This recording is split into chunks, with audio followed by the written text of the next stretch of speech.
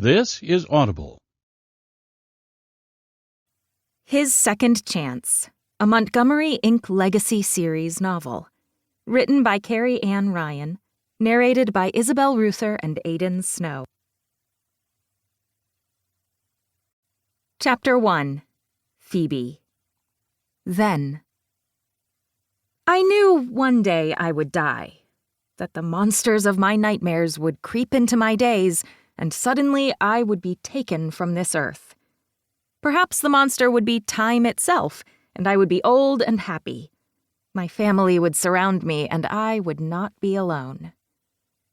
Or it could be the other nightmare where I was eaten by a bear because my friend wanted to go hiking, and here I was waiting for a bear to eat me. Tell me again why I'm out here in the middle of the forest waiting for a bear to rip my face off? Or perhaps a mountain lion? Or a snake? Or an armadillo? My voice went a little high-pitched, and my roommate and best friend, Claire, just looked at me, raising a brow. We're in Colorado, not Texas. You're not going to be bitten to death by an armadillo. Not that armadillos eat people. She frowned as she said it, as if not sure she was telling the truth. For all she knew, there were man-eating armadillos that only lived in the mountains of Colorado. I narrowed my gaze at her, my lips twitching as I held back a laugh. You don't know that. Perhaps at night, when you think they're just rummaging around for bugs or whatever in people's yards, they're actually looking for ways to infiltrate your house so they can eat your eyes right out of your sockets as you're sleeping. Claire tripped over her own feet and nearly landed face first on the rocks. She caught herself, hands out, as she looked over her shoulder and glared at me. You're having a waking nightmare about bears, and suddenly you want me to have a weird eye-eating armadillo phobia? Are you serious right now? I shuddered, even as I thought back to my words, and held out my hands to keep Claire steady. Okay, perhaps that was a little ridiculous, but it's really not my fault. Just because you say that in a high-pitched voice doesn't actually absolve you of any responsibility. Claire grabbed onto my hand and squeezed, and I just laughed, shaking my head. An older couple walked by, walking sticks in hands, and they glared at the two of us. I didn't know if it was because we were holding hands or that I had just yelled about armadillos trying to eat us. There are children here, the older woman said, and Claire tangled her fingers with mine. No, Claire and I were not a couple. We had never wanted to be a couple.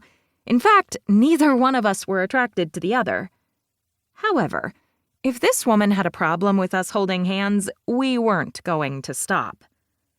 Really? Speaking of gouging out eyeballs, what would your children think?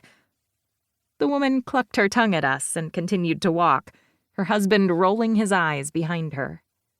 Claire dropped my hand, her shoulders shaking as she held back a laugh. Well, at least that disdain was because I'm a monster rather than anything else, I muttered under my breath. Oh, I would fight to the end of the world for you for your rights, but not for your fetish about giving me nightmares. Claire wiped her hands on her jeans again, since she had fallen back on a rock behind about a mile back. Of course, I had fallen right before her, so it wasn't that she was klutzy. We both were. So, going on a hike in the mountains on a public trail where there were countless others watching us be idiots? A totally correct move. Okay, let's continue this monster of a hike, Claire grumbled, and I laughed, releasing her arm as we made our way down the path. I loved living in Colorado.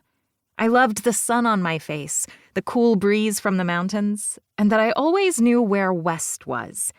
It was a little hard to get lost when the mountains were always to the west. Unless you were in the mountains, and then you never actually knew where you were. Thankfully, this was a state park that was embedded next to a national park, so there were plenty of signs. This wasn't one of those hikes where we needed a full backpack of supplies and tents. In fact, this circle of a trail was only supposed to be 3 miles, except I hadn't actually read the intermediate to expert level badge on the map until we were already at the 2nd mile marker. 3 miles one way, but then the circle doesn't actually end where you began. How is that a circle? Claire asked, her breath coming in pants just like mine. We were in shape. Well, at least as in shape as you could be without being an actual athlete. But the high altitude and rocky hills we were climbing weren't exactly easy. Then again, the older couple hadn't seemed out of breath. Maybe we weren't in as good of shape as I thought. Seriously, though, it's beautiful outside, and I'm really glad we did this. I grinned over at my best friend. It is. I'm happy that we're out here. Even though I know sitting at our favorite cafe eating cake would probably be a lot more fun. We had 2 favorite cafes, one in downtown Denver called Taboo, and the other called Latte on the Rocks. Latte on the Rocks was a newer place and was apparently connected to our favorite place in downtown Denver. We hadn't even realized that until we had been there a few times and then connected the dots.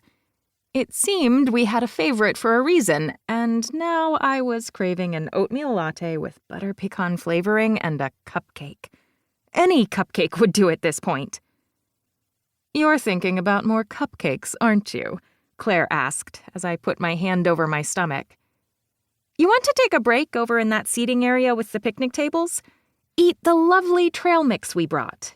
That is, not cupcakes, before we make our way back down the hill for this so-called circle. Technically, it is a circle. It just takes the same number of miles to get here as it does to get back, which is not what the trailhead said. I shook my head, annoyed with myself for misreading the map, as we hiked our way the few hundred feet to the seating area. There were a couple of families there, though no young children, since this hike was a little harder for them. And for us, apparently. I sat down at one of the tables that looked as if it blended directly into the environment and rested my feet against a rock. This is going to suck, going back to the car. Tell me about it, Claire said as she heaved her small pack onto the table between us. We each had a small day pack, just with snacks and water, but no other provisions. Not the smartest thing in the world, since maybe a first aid kit or a walking stick would have been helpful. But it was fine. It was still early in the day, and really, it wasn't that far of a hike. We just hadn't been expecting it to be this challenging. I pulled out our waters while Claire pulled out the trail mix, and we sat with our backs to the trail, watching the hawks fly overhead and the sun shine over the glistening mountain tops. I'm glad we're not hiking too high. I turned to Claire. I think this is high enough. But you're right. I'm glad there's no snow. She shuddered. Once with my roommate from college, she began, and I cut her off. Let's not discuss Tina, shall we? I asked, holding back a shudder at the thought of Claire's former roommate. The woman had been intolerable. Never did the dishes, always snuck her laundry into Claire's, and would have such loud sex at all times during the day and night that Claire couldn't focus on anything in her own home. I mean, it was nice for Tina because the woman sounded like she was having fun, but she also had sex all over the house, whether Claire was home or not.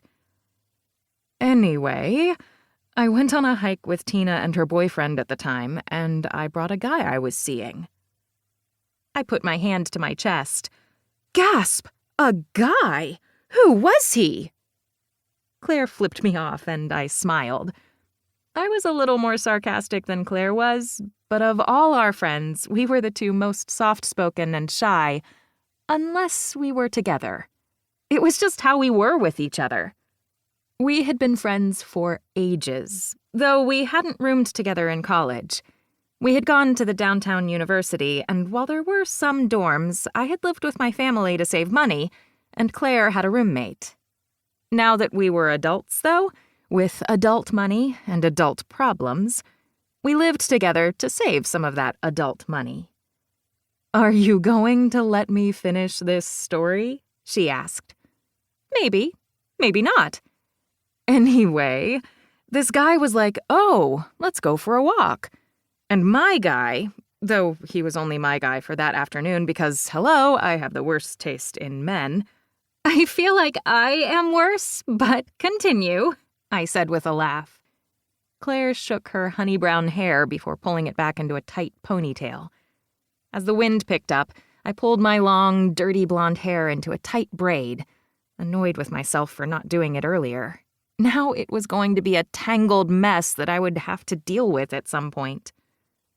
"Thank you very much, but now I've forgotten where I am in the story." I winced. "Let me see. The short walk wasn't too short, and you were with Tina and a couple of guys." "Right. And no, the short walk ended up with us having to trudge through a freaking tributary where there was snow." My eyes widened. "Are you serious? How have you never told me this story?" Claire blushed. "Because it was so stupid. The guy, well, Tina's guy, gave us trash bags for our feet, and we were supposed to just trudge away without getting frostbite." "And you did it?" I asked, incredulous. We were not the hardcore hiking type of people, contrary to this morning. "Yes, and my socks got wet, and everything was gross, and I thought I was going to die, and then we were walking up this mountain in the cold, and everything sucked. And it wasn't even actually winter. It was spring when the snow was melting, but we were so high up it didn't matter." I shuddered. "We really aren't hiking friends, are we?" "No. And we should be because we are in Colorado, but we don't ski or snowboard or do anything of the like." "There are things to do in Colorado other than those." "Maybe, but I feel like an idiot." "Well, I promise not to force you through snow this time." "At least this trail has public bathrooms at the end." "And we're here eating decently yummy trail mix, sitting on picnic tables on a trail that is well maintained. And we've already seen 2 park rangers walking around. No walking in icy tributaries or lakes." "We were wearing tennis shoes." I grimaced. "So you really thought it was a walk?" "He didn't say hike. He didn't say mountains. He said a walk. And it was a nice day, so I thought it would be fun." I was an idiot. "Did Tina stay with him?" "They're married and have 2 kids. They're happy, and I bet you they go on hikes where they're all prepared for whatever comes next." "Well, at least we're wearing the right shoes this time," I said, as I gestured towards our hiking boots. "I learned my lesson. A little." I grinned and popped another cashew into my mouth before rolling up the bag and stuffing it inside Claire's small backpack. "I'm ready to head back. Are you?" "As ready as I could possibly be," she said with a shrug. "Don't worry, we can do this." She raised a brow. "If I sound optimistic, it's because I know we're close to being done." "We're halfway done. Hence the edge of this circle." "We both know that this geometry doesn't make any sense," I grumbled, before we stretched a bit and made our way down the path. We walked past couple after couple, watching as they leaned on each other, laughing and stopping to take photos. When one couple asked me to take a photo of them, I did, with the perfect backdrop, and I couldn't help but feel a twinge of envy at the love in their eyes. Oh, it might not be the big L for them, or maybe it was. I couldn't tell. I was the absolute worst with men, perhaps only second to Claire. I knew there were plenty of men out there. I saw them all the time, and they were always married, douchebags, or only wanted sex. Which I liked sex. Sex was fun. But I would like some dinner and conversation along with the sex. Or maybe someone to just hang out with. Maybe someone to go on a hike with. No, scratch that. No more hiking for a long time. I just wanted to be with someone. "You're thinking hard," Claire said, as we hiked our way down the path. "I'm just a little in my feels." "There are so many couples on this path." I loved when our minds were on the same page without discussing it. Right? I hate it. I mean, I shouldn't hate it because it's just jealousy asking to be slapped in the face. But it'd be nice to actually have a long-term relationship. We're both catches. How come we can't make it work? "Because everything sucks and we suck?" I asked, and Claire rolled her eyes. "Really?" "Okay, we don't suck. Well, I could make a dirty joke there, but I won't." Claire snickered. "I just want to be happy. And to find a nice, rugged man who can hold me against the wall as he pounds into me." Claire burst out laughing as another couple walked by. Thankfully, they hadn't seemed to hear what I said, and I counted that as a win. "Well, maybe we can get back on the dating apps and we can add that into your bio. Looking for a man to rail me into a wall." An elderly couple walked by and glared at Claire. I held my laughter in until they walked away, laughing so loudly that Claire just flipped me off again.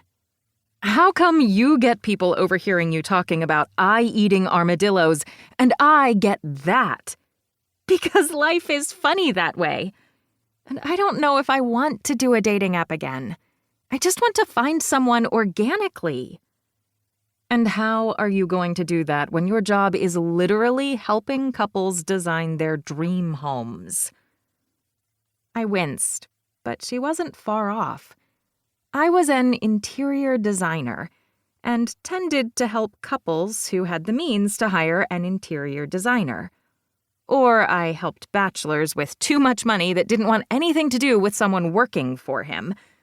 Which I totally understood, but still, it would be nice to meet a man who didn't treat me like a servant or some plaything. "My job isn't much better," Claire continued. "I'm a party planner who usually deals with parties for couples or for work events where I'm so busy I don't get to breathe. And don't even get me started on the weddings I help with. No single men for me." "And we're not the bar-hopping crowd." "When did we get old?" Claire asked, and I held back a snort. "We're still in our early 20s, dear. Don't call me old. You know my siblings will kick us in the teeth for that." I had 4 older siblings, 3 older sisters and an older brother, and I was the baby. Always the baby. It wasn't usually a big deal, and I was used to the way they treated me. Always caring, always making sure I was okay. "Maybe we should go bar hopping," I said, slightly determined. Claire nearly tripped over another rock. "Are you serious?" "We should get out there. The perfect man isn't going to just show up at our doorsteps or on this trail. We should go meet people. Not at work, and not at a coffee shop." "Maybe at a coffee shop. There are some really hot tattooed guys that come in and out of that place." I blushed at that, thinking of a few I had seen. Most of them are married and work either at the security company or the tattoo shop next door.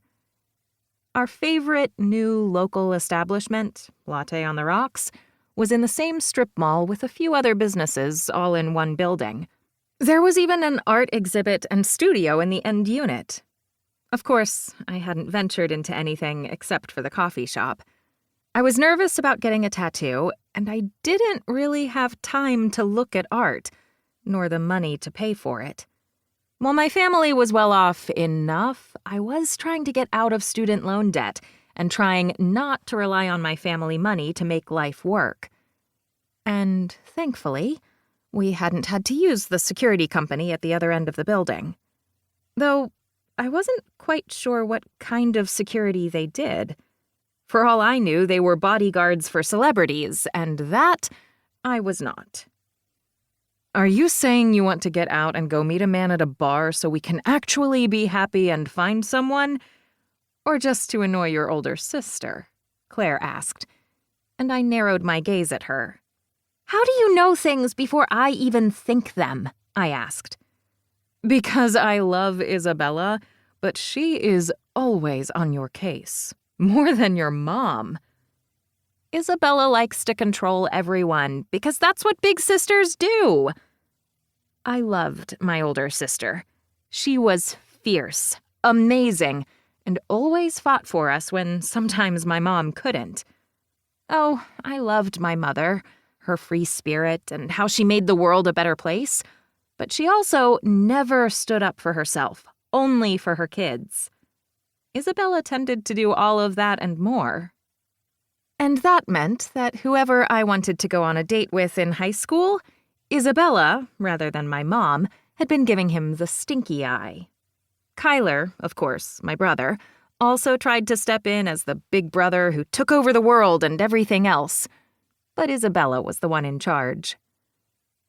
Okay, I'll go bar hopping with you if you actually do it. But we both know that we're both very much chicken shit. I laughed at Claire's words because they were absolutely true. By the time we finished the walk, plans for our crawl were made, though I knew it wouldn't amount to anything but a long night and perhaps some fun. My legs hurt. I was thirsty, even though we had a little bit of water left in our bottles, and I was ready to go home.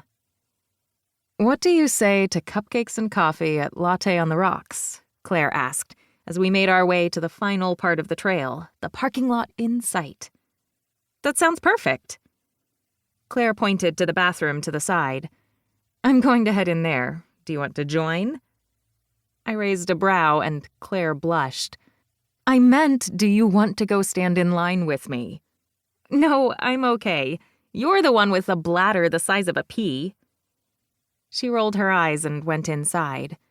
I stayed on the side of the trail, the trees at my back, enjoying the view of the mountains to the west. We were still around 500 feet from the parking lot, and I was in the forest, and everything felt exhausting and thrilling at the same time. The hike hadn't been planned, but I was glad we had done it. I felt good. And then I heard the crunch of twigs behind me. I froze, nervous, and I tried to turn without looking like I was turning. I thought maybe it was just a man, some guy walking through the forest. Or perhaps it was a serial killer? But not the very large black ball that I saw out of the corner of my eye.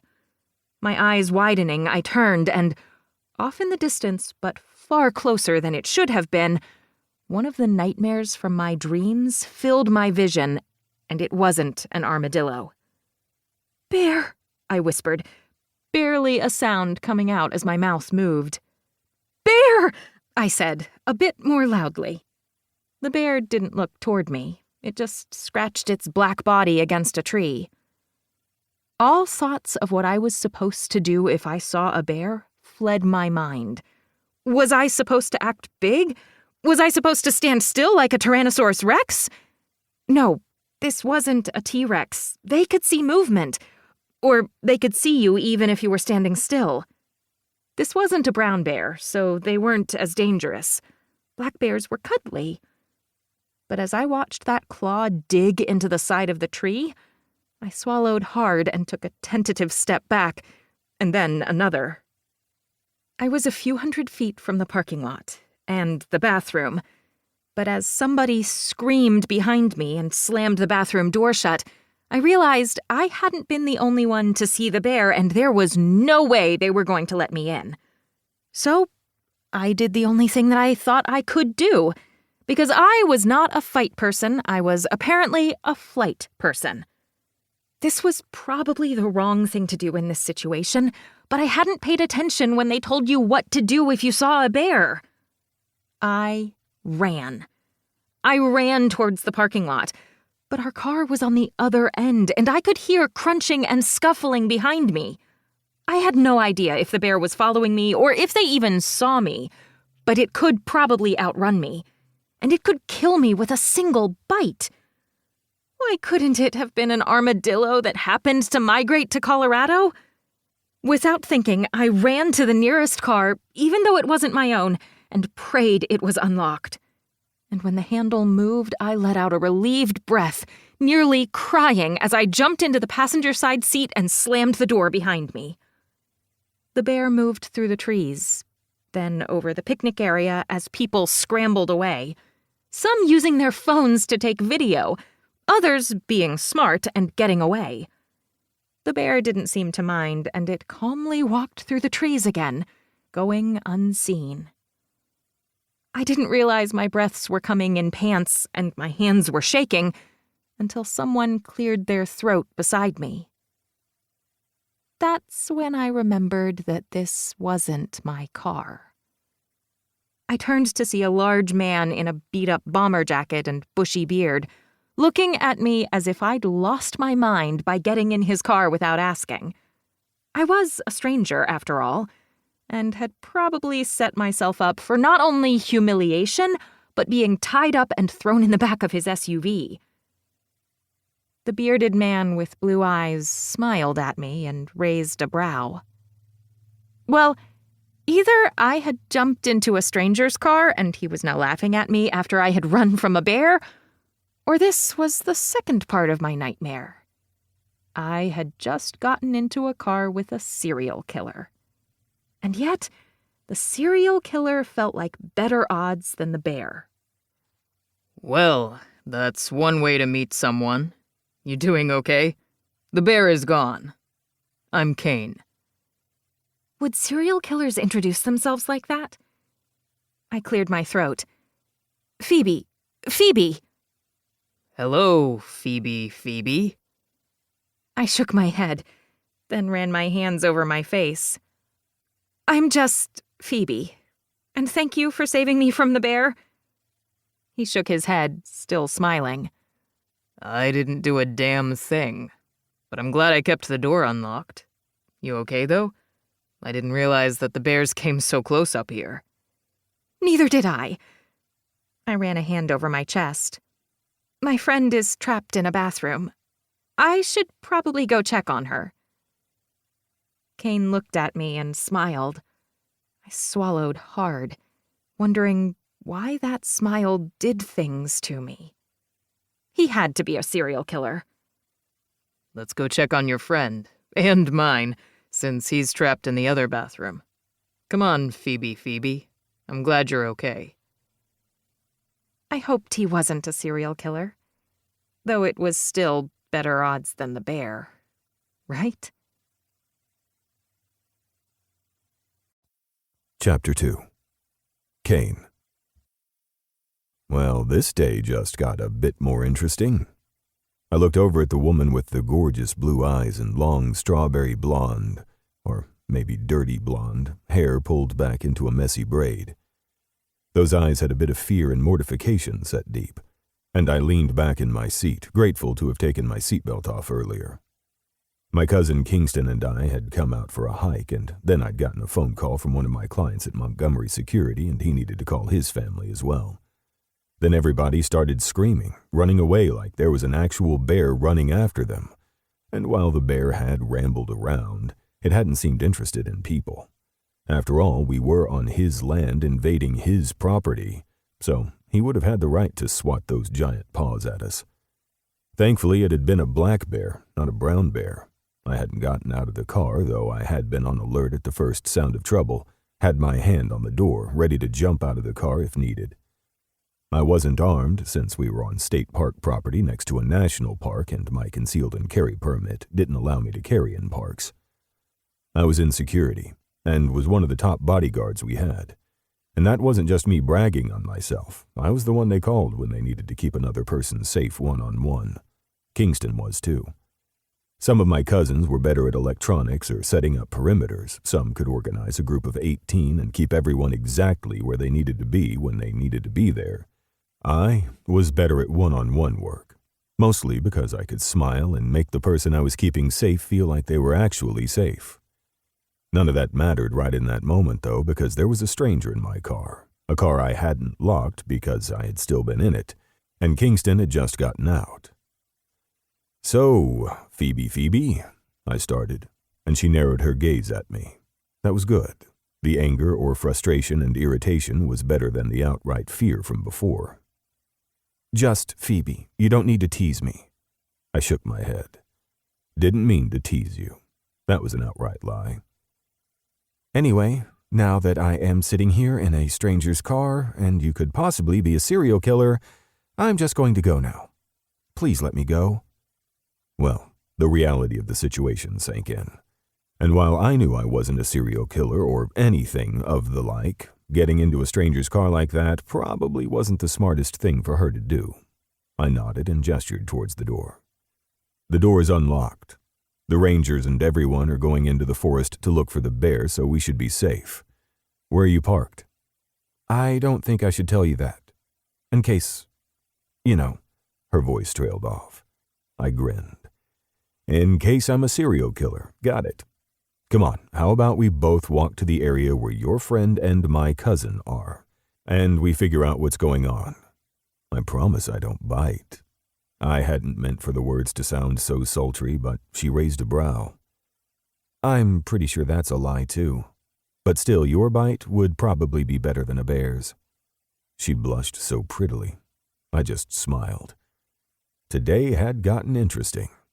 I really hadn't wanted to go on this hike. If anything, I had wanted to sit on my couch with a beer and watch sports and just do nothing.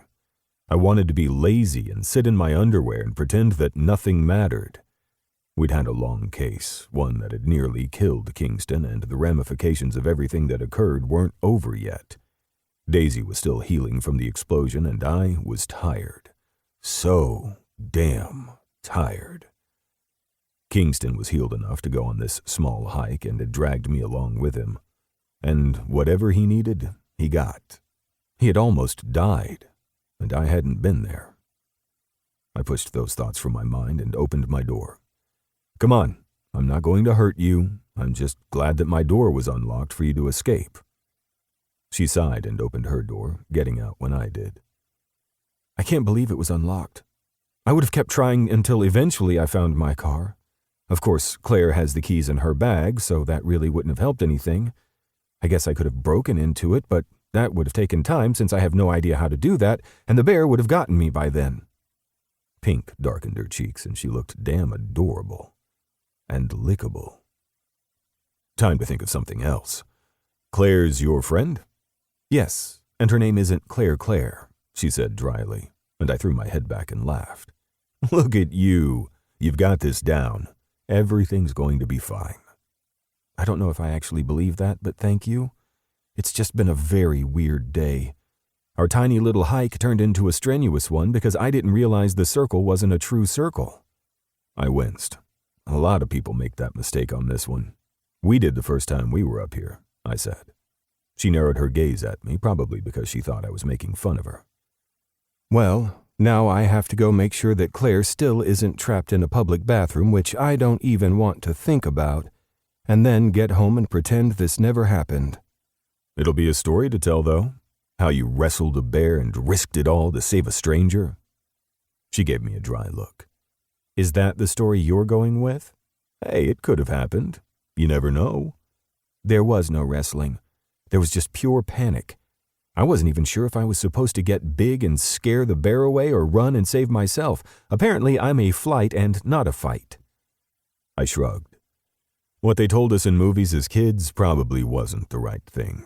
None of us know what we're supposed to do with bears because bears don't even know what they're going to do with us. Though that black bear was probably more scared of you than you were of him. She blinked slowly. "I highly doubt that." The doors to the bathroom opened then, the rangers telling everyone that everything was safe. I saw Kingston scowl at me and then look between Phoebe and I, curiosity in his gaze. A woman with shoulder-length hair and a bright smile came forward. She had the same look on her face. "Phoebe, are you okay? The ranger said that nobody got hurt and that the bear is off doing its own thing, but oh my God! We were trapped inside the bathroom and the Amazon holding the door wouldn't open it so I could let you in." Claire scowled at the woman, who had to be over 6 feet tall, as she confidently strode to her car on the other side of the parking lot, oblivious to the fact that she had probably scared Phoebe's friend half to death. "I'm really okay. I'm just glad you were safe in there." "And where were you? I had the keys. I felt terrible." Kingston lifted his chin at me, and I did the same. There, we both knew we were safe. There was no need to go into it. But now I really wanted to know what was about to happen in front of us.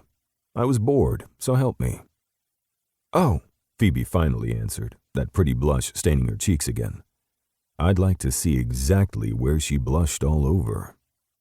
"Well, I sort of got into Kane's car because he had the door unlocked and he didn't murder me, so I count that as a win." Claire blinked at Phoebe and then she looked at me. "You're Kane?" I grinned, absolutely entranced at this whole situation. If the bear had been anywhere close to Phoebe, it would have been different, but now I felt like we could sit back and laugh about it. "Yes, it's nice to meet you. Don't worry, your friend was safe. The bear wasn't even looking at her." "That's not what it felt like when I was trying to run for my life," Phoebe snapped, and I lifted up the side of my mouth in a smile. "Okay, if you like." Kingston snorted beside me, but kept quiet. "Seriously, though, he was kind not to kick me out of his car and call me a lunatic, so I was safe. Thank you," she said to me, holding out her hand. I looked down at it, amused, and then looked up at her. "Well, it was a huge inconvenience to have you in my car. Now it's just going to smell like whatever perfume you have on." Kingston muttered something under his breath, and I ignored him. I was rusty at this. Sue me. "Your car probably smells like I was just on a hike." Then she let out a little oof as Claire elbowed her in the side. "She totally owes you, and I have the perfect idea. She can take you out to dinner." I looked at the soft-looking Claire and at the flabbergasted look on Phoebe's face. Oh, this was going to be interesting. I liked Claire, though she didn't intrigue me as much as Phoebe. "Claire," Phoebe muttered under her breath. "You know, that sounds about right." I looked over at Kingston as he spoke, aware that I now had 2 people in my corner. This was a good day, bear and all. "I don't need to put you out."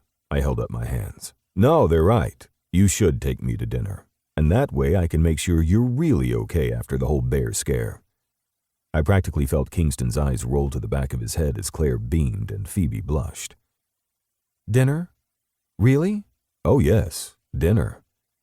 And I was just going to have to find a certain black bear and thank him for this, because this was one way to meet a woman, one I hadn't expected, and I sure as hell didn't mind.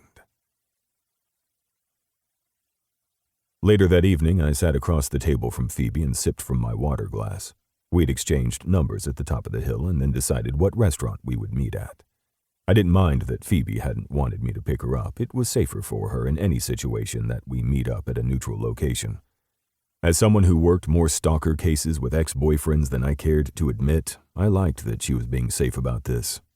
Kingston had given me shit over how I had gotten this date, but that was Kingston, constantly giving me shit about everything. I didn't mind, though, because it just meant that I had gotten the girl and Kingston hadn't. Now Kingston was off working with Daisy while I had a beautiful woman in front of me. "You're an interior designer?" I asked, putting my brain back into the moment and not over the fact that I was stressed that they were at physical therapy. "Yes. I work for a company that was thankfully there for me during my internship when I was in college. I'm just grateful that it all worked out and they had a spot for me when I graduated." I nodded, watching as her face lit up any time she talked about her job. I have no artistic talent when it comes to that. My house that I share with Kingston looks like an actual bachelor pad. "You live with your cousin?" she asked, and then winced. "I mean, I live with Claire, so it's not like I can judge." "Yes, we live together, though at this point I think it's just because we're used to it. We each own a part of our business, but we share it with a few more cousins, so it's not like we're rolling in business ties." She smiled at that. "I like the fact that you work with your family. I do not, and I'm a little glad that I don't." I scowled. "Do they treat you badly?" Her eyes widened and she shook her head. No, the exact opposite. They're so caring. But I'm the baby sister, so they're constantly wanting to know what I'm doing and asking how they can help me. They wanted me to move back in with one of them after I got out of college so I could be under their care and not have to worry about rent or anything. But it's not like they're so much older than me that they have multiple homes or something for me to stay in. They just want to take care of me. I don't think they realize that I'm an actual adult. I have more cousins than I can count, and we're all pretty close, even the ones far younger. I have to say, I'm one of the overprotective ones, sorry. She gave me a look, and then rolled her eyes. You know, I'm not exactly surprised by that statement. I laughed. I feel like I should be offended at that, but I'm not. I'm an asshole when it comes to people hurting my family, and in my job sometimes I see the worst of the worst, so I'm an asshole all the time. I frowned. Do you want me to stop cussing? She shook her head. No, I think my older sister can curse more than you. My brows rose. Well, that's good to know. She has to deal with men who ignore her or try to take advantage of her brain day in and day out. She can stand up to any one of them. I love her for it, and I want to be her when I grow up. Phoebe winced. Here I am saying I'm an adult, and I say something like that. My parents use that phrase all the time. It's not a bad thing. You work in security? She asked, frowning. I do. It's not as scary as it sounds. Or maybe it didn't sound scary enough. But I didn't say that. No need to scare her on our first date. I had enough trouble dating when it came to my job, and I did my best to downplay what I did. If I didn't, I either got women who only wanted danger, or at least they thought they did, or they ran away the first time I explained exactly what it was I did. So, do you install security systems, or are you like a bodyguard or something? Most people think it's either one or the other, not a mix. Well, I don't know. I just know security from movies. I shook my head. It's nothing like that. A lot of it's research. I'm more on the bodyguard side of things, while my cousins do the installations more often than not, as well as the total recon setups. I do better one-on-one. Her eyes darkened as I said that, and I hadn't even meant to sound like I was flirting. Okay, that was a complete lie. I always wanted to sound like I was flirting when it came to her. Interesting. As we continued to eat and talk, I fell more into being relaxed than I thought possible. I liked this Phoebe. She was sexy, smart, and her sense of humor was top-notch. Plus, meeting her thanks to a black bear just seemed like a good story to tell about how we met. The evening sped by, and before I knew it, I was walking her to her car door. I knew I wanted her, but maybe not the first night. I could see the hesitation in her gaze. It had been a long day, after all. So I pushed her hair back from her face and cupped her cheek. "Can I kiss you?" I asked. Her eyes widened. That line is directly from my favorite movie as a kid. Well, can I asked, my voice a growl. Holding back was killing me, but I'd never do anything to hurt her. When she nodded, I pressed my lips to hers, softly at first, then a bit deeper. Her hands went to my hips, gripping tightly as I deepened the kiss, my tongue brushing along hers. But we were in a parking lot, right under a light where anyone could see, so I leaned back and licked my lips. Her gaze followed the motion, and my cock pressed against my zipper. "Can I take you out again?" I asked, my voice a growl.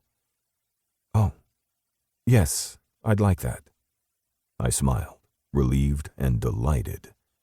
I liked this Phoebe, this sweet woman who didn't have all the baggage that came with knowing the Montgomerys and our huge family. It wasn't that my family was a burden, but more like everybody seemed to know us, and sometimes it was nice to be with a woman who had no preconceptions about my family, my job, or who I was. I kissed her again and squeezed her hand. I had a good feeling about this. It was a promise, a beginning. I hope I didn't fuck it up. Chapter 3. Kane. Now. It had been the week of all weeks, the year of all years. Not that I was ever going to say that out loud, that was just asking for more trouble. I wasn't usually one to believe in fate or luck, especially not with the year I'd been having. However, maybe there was a way to get through the next few weeks. and forget that things kept getting in my way and making things even more difficult. I still couldn't believe everything that had happened, or that we still didn't have answers. I'd almost lost one of my best friends all because of someone's ego. That was rich coming from me because, yes, we Montgomerys had egos, though I wasn't a Montgomery by last name.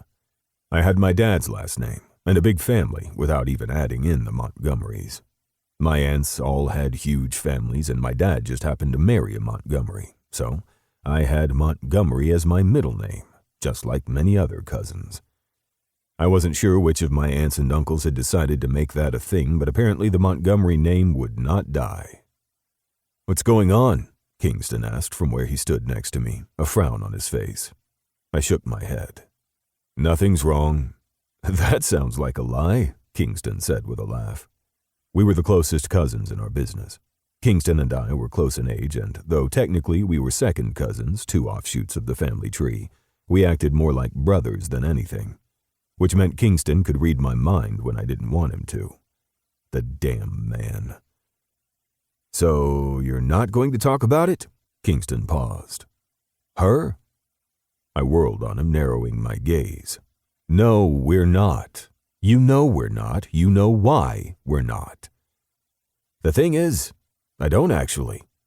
I don't know why you're acting this way. I don't know why you won't talk about her or that some really huge fucking things happened and you're not talking about them either." "What am I supposed to talk about? It didn't work out. Daisy's safe, our family's safe, our work is good, business is up. What else is there? I don't want to talk about it, okay?"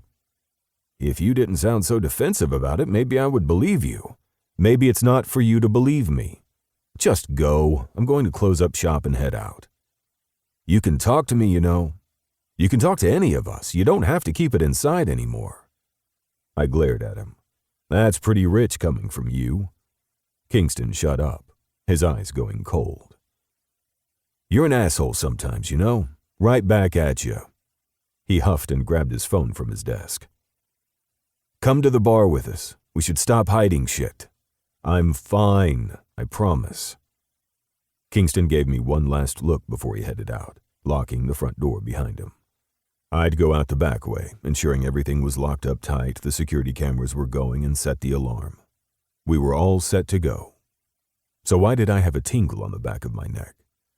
Maybe because we still hadn't found one last guy. The cops were looking for him, but he was long gone. He'd taken his money and run off. We all knew that. But I still had an uneasy feeling. I grabbed my things, did one last check around the building, and made my way out to the back parking lot where the employees parked. It was dark outside, but we had enough lights going, so there were no shadows to hide in. Considering we not only owned the building, but each of the businesses inside were owned by our family, why the hell would we risk their safety? After all, we'd had enough happen to us recently, enough horror and terror, that we amped up our own security. It was our job to protect our family, and we had failed more often than not, but never again. "Montgomery!" I froze at the familiar voice, even though it wasn't my name, and turned. I knew that face, knew that voice, but hadn't expected to see it here. "What do you think you're going to accomplish here?" I asked, my hands still in my pockets. I did my best to try to dial my phone without making it look like I was, but the man's gaze narrowed, his finger tightening on the trigger. Fuck. "Hands out of your fucking pockets!" I slowly did as he asked, cursing under my breath for letting Kingston go by himself. But at least he wasn't here for this. I'd talked my way out of this, just like I talked my way out of everything, but why hadn't we seen him coming? I looked up and saw the knocked-out security camera. Fuck. Well, the man was fast, and good, but I was better. "Let's just talk this out. Fuck you, Montgomery." "Kane?" a soft voice asked, and the blood in my veins froze, my entire body going alert. "Phoebe, get out of here," I called. The man turned towards her, whirling with the gun in his hand. I didn't think twice, I just moved, throwing myself towards Phoebe as her eyes widened at the sight of the man behind the dumpster, gun raised, and I knew fate was laughing at me for thinking it didn't exist. Because it did. It always did. She looked at me and I saw the confusion and terror in her gaze. I saw everything I hadn't been able to before. Because she was the woman I loved. The woman that wasn't mine. I threw myself on top of her, and when the gun went off, she screamed. By the time I pulled myself off her and looked up, the man with the gun was gone. The man we had been chasing for months. Months where we didn't realize that he was the one trying to sabotage the company. With bad calls, sabotaging our infrastructure, and doing what he could online and off to try to break us. And yet all that went out the window. I'd find that man. That bastard. I didn't have another choice. But first, I had to deal with the woman currently underneath me. Eyes wide and hands shaking as she placed them on my chest. Kane? Oh my God, that man just shot at us. Are you okay? I loved this woman. And I hated that I did. Because every time I reminded myself that I loved her, I was also reminded about the fact that she wasn't mine. And she was never going to be mine. In that moment, it didn't matter. All that did was the searing pain in my upper arm, and that I had no idea if the woman I loved was hurt or not. Are you okay? Her hands came away with blood, and I cursed, sitting up as I ignored the fire scorching down my arm. Rage poured through me, and my hands nearly shook. It took all of my training to calm myself and focus on the woman in my arms. Fuck, you're bleeding. You're hurt. Where are you hurt? There were pounding footsteps running towards us, and my head shot up, past her, on alert. But it was only Kingston coming back. I'm not hurt.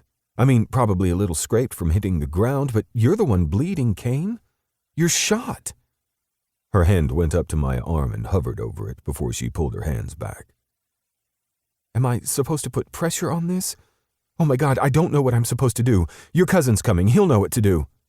She looked over her shoulder as Kingston came running, and I felt her stiffen when she realized that Kingston's gun was in his hand. I didn't see who ran off. Fuck. You're shot? Kingston's gaze slid over mine, then down to Phoebe.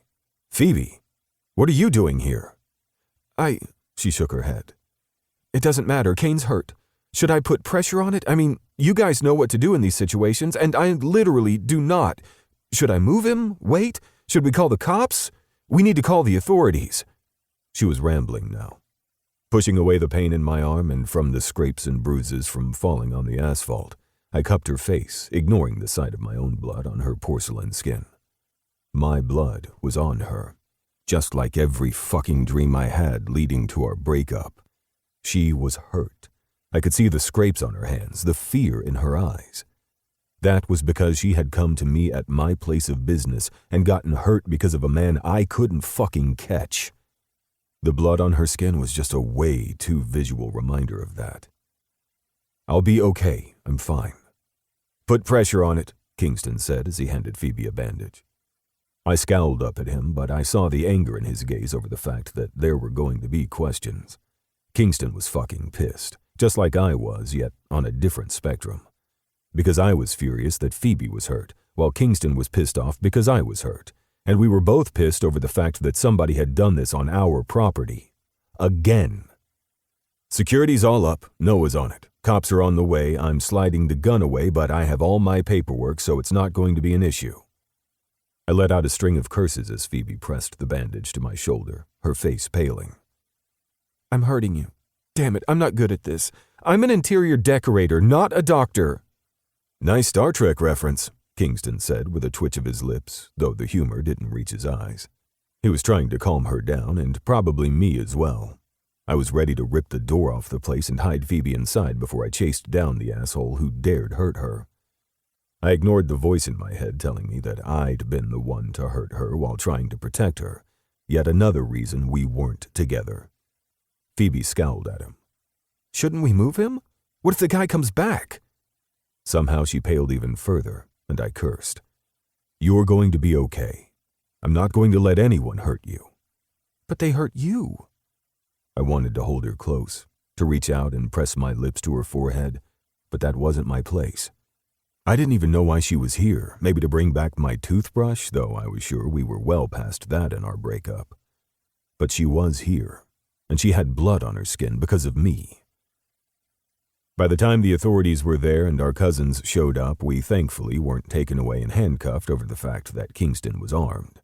Instead, we handed over our security footage as the authorities prowled the parking lot and building. And once again, our family, teams, and everyone else that worked near us were inconvenienced because we had fucked up. Because we couldn't catch this damn man. The owner of Sherman Priority Security. The one man we hadn't been able to get after the whole fucking fiasco. Now I was sitting in a hospital bed in the ER getting stitched up by a pretty doctor who kept scowling at me every time I moved. "Mr. Carr, if you don't stop moving, you're going to scar." I shrugged, making her scowl again even as the pain ricocheted through my shoulder. "I have more than a few scars. As I can see since you're shirtless and your line of work is congruent with this. However, you don't need a roadmap of your work history on your skin. So why don't you sit still while I do what I do best? Because I'm really damn good at this, but not if you keep moving." Both of her nurses snorted and I smiled. "That's good to know. I know one of your cousins, and an aunt, I think, and they taught me how to deal with you Montgomerys and your ilk." I scowled and then it all clicked. She had to be talking about one of my aunts, not my actual aunt by blood, but a cousin of a cousin in our family counted. "The Gallaghers are worse." "That's what you Montgomerys and Carrs say. Then again, you are the one currently in my place of business while I stitch you up." I couldn't fault her there. I needed to get out. I needed to check on her, on Phoebe. Why had she shown up? And why couldn't I get her out of my head? The doctor finished up and gave me home care instructions. I nodded. "I've got it. I know the drill. All too well. And not something I'd let Phoebe hear." "You're lucky it was an actual flesh wound. It didn't cut through any arteries or bone, but you did end up with quite a few stitches. I want you in that sling for at least 2 weeks." "No way. I don't do slings." "He'll wear the damn sling," Kingston said as he stormed into the room. "He'll wear it and he will be happy about it. I'll even take a photo of it while he's smiling and send it to you." The doctor just raised a brow. "Well, if that keeps him in a crappy mood, maybe he won't get shot again, so I'll take it."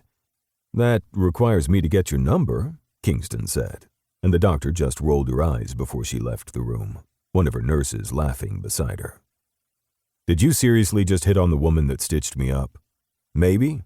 I'll get her number. It's always good to have them on call since our family keeps getting fucking hurt." I nearly reached up to scrub my hand over my face and then realized that I was in the damn sling and everything hurt. "Phoebe, she's in a room a couple of doors down." I tried to get off the bed, but Kingston put his hand on my good shoulder and glared. "Sit here while the rest show up so we can debrief. She's fine. A few scrapes from the asphalt, but you shielded her. Not only from the bullet, but from everything else. The only reason that she is still here is that all of her family is making sure she doesn't need anything else. If you thought we were overprotective, her family is trying to outdo us." "Don't remind me," I grumble. Phoebe's siblings hadn't hated me, they just hadn't known what to do with me. Phoebe was the baby of their family, the youngest of 4 daughters and a son. Of course they hadn't wanted their baby sister to be with a rough-and-tumble guy, in their words. They hadn't been mean about it, but they had been protective. And while I honored that, and agreed somewhat, I had resented it. Now, though, they had been right. Phoebe had been in danger because of me. She had my blood on her hands and face because of me. Her family should have taken me out back and shot me or buried me in a deep hole so I couldn't ever hurt their precious baby sister. They had treated me with respect, made me feel welcome, but had always been protective. So I deserved any lashing that came my way once Isabella, Phoebe's oldest sister, figured out where I was. "But she's okay." "Yes, she is," Ford said as he walked in, scowl in place. His partner in more ways than one and my cousin Noah walked in with a similar scowl. And then Daisy, her boyfriend and coworker, and our partner Hugh walked in as well. "So it's the whole family," I grumbled. "Pretty much," Daisy said as she moved toward me, cupped my face, and pressed my forehead to hers. "Never do that again. That scared me." "You're the one who got hurt recently. Why are you even here?" Like I can keep her away, Hugh grumbled, his familiar British accent not so calm like he usually was. You guys don't need to be here. You should be with your kid. Hugh shook his head. She's with Daisy's parents, and we're here because we want to know what the hell happened. Tim Sherman, he's the one who shot me. You saw his face? Ford asked. I scowled. Yes, I saw his face, the shape of his body, and I saw him run away when he realized he didn't get his target. Ford said, looking down at his phone. What? Don't you have the security footage? We do, but his face wasn't on it. I saw him. I hadn't imagined the man who hated my family more than anything. You also had Phoebe there, and you had to make sure she was safe. Are you sure you saw him and not someone that maybe looked similar to him? Daisy asked slowly, and I reeled back before I cursed under my breath. The cops have been looking for this guy for what he did to us and Daisy. Why do you think I'm seeing things? Because the cops don't believe it was him. It could have been anyone that doesn't like what we do for a living. We've angered quite a few people by protecting those in need. And why was Phoebe there? Noah asked, his voice steady. Too steady. I tried to bolt out of my bed, but Daisy pushed me back on my good shoulder. Rest for a minute. We're going to talk with Phoebe. The fuck you are? I'm going to talk with Phoebe. I'm the one that got hurt. Don't put that on yourself, Kingston growled. If anything, it's all of our faults. Or how about we blame the guy who actually shot you, Hugh said, ever the voice of reason.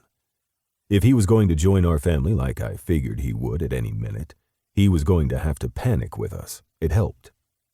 I need to talk to Phoebe, but we all know what that man wanted. To take out the Montgomerys, Noah said succinctly. And it was true. Just because I didn't carry Montgomery as my last name didn't make me not a Montgomery. It was my middle name, just like it was the middle name of all of my first cousins that happened to come from my dad's side of the family. I didn't know why they had done it, but I liked it. It gave me that sense of family. I had cousins and aunts and uncles and other family members that I loved on the Carr side as well as everyone connected with them, but I also loved the crazy Montgomerys that I happened to be part of. So it didn't matter to me that I had a different last name because my mother was the Montgomery. She still held the Montgomery name as a middle name, just like I did. And we Montgomerys stood together in the face of adversity, terror, and apparently a shooter. I need to talk with Phoebe. Okay, but let's go through it again. I know you already did this with the cops, and I do believe you, you know, Ford said, and I scowled at Kingston. You're the only one that doesn't believe me, my cousin sighed. I didn't see his face, and I really want it to be anyone else. Why do you want the man who shot at me to be someone in addition to the person that already wants to kill us? I asked. Because if it was anyone else, we could easily find him and this would be over. Now I just have a feeling it's going to get worse. And on that, my stomach fell out from under me and I just sat there, going over everything again, and knew this wasn't going to end well. The authorities would find him. They had to. Because if they didn't, I was going to find him first. Because nobody was going to scare Phoebe, not even me. I might not be able to claim her as mine, but part of me would always know she was my woman. And I would do anything to protect her. Even burn down the world and my reputation along the way. Chapter 4. Phoebe. All I really wanted to do was close my door and pretend that none of this had happened. Only, I didn't think I was going to have a choice, not when my family wouldn't leave me alone. I mean, I loved my family. I truly did. They were kind, generous, and always took care of me. Even if that meant they were overbearing to the point that they made me want to rip my hair out. Case in point, I hadn't been shot. If anything, I had probably been in the way and was the reason Kane got hurt, more than he would have if I hadn't been there. I hadn't been admitted to the hospital, and I hadn't even needed to go to the ER, but Kane and the others wouldn't consider anything else. So I had gone with him to the ER, and then hadn't been able to see him. Not only had my family pretty much forbidden it, Kane hadn't come to me. I didn't know why that hurt me. We weren't together anymore. We both made sure of that. He wasn't mine to check on, nor was I his. I should just get that in my brain and forget that anything had happened. But I couldn't. I wanted to know more. I wanted to make sure he was safe, that he was being taken care of. Who was going to tuck him in and make sure that he actually rested? I had a few cuts and scrapes, my palms taking the brunt of it when I fell, because Kane pushed me out of the way of a damn bullet. But I wasn't the one who'd been shot at. Not technically. He had, and had bled on me. And I hadn't been sure how to help him until Kingston arrived and told me what to do. I hated feeling inept and like I wasn't smart enough to handle things on my own. But that wasn't in my wheelhouse. This was in their wheelhouse. They dealt with things like this often. Kane put himself in danger, and there was nothing I could do about it. There hadn't been anything I could do about it when we were together, and there sure as hell wasn't anything now that we were separated. Annoyed with myself for my train of thought, I glared at my older sister. I loved Isabella. She had shoulder-length dark hair with my eyes, sharp cheekbones, and a no-nonsense attitude that meant she could get what she wanted out of anyone most days. She'd had to. She was the eldest of us and took that responsibility seriously. Considering our father was rarely in our lives, she had been the one to take care of us. Our mother mothered just as much as Isabella did, but with Dad constantly on work trips and the two of them never actually married, Isabella had taken the brunt of the responsibility. It didn't matter that I had 2 other older sisters and an older brother. Isabella had always taken the role as protector. Our father sure as hell wouldn't have done it. No, he and my mother had loved each other, according to our mother, and had always done their best to make sure that we weren't caught in the middle of their dramatic love affair. I was pretty sure my mom still loved my father, even though he was rarely around.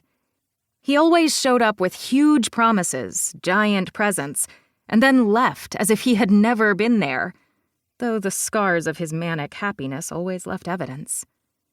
My mother loved him, even though he was a wild child with a life of his own. I hated that I was even thinking about him right now. I wasn't sure if Isabella had called Dad to tell him that I was hurt. I sure as hell hoped not. Isabella, I'm fine. Go annoy someone else.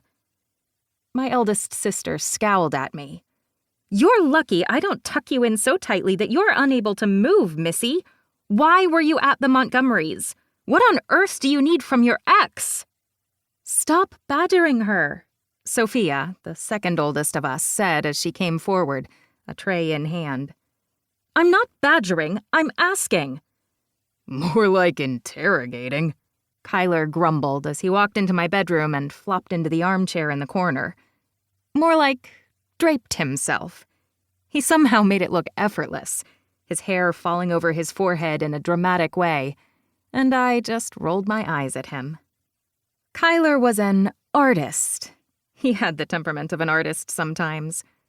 But the way he had one leg propped up over the arm of the chair, and his beautifully sculpted cheekbones resting on his fist, he looked like he was ready for a cover shoot for Rolling Stones. And yet, he would fight to the end of the earth for his siblings, and both of our parents. Because, for some reason, he and Dad still got along. I'm not quite sure why. I know Emily is out of town, but why are you guys all here? I asked. I let Sophia settle me against the headboard with fluffy pillows behind me. I looked down at the tea and toast in front of me, with perfect marmalade jam, and narrowed my gaze at my beautiful sister. Sophia was tall and elegant, a former principal dancer for the Denver Ballet. She had retired a year ago, not because she couldn't outdance anyone there, but because she wanted to start a new phase of life while she could still enjoy it. Now she was a dance teacher and working on starting her own dance studio. I couldn't sometimes believe that my elegant and beautiful sister, who had put her body through the ringer in order to become a principal dancer, was somehow related to me. I was far shorter, far rounder, and had significantly worse coordination and balance, as is evidenced by the fact that they had put me in bed immediately, as if I were a Victorian child with a cough, when all I had done was fall. "Seriously, why were you there?" Isabella asked, and I ran my hand over my face. I wasn't going to tell them. They didn't have a right to know. No, that was a lie. They had every right to know. But I couldn't let them know. Not when I knew as soon as I said the words, I would worry them to the point that the current mothering and hovering was going to pale in comparison to how they would act if they knew. I needed to talk to someone who actually knew what they were doing. Hence why I needed to talk to Kane. Only I wasn't sure how to get to him if he wasn't going to let me see him. I needed to stop acting so irrational when it came to him, but that was always my problem. It doesn't matter why I was there. It's Kane. I don't know why it's any of your business. I didn't mean to sound so rude, and from the way that my siblings looked at me, they knew it was out of character. "I'm sure you feel that way, as you tell us that often." Isabella's tone turned icy, and I winced. "I'm sorry." "Don't be sorry," Sophia said as she patted my cheek. "You're hurt, and you're grouchy, and Isabella is grouchier." Just like a cat when someone steps on its tail, Kyler grumbled, while Isabella scowled. I flipped him off. He smiled that beautiful smile of his, the one that made every single person around us fall at his feet since we were toddlers. There she is, my loving sister. "I'm really okay. I'm not even hurt." "You were in the hospital," Isabella added. "Because it was an overreaction. Kane was the one that was hurt." I swallowed hard, the sight of his blood still unnerving me. "That's why you shouldn't be with him anymore. He works a dangerous job, and you got hurt because of it." I ignored the guilt because I wasn't sure that was true. I'd gone to him for a reason. "He protects people." "He didn't protect you," Isabella snapped.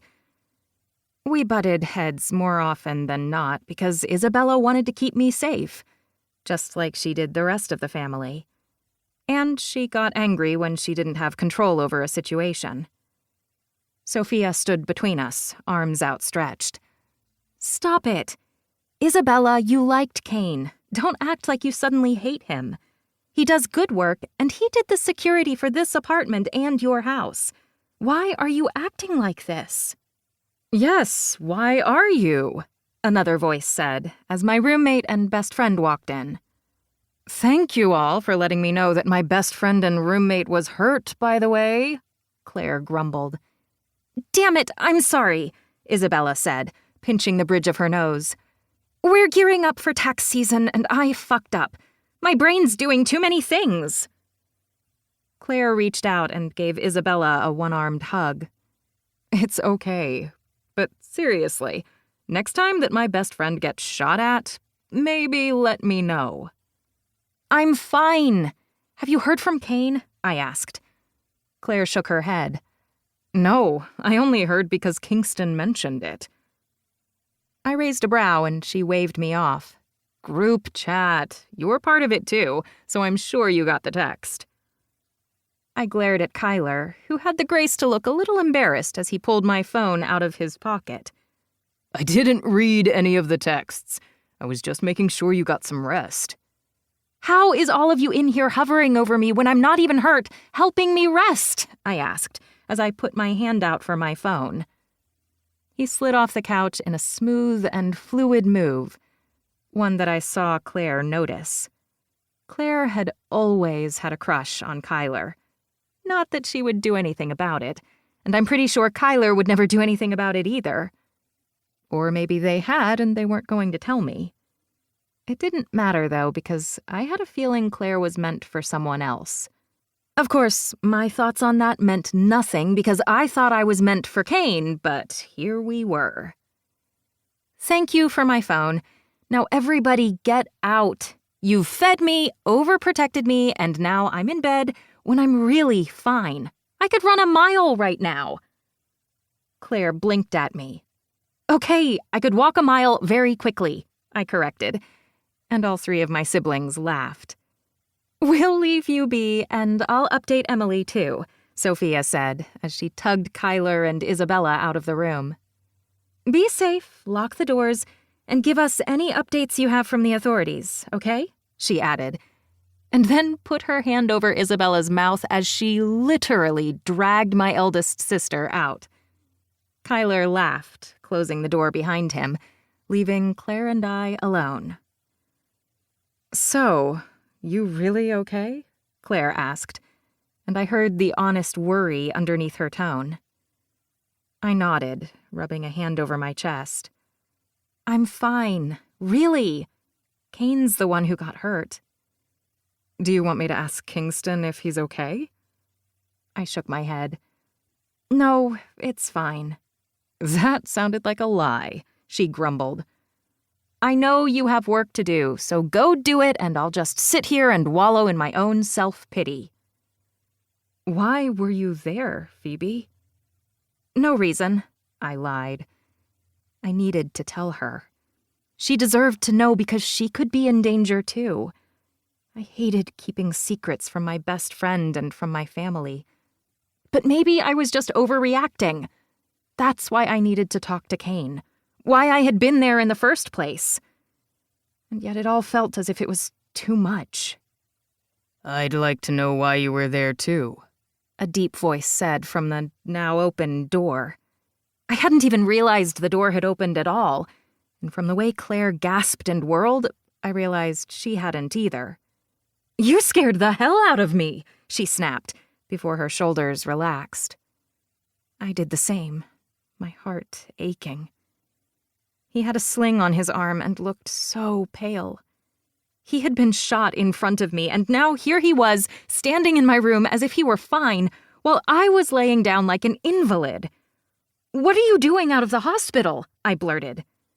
I'm fine. Seriously, I'm fucking fine, he grumbled as he slid the sling off his arm. I didn't miss the wince that he tried to hide as he tossed the sling down to the armchair. Claire looked between us and held up her hands. You know, I don't need to be a part of this, but I will get the details later, okay?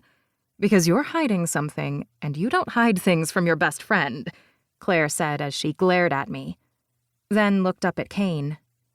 Don't hurt her. Kane's eyes darkened at the warning, but he nodded briskly. I don't have any plans to.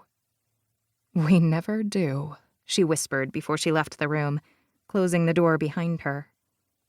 I knew it was the strength of her character that allowed her to leave with so much curiosity in her gaze. I wasn't sure I would have been able to do the same if the shoe was on the other foot. Alarm shot through me as I put the tray to the side and scrambled out of bed. Get back in bed.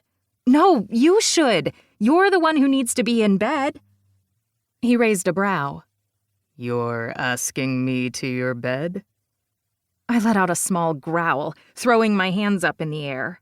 Are you serious right now? He sighed and ran his hand over his face, wincing as it jostled his shoulder. I'm fine. It was a graze and I have stitches. I hate the sling. It hurts my neck more than anything. Let's just sit down then. You got shot tonight. And you got thrown to the ground. I just have a few cuts on my hands, see? I held up my hands, and I realized it was the wrong thing to do when his eyes darkened.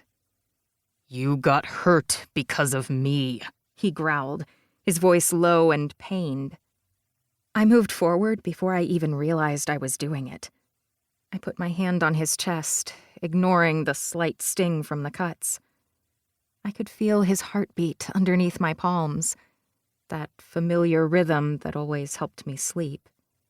Because I had known he was there, always. Of course, that had been one of the problems. You got hurt because of me, he whispered again, his gaze on mine. I swallowed. No, it could have been because of me. There. I said the words. I broached the subject. Because there was a reason I had gone to his place. I had needed help. What are you talking about? He asked, his whole body stiffening. I'd made a mistake. More than one. I shouldn't have gone to him for this. I should have gone to Kingston or anyone else. Another company, for that matter. Maybe I was just overreacting and I hadn't needed anyone at all. But I shouldn't have gone to Kane. All it did was bring back old hurts. Never mind, I whispered and turned away. He reached out and gripped my wrists before I could get very far. Phoebe, what the hell? It's fine. It's really fine. No, it's not. The shooter was someone after our team. Someone that hurt Daisy and Kingston. My eyes widened, remembering when they were hurt. Are they okay? Oh my God, did they get hurt again? Kane swallowed hard. Everyone's fine.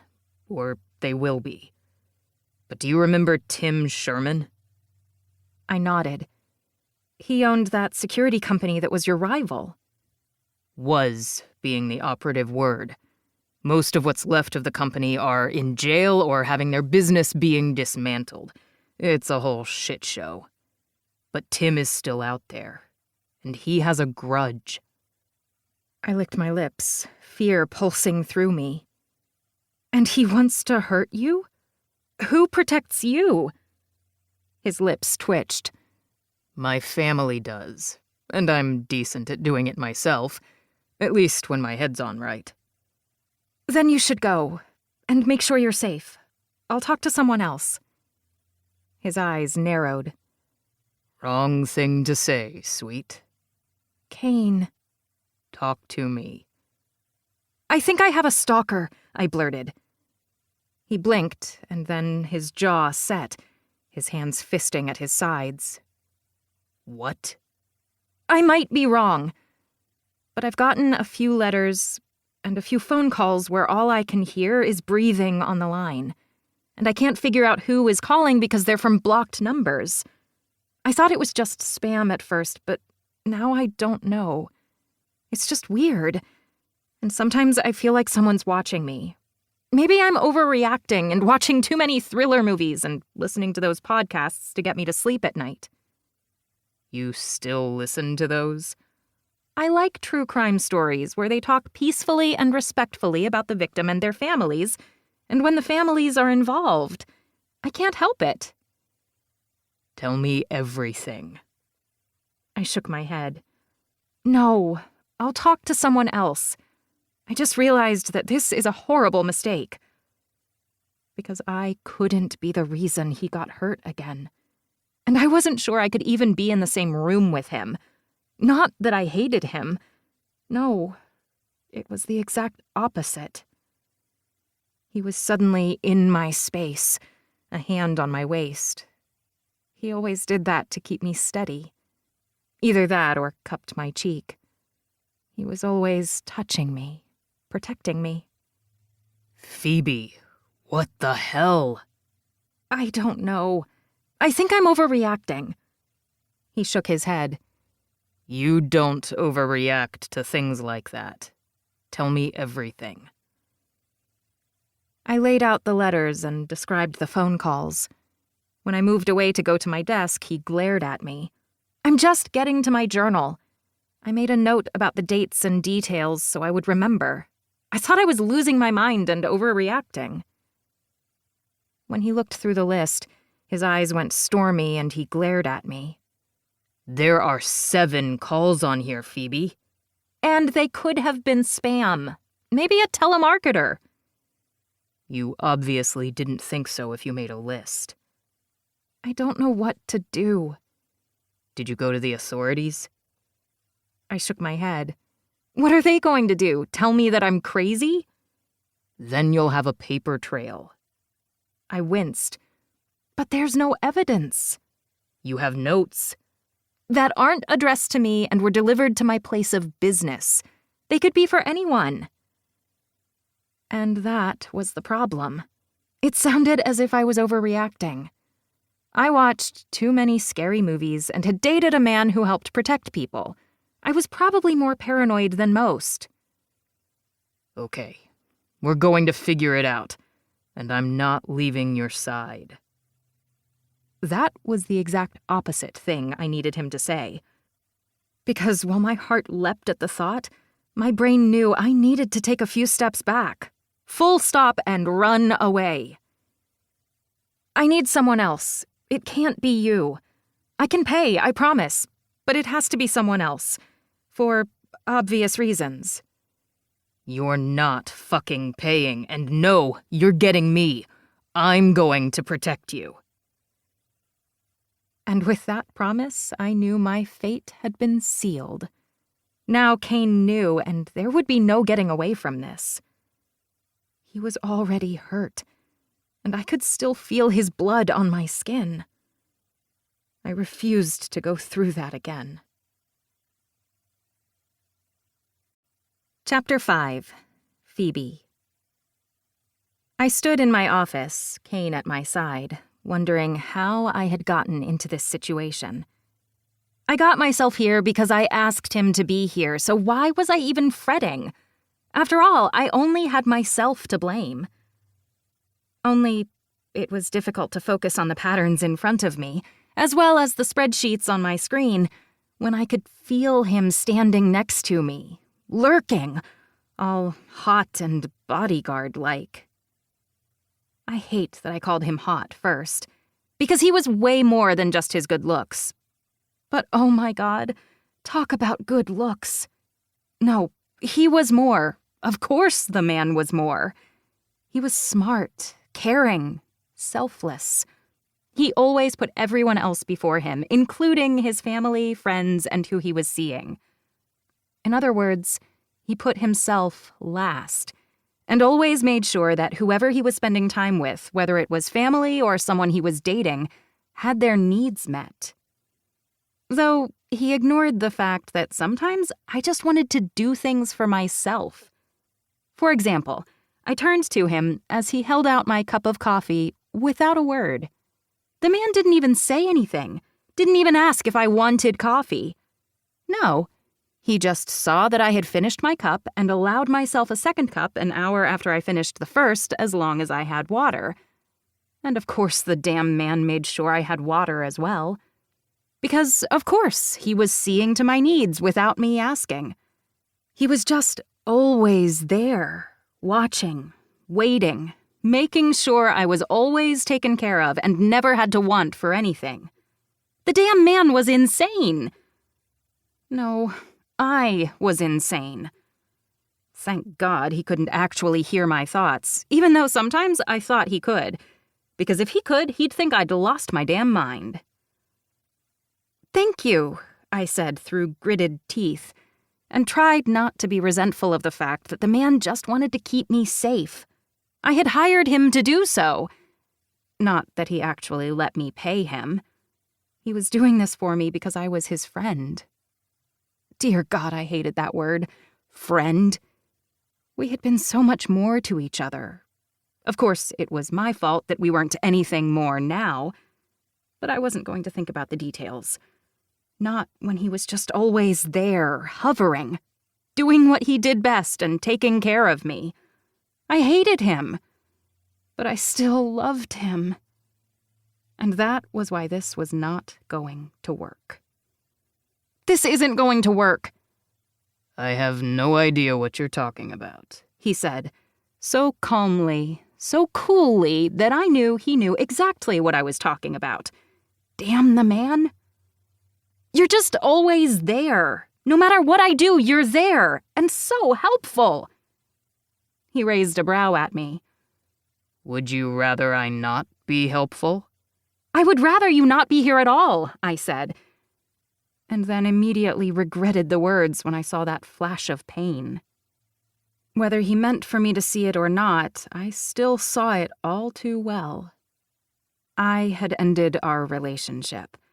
Yes, for our own good, but wasn't that just the worst fucking thing to even think? We weren't together because I had needed to breathe. Because he had needed to do the same, even though he hadn't realized it. And he looked better for it. Before he could say anything, though, I reached out and gripped his forearm. I knew it was a mistake as soon as I had, but there was no going back now. I felt the heat from him on my skin and swallowed hard. It took everything within me not to lick my lips and meet his gaze. Instead, I let out a breath and let my hand fall. I'm sorry. That was uncalled for.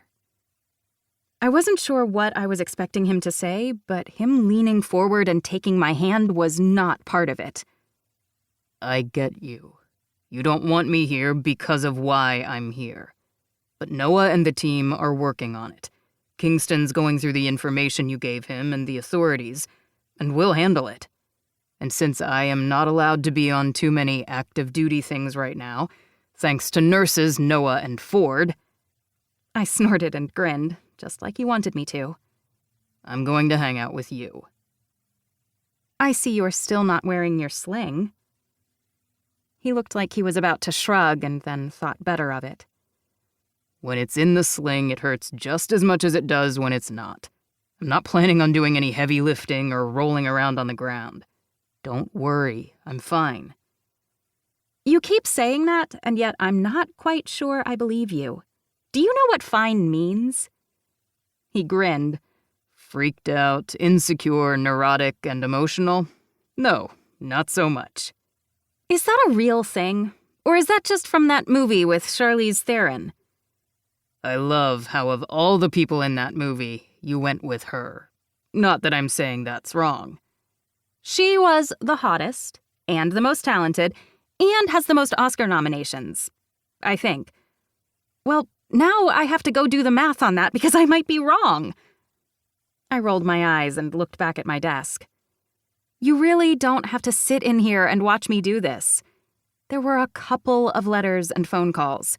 It's not like whoever is bothering me is at my house or in my office. But he was sending the notes to your office. Until we figure it out, I'm here. When you could be at home resting. We both know I don't rest. Okay, then go sit over there. You're hovering. He shook his head. I don't hover. You are the definition of hovering. I swear, if I put you and Isabella in a room, all you would do is try to out-hover each other, and then I would be locked in a box somewhere trying to figure out how to get unhovered. First off, unhovered isn't a word. Let me make a word up. I'm having a little bit of a panic episode. You're not having a panic episode. And second, Isabella and I cannot be in a room together. We fight more often than not. Because you guys are the same person. I hadn't even realized that fact or that I was going to say it until I did, and then I burst out laughing. Oh my God, I was dating my older sister. I need to go to therapy. So much therapy. Kane looked appalled until his lips twitched. You were not dating your sister. I promise you, Isabella and I are not the same person. I don't know. You guys overwork yourselves, ignore injuries and illnesses, do your best to make sure you're the most amazing at your work, and you like to make sure that I never strain myself or make a misstep in any way.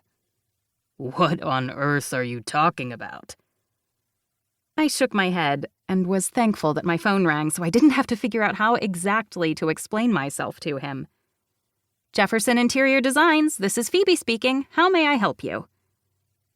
I took notes as a potential client gave me their information and put more information into my spreadsheets. No problem. I can be out there next week. Does Thursday at 8 a.m. work, or is that too early? You're right. No, Mr. Jefferson doesn't have any space for the next year, but I'm fully certified and can fix all of this. You've seen my portfolio? I nodded, even though they couldn't see me. Great. Let's go over a few more details. As I wrapped up the phone call and then the next, I didn't have any time to worry about Kane, or the fact that he finally stopped hovering completely. I had work to do, orders to fulfill, and tomorrow I would be out at clients' houses doing what I did best. I was an interior designer, and I loved what I did. I loved brightening up a house to be filled with memories, or have an office be functional and yet warm. I loved moody interiors and bright spots of color. I didn't like to gray wash or monochrome anything. Thankfully, the person that I worked for was on the same page, and we didn't go crazy on the budget. We were moderately priced, which meant my commissions weren't as high as some of my fellow graduates, but I could pay my rent, at least with Claire as my roommate, and I had a small savings account. I counted that as a win. Of course, with my long hours and Kane's, it meant that when we had been together, we hadn't seen each other enough. If I wasn't at a client's house, he was doing one of the countless things he had to do for his work. He worked all hours, and sometimes he could set his own, since he was one of the co-owners of the company, but he couldn't take all the time off when he wanted to. We both put our careers before our relationship, and that was just one other thing that stood in the way of us. Just the thought of me dating again made me want to be sick, because I wasn't ready for that. But even if that did come up, I wasn't sure when I was going to find the time. I barely had time with Claire these days, let alone my family. There was no time for men in my life. I still wasn't sure how I had fit Kane in when we dated. And then that made me think about what would happen when he was ready to fit another woman into his life. A woman that wouldn't be me. My hand tightened around my phone for an instant, before I focused back on the hold music. I did not need to think about Kane with anyone else. He could be with someone right now, and I wouldn't know. I wouldn't have the right to know. We were no longer together. He was helping me as, what? A friend? A client? An acquaintance he used to sleep with? That thought made my saliva turn to sawdust, and I swallowed hard, reaching for my water bottle. He was going to find someone that he fit with and who wouldn't run away when things got tough. And he wouldn't feel as if he needed to protect them. He would find someone strong and capable that could handle things on their own. Someone who wouldn't come running to him over a few phone calls that were probably nothing. I was overreacting. I still hadn't even told Claire or my siblings about it. Was this just a way for me to reach out to Kane? A horrible, sick way of wanting him in my life without having to have him in my life?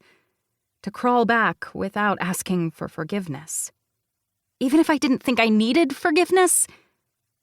The phone dropped its call, and I glared at it. "You okay over there?" he asked, his attention on his phone.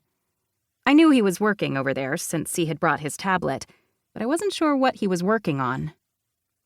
I was on hold with the distributor. Well, a potential distributor, and the call just dropped. For the second time. I think I'm going to go with someone else. I hate customer service. It's usually not the other person's fault either. They're overworked, and you have to go through 15 AI menus before you get to a real person. And then the mom and pop shops are either overworked or don't know how to deal with phone calls or websites. Even in this day and age, it's exhausting. When do you get off work? I don't have to go to a client's house today, so I can go home after that phone call. I had a few meetings earlier that day that were easier to have at my office rather than at home, since Claire had been working at home for the morning. While we could usually work together in the same apartment, having Kane there would have raised questions that I didn't have answers for. And that reminded me I needed to do the one thing I should have to begin with. You know what? I was completely overreacting to this. I don't need your help. But I want to thank you for helping me with my delusions, or at least calming me down. Nothing happened today, so I'm not going to waste any more of your time. You can go back to work, as long as you promise not to hurt yourself in the process. Because he had still been shot. That person was still out there, and it made my palms sweat to even think about. I wanted to wrap him in cotton wool and keep him safe. But there was no way I could ever do that to Kane. I couldn't get him to stop doing that to me. How was I supposed to protect him? The answer? I wasn't. I never got to protect Kane Montgomery Carr. He only got to protect me. And the imbalance of that relationship and situation meant I'd had to walk away. I wasn't going to keep him in my life with a slight tether over something I was clearly overreacting about. Kane raised a brow and turned his tablet towards me. You got another letter today. This one has a little more detail. You want to tell me that you're overreacting now? Ice laced his words, and I went to him, my eyes widened. I got a letter? I didn't know. You were on the phone. It came at the top of your mail, without a postmark, meaning whoever did it left it here. I've already contacted the officer with your case, and they came by for it. Are you kidding me?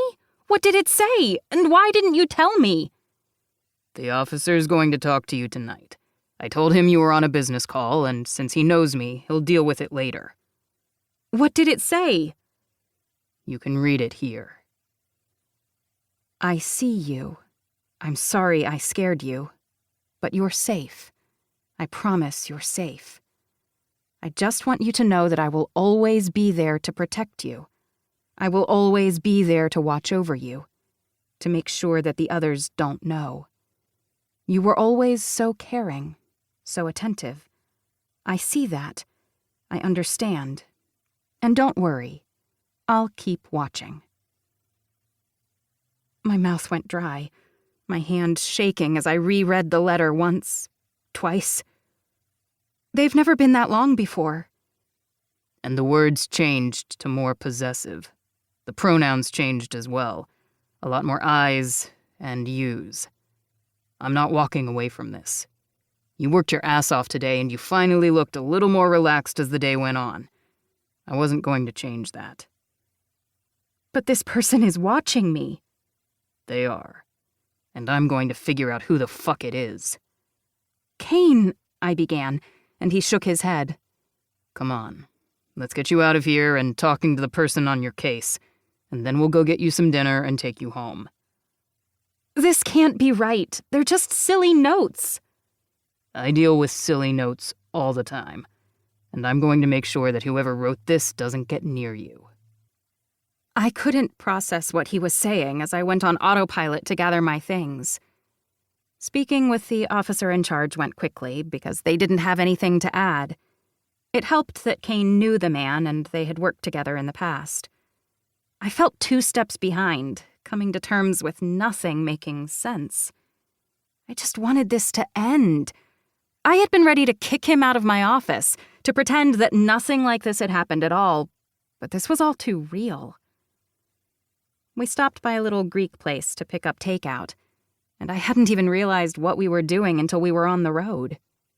Wait, what? This isn't the way to my house. We're going to my place. I figured we should talk.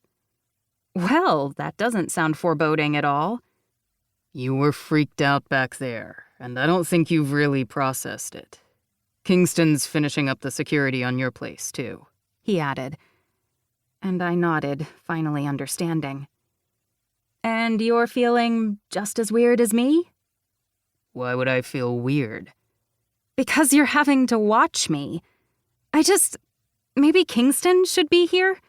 Or maybe I don't need a bodyguard. Maybe this can just all go away.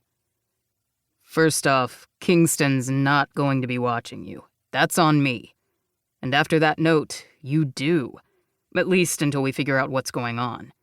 Noah and Ford aren't letting me out into the field beyond this anyway, so just know that I'm here because I want to be. And this isn't weird for you? That you're watching me? That we're in the same car together? Any of it? I love watching you, Phoebe, he whispered as he glanced at me, and then his gaze was on the road again. What do you mean? You're the best at what you do. I love your creativity. You can fix any room on a budget or with $1 million. Hell, my house is fucking amazing because of you.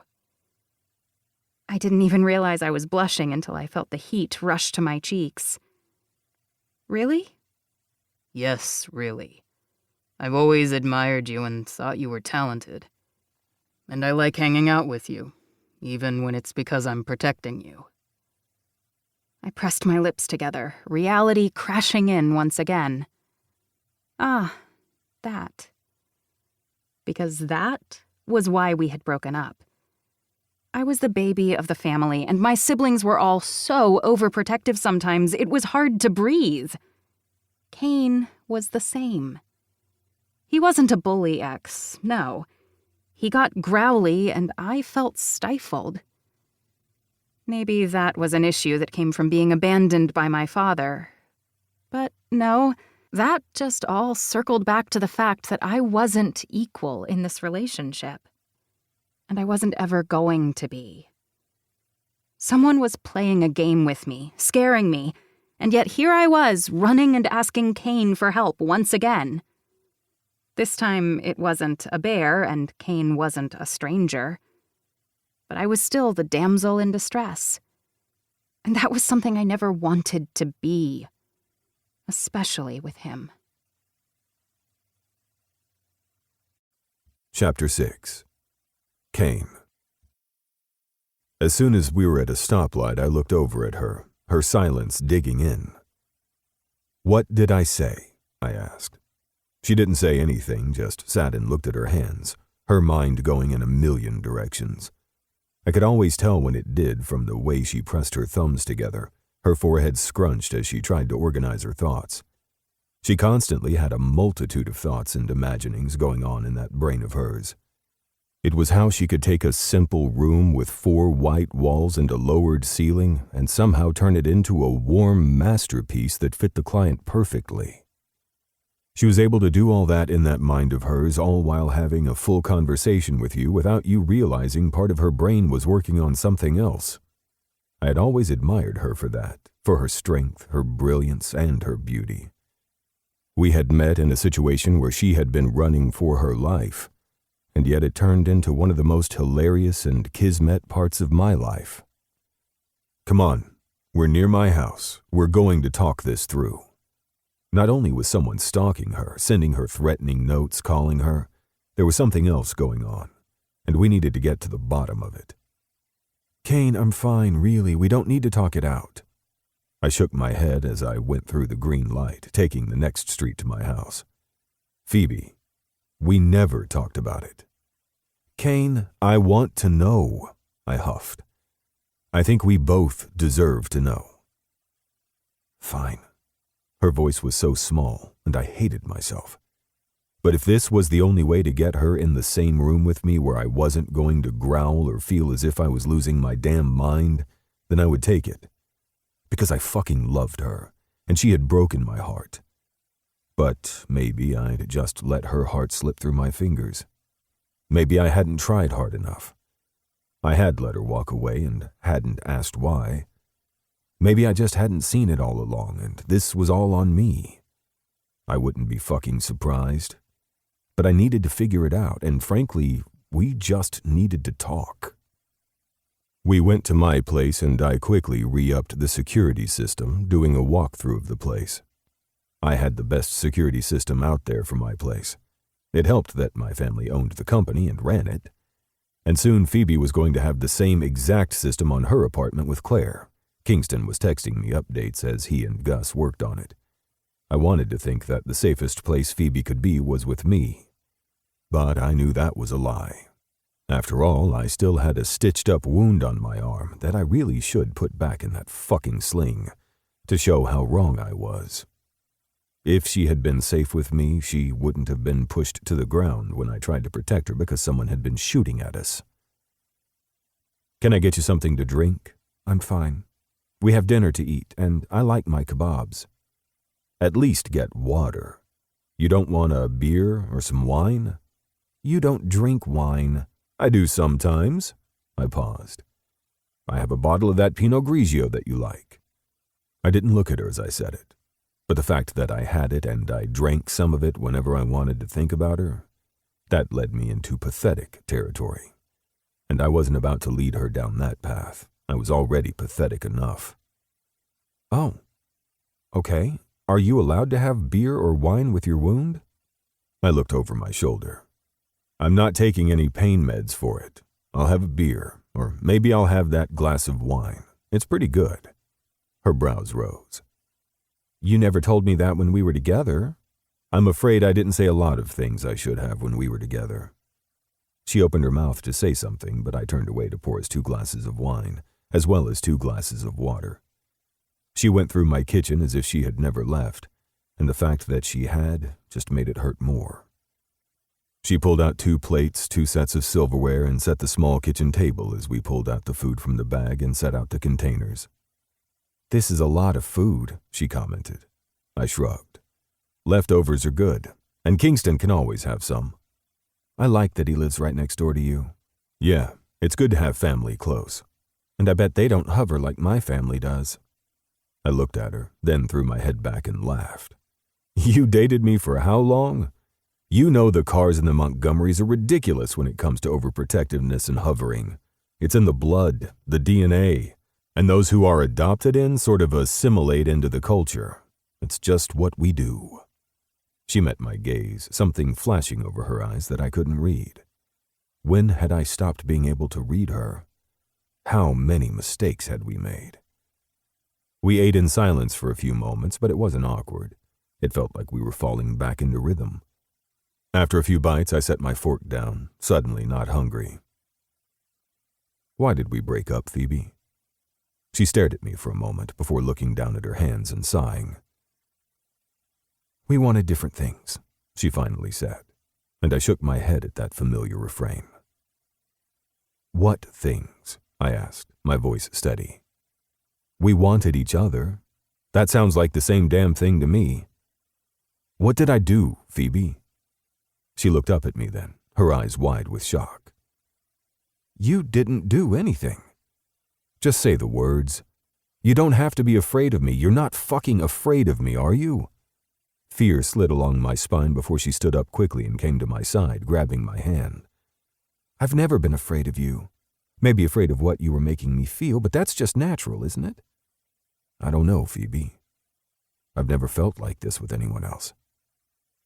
And yet, we wanted each other.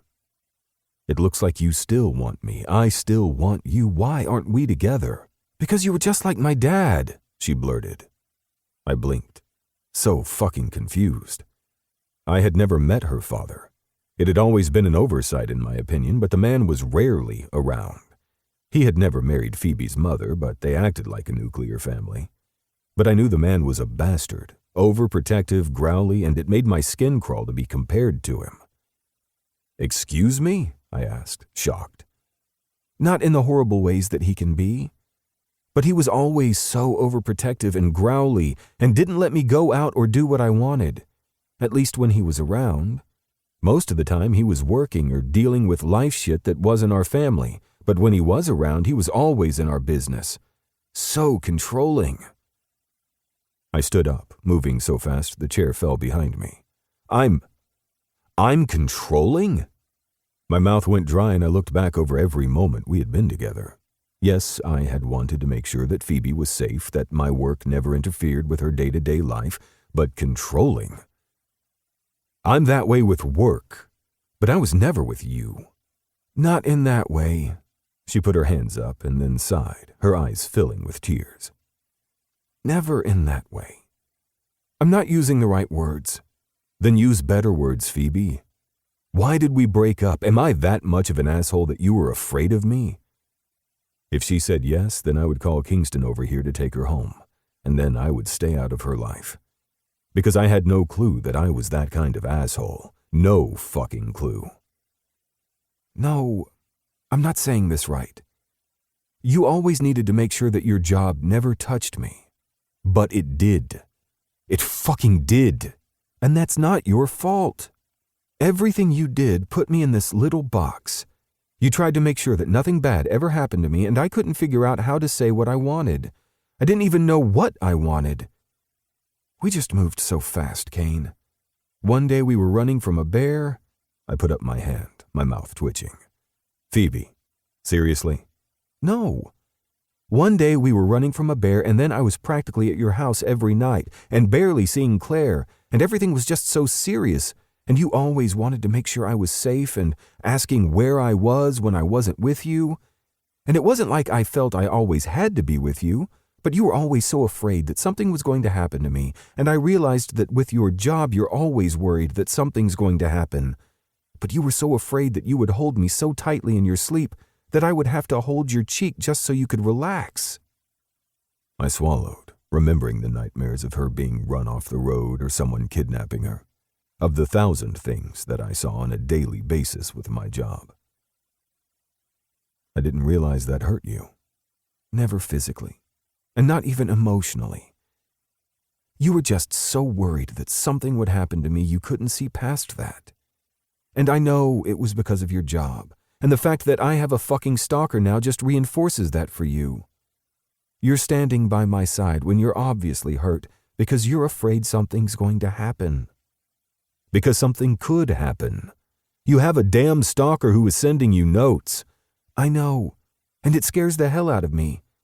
But even before that, you were always so worried that something was going to happen to me that you never were able to relax. You're always tense, always afraid. We met in a moment of high adrenaline, but even then you were far more relaxed. What happened? Daisy was hurt.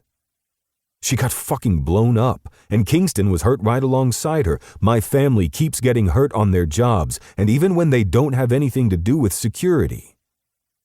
I can't let that happen to you. But it wasn't going to. Or if it did, then it wouldn't have been your fault. Everything was just so much at the moment. And I was trying to get a promotion at my first job, and I failed. Do you remember that? I shook my head. You didn't fail. They went with the other person, the one sleeping with the boss. Yes, he was sleeping with the boss and doing a very good job of it, so I started over again on my own with Jefferson. And it was all too much. I just felt stifled, like I was suffocating in my own stress. And then you were doing the same, and neither one of us were breathing. Not only was I feeling like I couldn't get out, you were stuck in the same position, always worried about what was going to happen to Leaf or Kingston or Lake. Your family kept getting hurt, and yet you were so afraid that I was going to also. You weren't even thinking about yourself. It wasn't healthy, Kane, so no, you weren't controlling. That was the worst word to use. But you were so scared that you put us both in these boxes that we couldn't escape from. And I didn't want you to hate yourself if I got hurt. Just like I know you're beating yourself up now, even though you threw your body on top of mine. You protected me. So I know there's still feelings, and there's still something between us because I don't think that's ever going away. But you are so afraid of what could happen that you weren't living in the moment of what was happening. And I couldn't breathe. Everything she was saying was true. I hadn't even realized I was doing it. I'm doing it right now.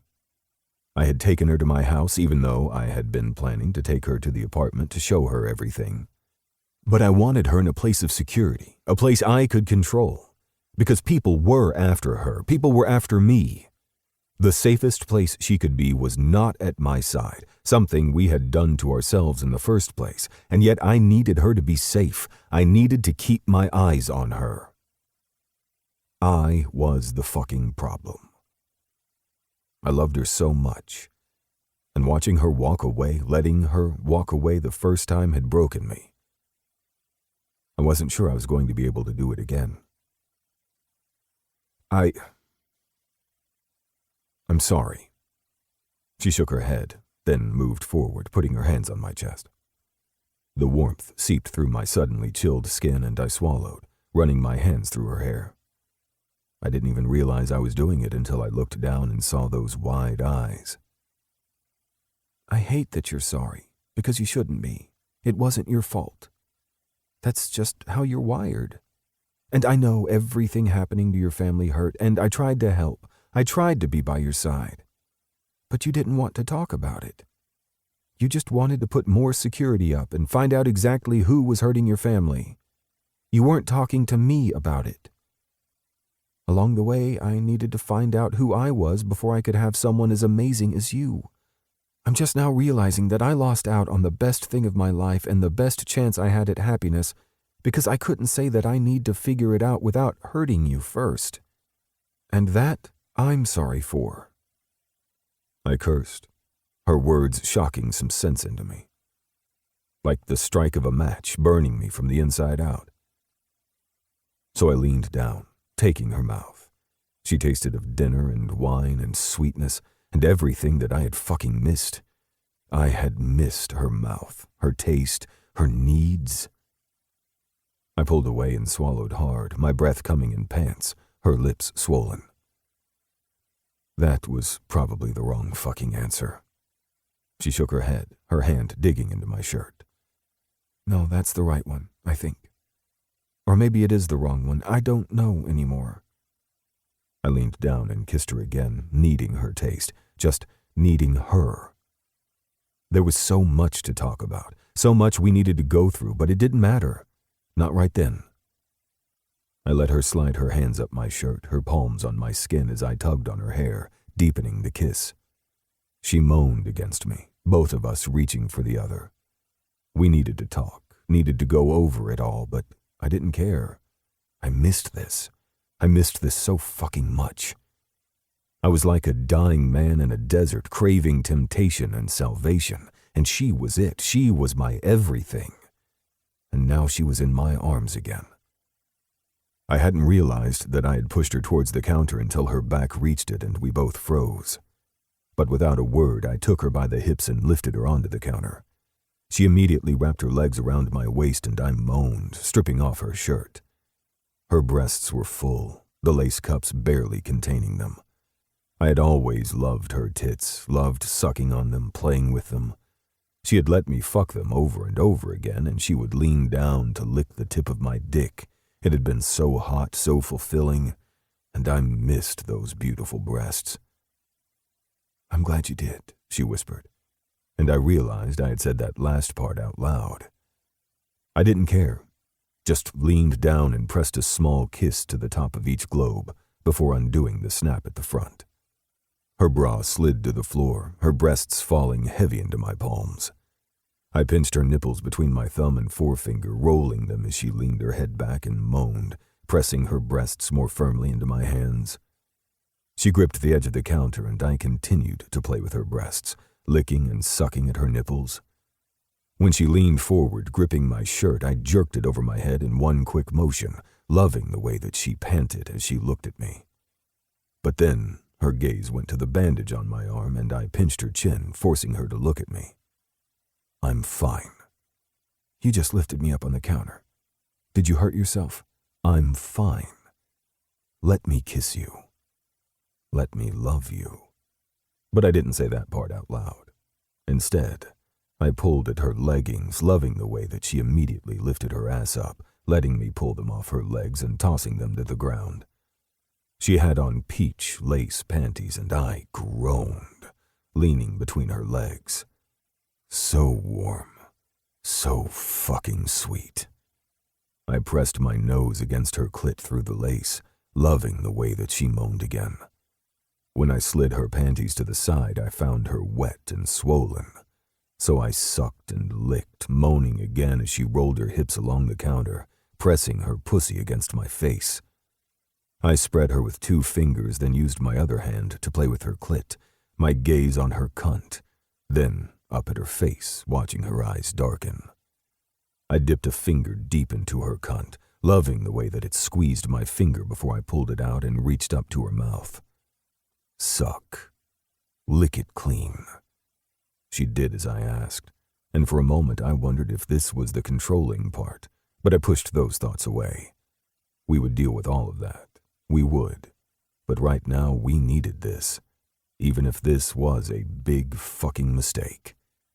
She sucked my finger clean, then I went back for more, spearing her with 2 fingers, my thumb on her clit. And when she came, I stood and captured her mouth, swallowing her shout for more. It was my name on her lips that nearly sent me over the edge in my own jeans, but I held back, knowing we both needed this. I undid my jeans and pushed my pants down below my ass, my cock springing free. She leaned forward and gripped me, stroking me once, twice. I missed this. I missed you. The most beautiful words I'd ever fucking heard. I positioned myself at the entrance of her sex and gripped the back of her neck, my thumb along her jawline. Pull me in. Take me. All of me.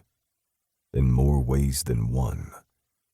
She arched her back, pressing the tip of my cock deep inside her. I moved the rest of the way, thrusting slowly in and out, tantalizing, teasing. And when I was seated to the base, both of us groaned. I've missed you, she whispered, her lips at my neck as she ran her hand over my hair. I did the same, just holding each other, stock still as her pussy pulsed around my cock.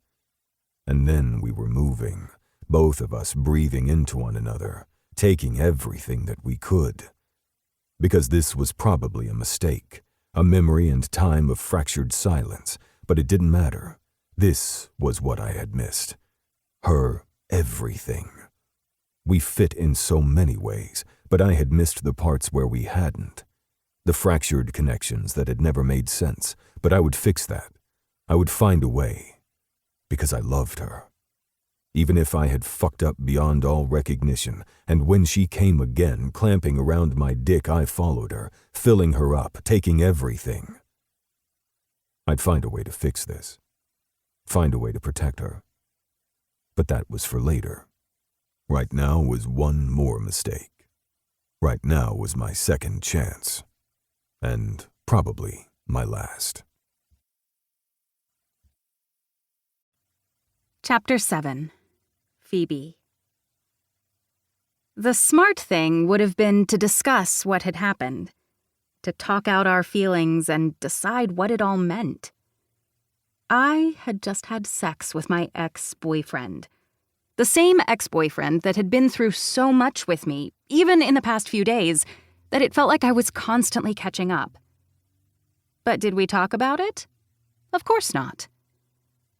Instead, I sat there at the edge of the counter, my legs wrapped around his waist, him still buried deep inside of me, and let out gasp after gasp, trying to catch my breath. Because that was one of the things with Kane. He always took care of you.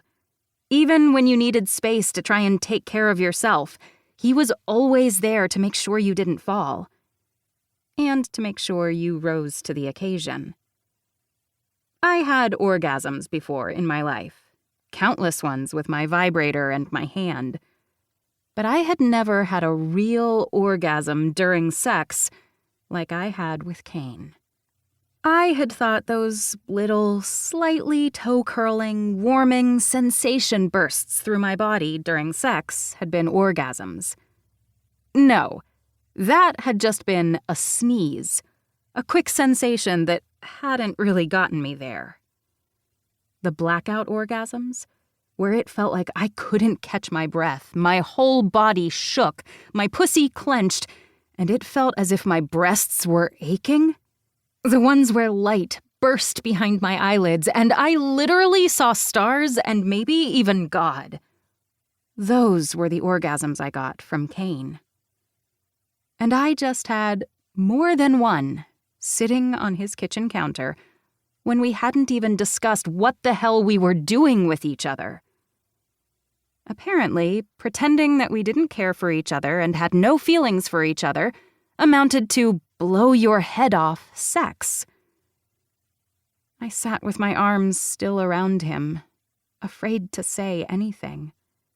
Because denial wasn't just a river in Egypt, and wasn't just what I felt day in and day out when it came to my feelings for Kane Montgomery Carr. I was falling in love with him again. Though, could it be again when I never stopped? This attraction was breaking us. Or maybe just me. Or maybe I needed to be honest with myself for the first time in far too long. Then Kane slid his hands through my hair and looked into my face, cupping my cheek. Phoebe. His voice trailed off, and it made me feel a little bit better that both of us were out of our depths here. We were making wrong decisions left and right, but at least we were doing it together. I swallowed hard again.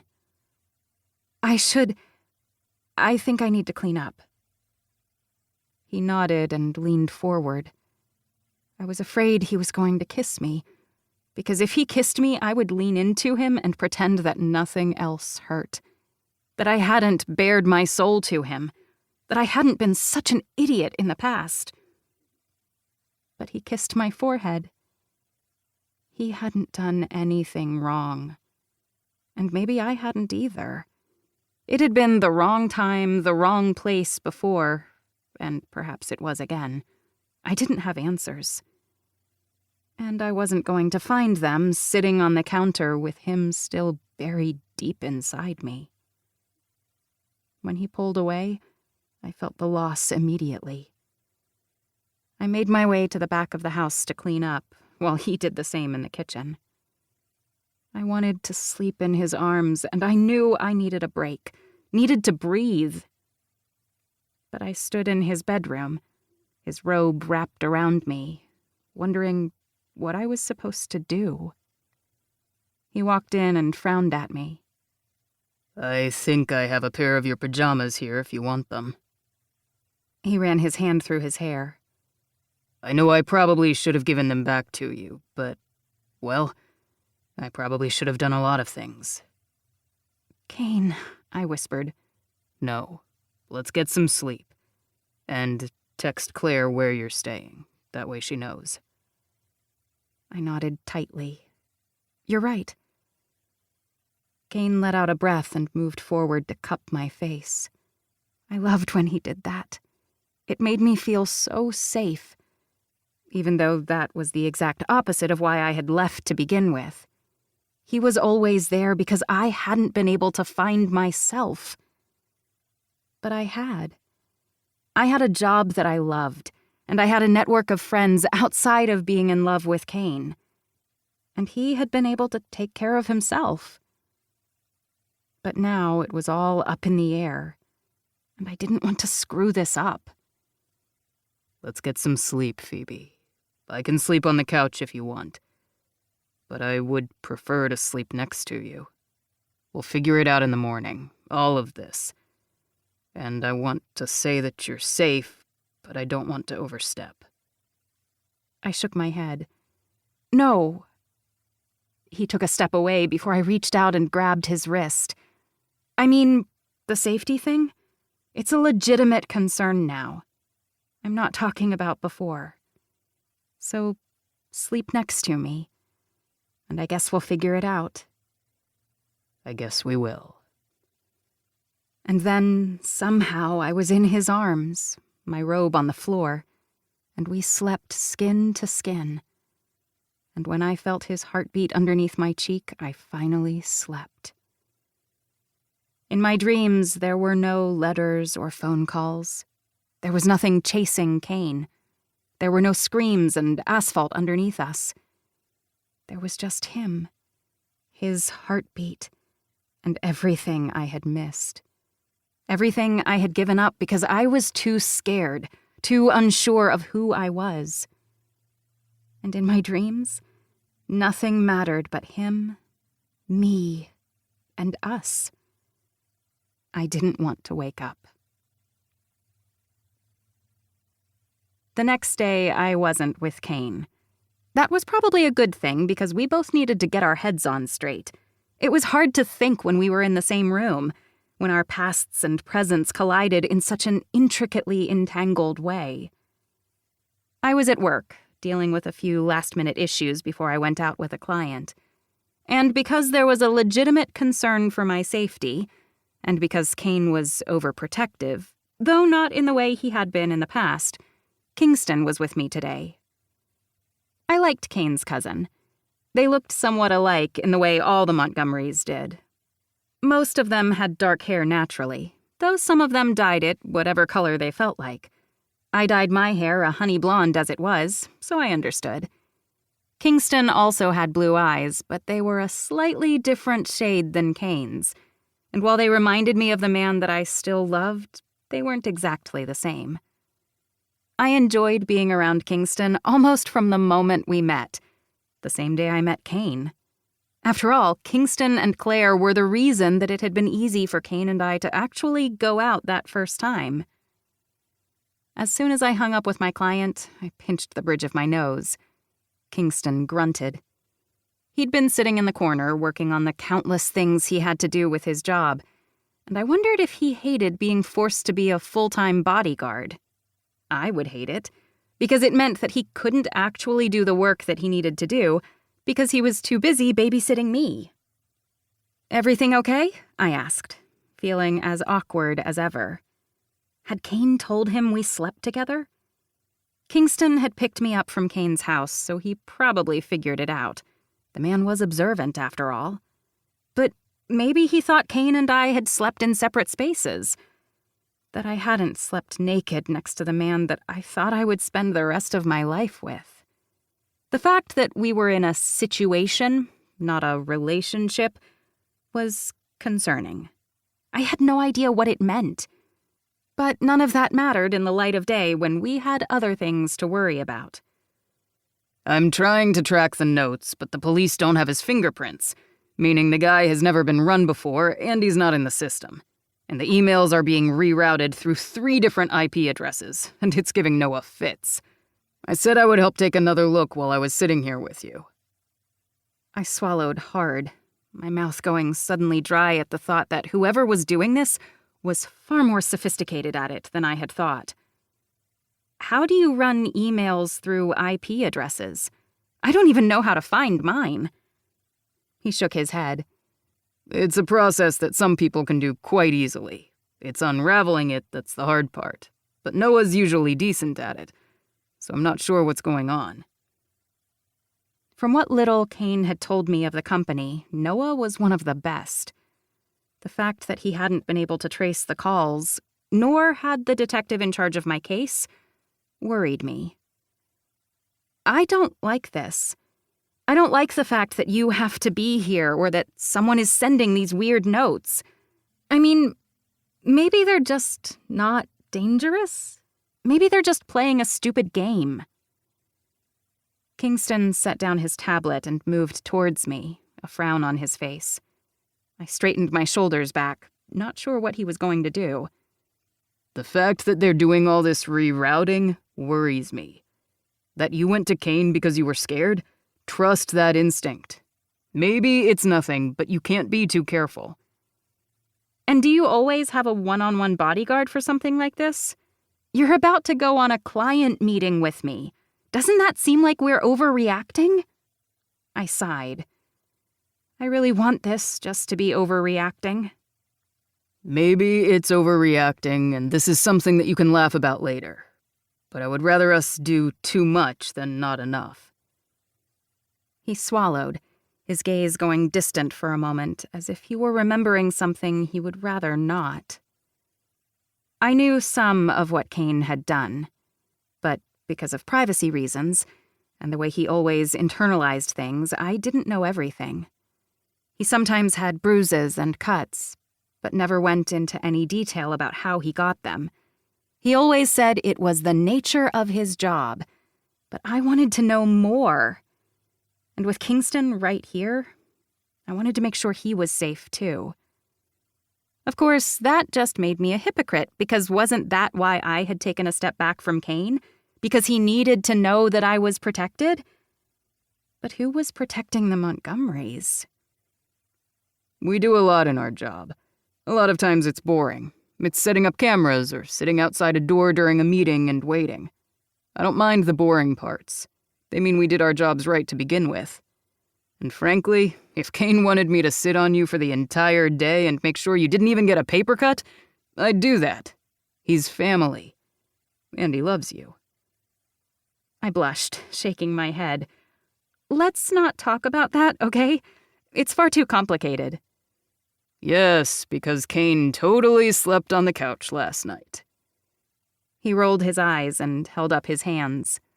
No, I'm not going to pry. I'd say it's none of my business, but it is because I'm a nosy asshole when it comes to my family. However, you both need to work your shit out. I told him that when you first broke up, but he was too fucking proud to do it. So maybe this is your second chance. I just really wish it wasn't while he was at the doctor getting his stitches checked out. I dropped my phone. What? He's at the doctor? The panic in my voice made my words screech, and Kingston cursed. Shit. I wasn't supposed to tell you that. Why? Because I'm not supposed to worry about him? No, that's not how things work. His job is dangerous, I know that. But if I'm kept in the dark, then what does that make me? Just a fraction of his life that doesn't mean much? I don't need to know everything, but I need to know some things. Like the fact that he's not here because he's at the doctor. He was shot, Kingston. In my arms. I can still hear it echoing in my head. I can still hear my scream. He didn't scream. He didn't react other than to protect me, because that's what he always does. So, is he hurt? Did he have to go to the doctor for an emergency? I asked. This time my voice far calmer and far more sure. It's just a checkup appointment. He should have told you. But he always wants to keep you in this little bubble and away from the decisions he makes at work. And we both know that precious little bubble popped. So maybe he should keep me updated. Are you two together? Do you have a right to know? I opened my mouth, but was stopped by my phone ringing. That's a question I guess I'll have to answer later, I said, before I went back to work. Kingston sighed. It looked like he wanted to say something else, but refrained. That was good. I didn't have any answers. I wasn't going to ask Kingston for them. And I was truly afraid to ask Kane. By the time I was finished with work, I was frazzled and tired.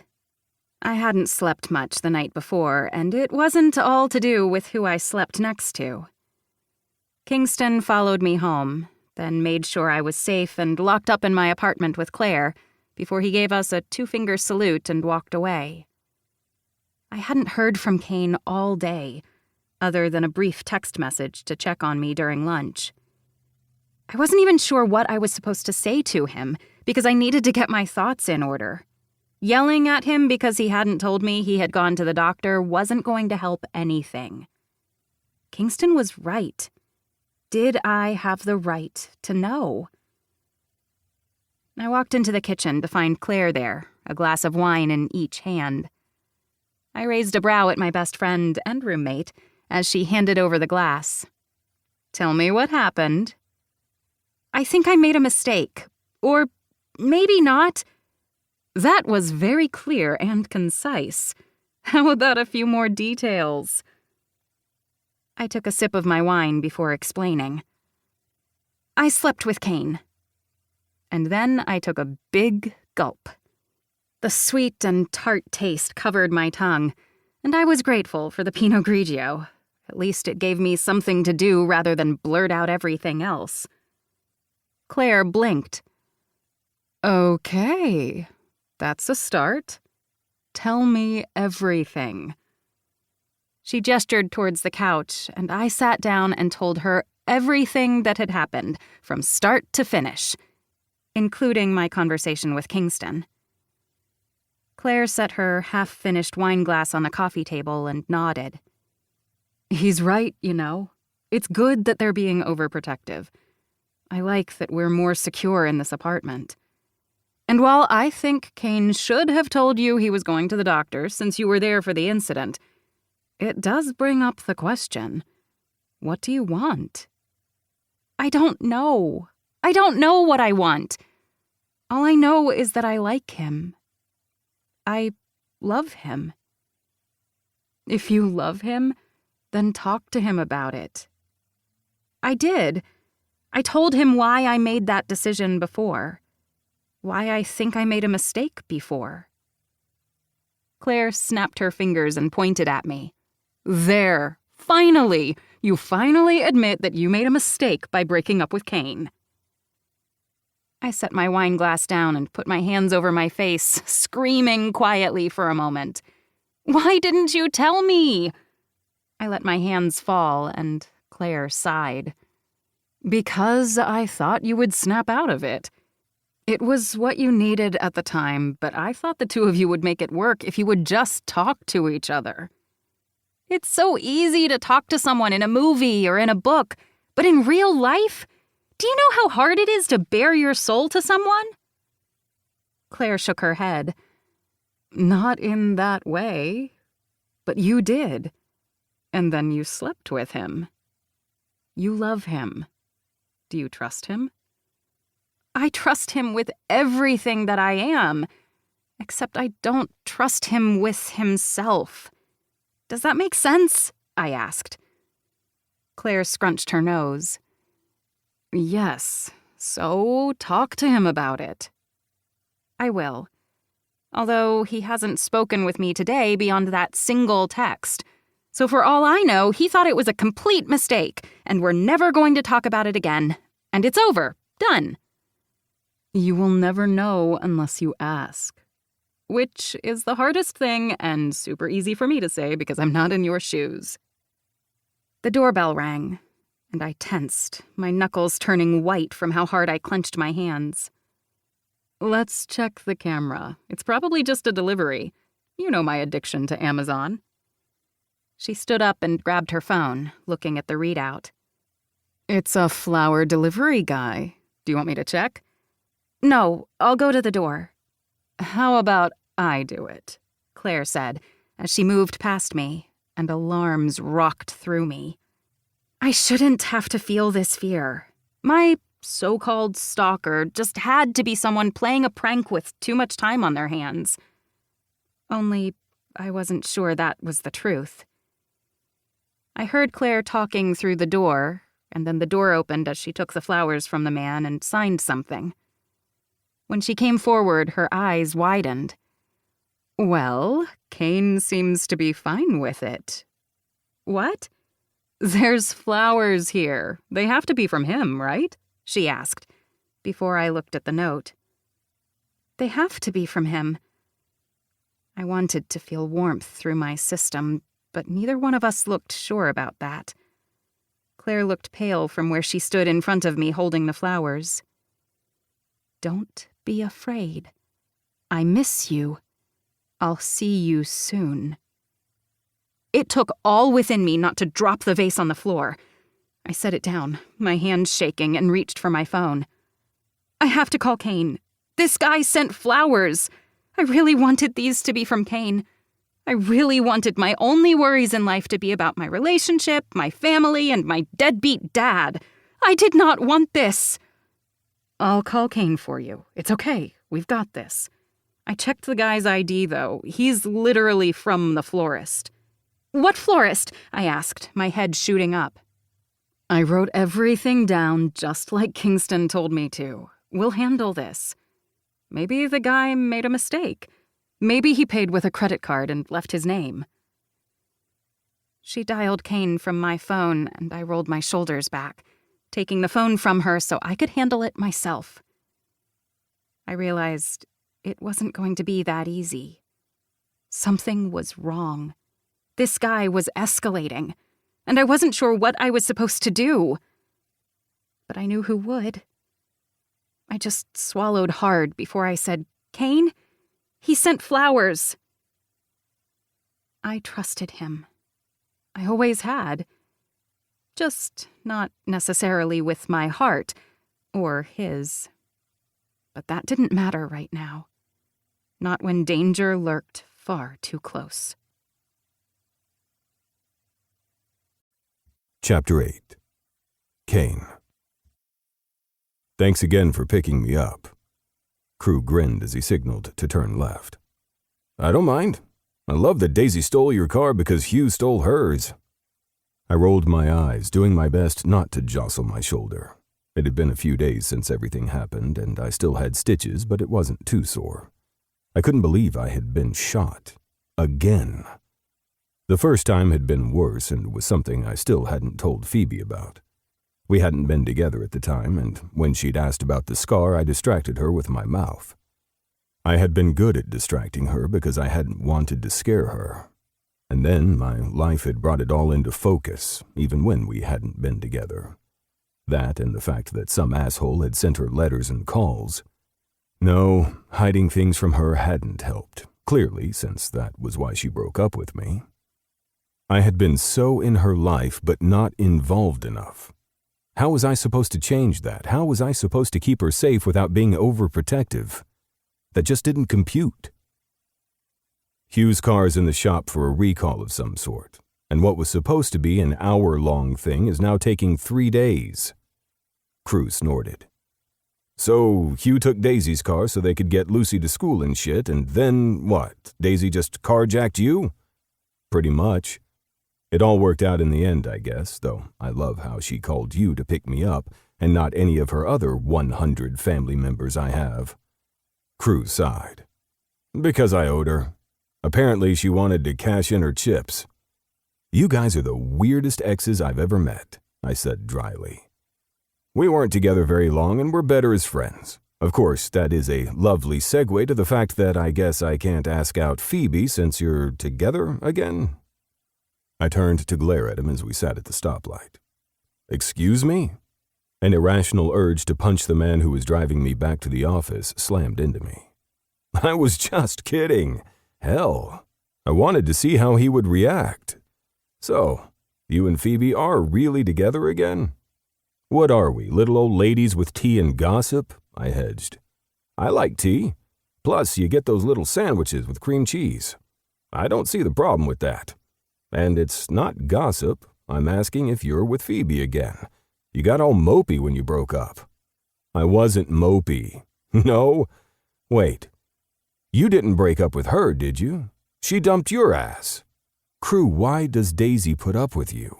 Because I'm handsome, I can fight, and I'm like glue. I stick real well. That's not even a saying. I rolled my eyes and leaned back into the seat. And yes, Phoebe dumped me. Apparently I'm overprotective and didn't share enough of myself. So she wasn't able to figure out who she was when I was always in her space. I didn't realize I was a fucking stalker. I hadn't realized I snapped out the words until Crew whistled through his teeth. Well, hell. You're in Montgomery security and you may not have the last name, but you're a fucking Montgomery. Of course you're going to be overprotective. That's sort of how things work with your family. Daisy sure is. You should come work with us. You're as growly as we are. Yes, but I have no need to do that. I work with my hands in other ways. The guy teased and I sighed. I fucked up. I'm sure you did. But about what? I reached out and punched him in the shoulder and he laughed. You're lucky you're injured and feeble or I'd punch you back. There's nothing feeble about me. Don't get your pride all hurt. I just picked you up from getting your bullet wound checked. So excuse me if I think that you're injured. Maybe not feeble, I'm sorry for using that word, but you did get shot. Is that what you're talking about fucking up with? Or are we going back to Phoebe? I pinched the bridge of my nose. I think both. Hell. Okay, let's talk about Phoebe first because I like her. Watch your step. I didn't mean like her. I have my eyes on someone else, just so you know. Intrigued, I leaned forward. So, you really are over Daisy? I don't know what is with you guys thinking that me and Daisy were ever anything more than a few nights of fun. Plus, she's in love with that British dude and could be a stepmom any day now. Seriously, Hugh and Daisy are perfect for each other. I like the guy. And he doesn't want to punch me every time he sees me, so he clearly knows that Daisy and I aren't meant for each other. And yes, I have my eyes on someone else. Not that she sees me at all. But we're not talking about me, we're talking about you. So, Phoebe dumped your ass. That makes sense. You never share your feelings. There's a lot in that statement that I want to go over, but why the hell would I share my feelings with you? Because we're friends? And you literally are sitting next to me, wanting to talk about it? Maybe, I let out a breath. I don't know how. I thought I was doing everything right. We dated, we went out, we slept over at each other's places. I told her how much I wanted her and how much I liked her in my life. Isn't that enough? Did you talk about your job? Of course I did, I said softly. Okay, beyond the aspects of, hey, I put up security things and sometimes I have a gun. Why did you say that in a sing-song voice? I asked. Because your job scares the shit out of me. I may train with Daisy, but I could never do what you guys do. It's not always dangerous, says the man with a bullet wound. That doesn't happen often. But it does enough that your team has a to-do list and a step-by-step plan if someone gets attacked. And you're dealing with a lot of things that are outside of just a security camera setup at someone's private home. Did you talk to Phoebe about any of that? There are things I can't talk about. Crew was silent for a minute before he sucked in another breath through his teeth. Sure. But did you talk about any of it? Because if you say she's feeling overprotected, it's probably because you did that Montgomery guy thing where you want to protect the little woman and put her on a pedestal, which I get, I'm the same way. But you also probably didn't share anything that you were feeling. I know, this whole getting in touch with your feelings thing coming from me is pretty ironic, but maybe you should talk to her about it. About what? About the fact that if I had just caught the guy to begin with when we were in that building, if I hadn't let him get away because I was trying to protect Daisy, my family wouldn't be in the crosshairs of a Sherman Company dude? A guy with a gun who decided to just come after us because he thought he was better than us? I hadn't realized I was feeling like that until the words were already out. Crew didn't say anything, and finally I whistled. Well, hell. I don't know everything, I don't know the details, but if you were rescuing Daisy and anyone else, is that really a mistake you think you made? Sherman's still out there. He's a little pissant who didn't like that your company was bringing in bigger clients and doing a better job. I remember Daisy saying that they were always trying to outmaneuver you guys. And then it turns out that they were the ones that helped blow up the building Daisy was in. That man's insane. That's not on you. But I taunted him, I blurted. Crew frowned. When? Years ago. It was right when we were deciding to start our company. We were just getting out of training, and the guy came over to us treating us like shit, saying something ignorant to Ford and Noah, even though they weren't even dating at the time. So I riled him up. I taunted him. I don't even remember what I said, but the guy had had it out for us ever since. I hadn't realized the guilt had been there until the words were out. But it was there. Maybe if I hadn't been such an asshole, none of this would have happened. That was the story of my fucking life. It's not your fault. The guy said something ignorant. Of course you're going to push back. You protect what's yours. I know you can. You wouldn't have said anything completely crass or out of pocket. So, what did Tim Sherman do after that? He got all red-faced and said that the Montgomerys would be nothing and he would take our next client. I frowned. And then he tried to poach from us and succeeded a few times. And somehow that escalated him into making deals with the wrong people. Then he shot at us. He could have killed Phoebe. Do you think he's the same one that is stalking her? He asked, and I shook my head. No, the police don't think so, and neither do we. Jennifer and Kate did linguistics, and it doesn't even sound like him. Well, that's something. Is it? That means there's someone else after her. But the guy stalking her doesn't seem dangerous, right? I gritted my teeth. Bothering her and scaring her is dangerous enough. You're right. I didn't mean to make light of it. So, no leads then? None. And it's frustrating me all to hell. Whoever this guy is, he's good with computers. It's the only way he could be hiding his IP addresses like that.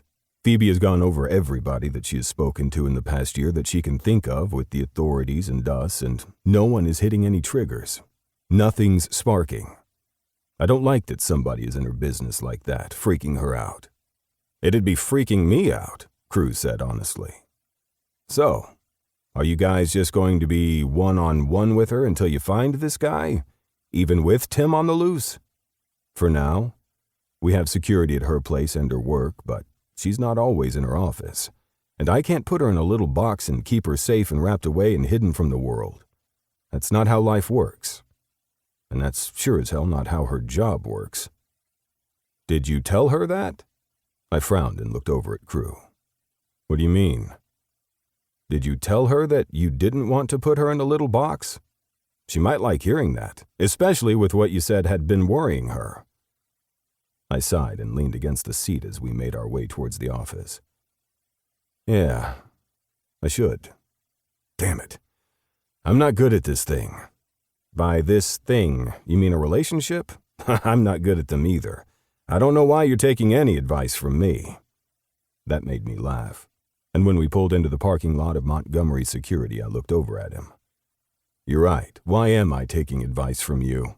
No clue. Come on. I'm going to go get coffee, and I want to talk to Leaf about some ink. I liked that his eyes lit up at that, and I followed him towards the building that my family owned. My family wasn't a $1 million conglomerate or anything like that. We just had a lot of people who happened to own a lot of small businesses. My cousins and I owned Montgomery Security, which happened to be in the same building as Montgomery Ink Legacy, which my other cousins owned. Of course, that was next to Latte on the Rocks, which wasn't owned by a Montgomery, technically, although Greer was dating Ford and Noah and Raven had married Sebastian, so I guess it was now Montgomery-owned. And the art studio and showcase next door was owned by even more of my family. Somehow we had combined all of our likes and work life into this place where we could actually see each other instead of only at family reunions, which we didn't have as often as we used to. There were just too many of us, and it wasn't like we could rent a town hall every time we wanted to have a dinner together. Maybe it hadn't been smart to put our home office next to our family. At first, it had only been because we needed the space and it was available. And it wasn't like we brought dangerous people into our place of business. But things have happened, and not just with Montgomery Security that made the building sometimes a target. I didn't know the solution for that other than we were doing our best to keep each other safe. Hey, you okay? Crew asked, and I nodded. Yeah, just wool gathering. Well, gather wool later. Let's go get some coffee from your in-laws. I didn't correct him on the family connection. My younger sister Allison was my only sister, while Daisy was my cousin, not a second or third cousin. The rest of them were technically separated by more than just one line on the family tree. But our generation didn't care about that too often. We were all cousins, siblings, and everyone that married in we either called a cousin or an in-law. It helped the family dynamic without having to put a label on everyone. Raven, Sebastian's wife, was behind the counter at Latte on the Rocks and grinned at us as we walked in. Her dark hair was pulled back, and I noticed she had put in a few more hot pink streaks. I loved the way Raven lit up a room, and that she had been so good for Sebastian. He had been through hell and back, and had lost everything once. But now they were raising a beautiful daughter, and I knew they were only just beginning their lives together. Crew, Kane, how'd your appointment go? Raven asked, and I frowned. Fine, but how did you know I had one? Family group chat. Raven rolled her eyes. I don't know why you're surprised that we all know everything. It's sort of what the family does. I winced. Hell. Do you think someone told Phoebe? Raven raised a pierced brow. Probably, considering she's with Kingston right now. I wasn't even going to ask how she knew that. I ignored Crew's knowing look and pulled out my phone. I should probably tell her I'm okay. You didn't tell her that you had an appointment today? Raven asked, disappointment clear on her features. I ignored her and knew I'd have to apologize later. As I went to dial, Phoebe's name and face popped up on my screen before I had a chance to do anything. It was an old photo taken on the day we met. It was just a quick shot of the two of us, one that Claire had taken as a joke to memorialize the moment that a bear had tried to murder us. Those had been her words, and I had laughed and had leaned into Phoebe. I hadn't realized at that moment that I had already started to fall in love with her. I answered quickly as Crew went to order a coffee. Hey, I was just calling you to tell you how my appointment went. Not quite a lie, and I counted that as progress, right? That I wasn't hiding things? Shit. This relationship thing was harder than I thought. Kane? Kingston just dropped me off at the apartment. I'm here alone with Claire, all locked up, but I just got flowers. I thought they were from you, but they aren't. They're from him. And I don't know what to do. My jaw clenched, and from the way Crew and Raven both looked at me, I knew they saw the fury on my features. I'm heading over. I'll call Kingston. You call the detective. I'm on my way. Stay safe. Okay, babe? It's okay. It's just flowers. He's not here. She continued to talk, and I swallowed hard, holding my rage in again. I knew if I didn't, I'd crack the phone in my hands. I'm coming, Phoebe. I promise. I know, Kane. I'll be here. I hung up and looked over at Crew. I'm going to need a ride. Crew nodded, and I knew that I would destroy the world to protect Phoebe, the woman that I loved. I couldn't believe I had been standing in my own way this whole time. But in the end, it didn't matter. Someone was out to get her. Someone had scared her. And I would end them. Somehow. Chapter 9. Phoebe. After the police left, I sat on my couch, Claire next to me, as I watched Kane pace my living room. As soon as I had called him, I knew it had been the right thing to do. Because whoever was bothering me, sending me those calls and messages, had escalated. That's exactly what it was. But now it seemed like I was worrying him. I was scared. I could admit that. But I hated the fact that Kane, even in pain, looked worried right along with me. "Did you guys eat?" he asked. And I blinked, realizing that we hadn't. And I hadn't even asked him if he needed anything to drink. I quickly stood up, running my hands over my hips as if to wipe off the clamminess. "No, let me make us something." "I can do it," Claire said, as she reached out and squeezed my hand. "You two talk. We're okay. Promise." Kane looked between us and nodded. "I know you are. You guys are good. I'm just trying not to freak the fuck out and stress you guys out, so just let me be a little alpha male and growly right now." "I can do that," Claire said with a laugh, and then she gave him a quick hug. Kane's arms moved to reach around her automatically, hugging her back. That made me smile. Because even with everything that was happening, Claire was still friends with Kane. She had hung out with the Montgomerys, especially Kingston, since he and their other cousin Aria were with Kane more often than not. They were a team, and I knew that Claire missed hanging out with them. Just like I missed them. "You don't have to go to any trouble," Kane said softly as Claire took a step back, a flush on her cheeks. "No, I was just going to heat up leftovers. I'm not going all out." That made me laugh. It's either that or takeout. I shuddered, though I'm not sure I'm ready for delivery. Kane scowled, and then moved forward to take my hand. I let out a soft sigh, having missed his touch. I knew I should probably take a step back and figure out if falling into each other like this during a crisis on both sides was a mistake. But I didn't want to. Because even in the short months we had been apart, I had changed. And I thought maybe he had as well. Perhaps I needed to stop overthinking it, because there was already enough to overthink. "I'll go reheat them," Claire said, as she scurried to the kitchen, and I shook my head. I think she's trying to give us privacy, but our apartment is not that big. "I'm actually just hungry," Claire called out, confirming statement. I laughed and moved to wrap my arms around Kingston.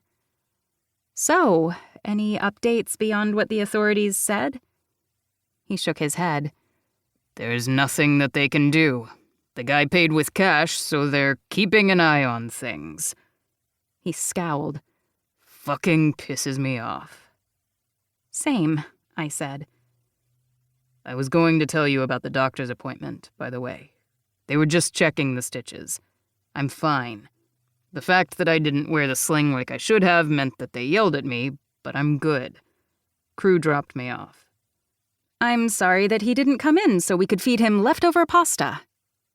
I tried to smile, to make it a joke, but I saw the worry in his gaze. I hated that, even though it was justified. Anyway, I said after a moment, thank you for telling me. I'm trying to get back into the habit of telling you everything, too. I only had a half day at work today, even though I've been doing a bunch of online shit, researching. I'm taking a class. My eyes widened. A class? Just keeping updated on the cyber aspect of our jobs. Things are changing constantly, and I want to keep up. It's my turn, since Kingston took it last time. His lips twitched. Kingston hates those classes. I could see that, I replied, thinking of his cousin. While Kane was growly, Kingston usually put on a smile and joked around. But I always thought he was a little more guarded than he let on.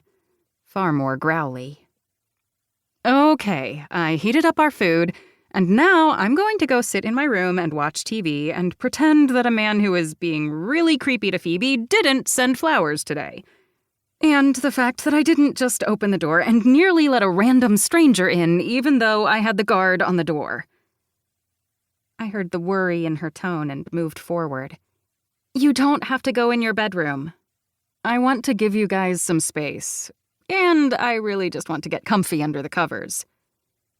You didn't do anything wrong, Kane added, and I was grateful, because I knew Claire felt guilty even though she hadn't done anything and nothing had happened. I should have just had him leave it at the door. But it was an actual delivery man who signed in through the doorman below. You didn't do anything wrong, and we're going to be extra careful in the future. Don't put this on yourself. It's on that man, and we're going to find him. Claire sighed and smiled, though it didn't quite reach her eyes. I know you will. Don't worry. You've got this. I trust you. Then she scampered off to the bedroom, closing the door behind her. I tugged Kane to the kitchen island. Can we just sit here on a stool and talk? I'm starving. He looked down at the leftover pasta and artichokes on his plate and frowned. No meat? I rolled my eyes. Sorry, protein's expensive. I'll cook you a steak next time. You need the iron. Okay, but there's iron in things other than steak. I paused. I could really use a steak. Not that this pasta wasn't great fresh, though it's probably not going to be amazing reheated. He shrugged, then leaned over the counter to kiss me. I don't care. I'm starving, and I just want to be next to you. I'm not leaving, okay? I'll sleep on the couch. I met his gaze. No. Stay. With me. He smiled softly, then sat at the other side of the counter and dug in. It didn't look like he hated the leftover pasta, and while it wasn't exactly perfect food, it was just what I needed. Comfort and no extra work. Sorry for being a bitch about the no-meat thing, he grumbled. You're a carnivore. It's fine. I should have remembered. He shrugged, then winced at the movement. I wanted to reach out, but considered if he would be receptive to that. The doctor said that I'm fine to do normal activities. I'll just be a little sore. The bullet didn't dig in too far, but it bled a lot. That's why it freaked us both out. So you're going to be okay? He met my gaze, the seriousness in his heartening. Yes, and I have been. We still can't find Tim, though. I blinked, shocked that he was sharing with me. Something he hadn't actually done much in the past. It had taken me looking back at our relationship to realize that he had always held himself apart, like what he did was too scary for me. But he was talking about it more now. He went into detail about Sherman's security, and I listened intently. They were still searching for the man who had tried to hurt the Montgomerys. There had been more to it. Another client who wanted to take out Daisy, and I was grateful that Daisy and everyone else was safe. But there was still one man evading the police and authorities because of his training. I'm pretty sure he used to be a mercenary, which freaks me the fuck out because I have no idea if he's even going to be staying in the States. Because as soon as he crosses a border, as soon as he's done with us, they're not going to catch him. Then maybe it's good that he's gone. I know it sucks there won't be any resolution, but I don't want him to hurt you guys. But it also means that we failed. He scraped the last bit of cheese off the plate and chewed. You didn't fail if you don't catch him. It's not your job. Yeah, well, tell that to me after I've stayed up too late trying to go over every single interaction we've ever had to see if I fucked up. I was still shocked that he was sharing so much. This was so different. Maybe this was different. Maybe we were. And maybe I was thinking too hard about it. What does Kingston have to say about all of it? I asked as I started to clean up. He stood and took the plates from my side, rinsing them in the sink. I rolled my eyes, then went to wipe off the counter. I loved that he didn't expect me to do dishes or anything like that, like a former boyfriend of mine had. He had literally said the phrase barefoot and pregnant in the kitchen at one point, which had been the last straw. Kane was never like that. He was raised by good people who made sure that he treated women right. I just wish he would have been able to share more of himself in the past. Kingston is taking it on more than I am, which says something. He rolled his eyes. He is back at the office with Ford going through paperwork, seeing if we can figure out where Tim might be holed up. And he's working on your case. I still can't believe I have a case. I mean, every once in a while I would get a note, then he would go quiet for a while. But now flowers? It's just unnerving. And I want to say he doesn't seem dangerous, but I don't like that he's doing it at all. And the idea that he's smart enough that we can't catch him right away, it creeps me out. With soapy hands, Kane reached out and pushed my hair from my face. I'm not leaving. I'm going to be here, okay? I know. I went to my tiptoes and kissed him. He smiled against my lips before he kissed me back. Then my phone buzzed, and he sighed. Probably a good thing, because I think fucking you on your kitchen island with your roommate in the next room probably isn't a good idea. I rolled my eyes, my cheeks heating because just the idea of him fucking me on the kitchen counter again made me want to press my thighs together. But there was a time and place. Isabella. I'm just thinking of you. Did you eat? Any updates? Let's do family dinner. I love you. Who is it? Kane asked, and he didn't sound worried, just interested. Like a boyfriend would be. Not like the overprotective, grouchy man that he had sometimes been. Isabella. I looked over at him as he rolled his eyes. What? I asked with a laugh. She hates me. She doesn't hate you. I hurt her little sister. She'd have me on a rotisserie spinning over a fire pit if she could. That visual made me shiver. Oh no, she would bury you alive. That's a lot more fulfilling for her than having to do the extra labor of burning you alive and having to deal with the smell.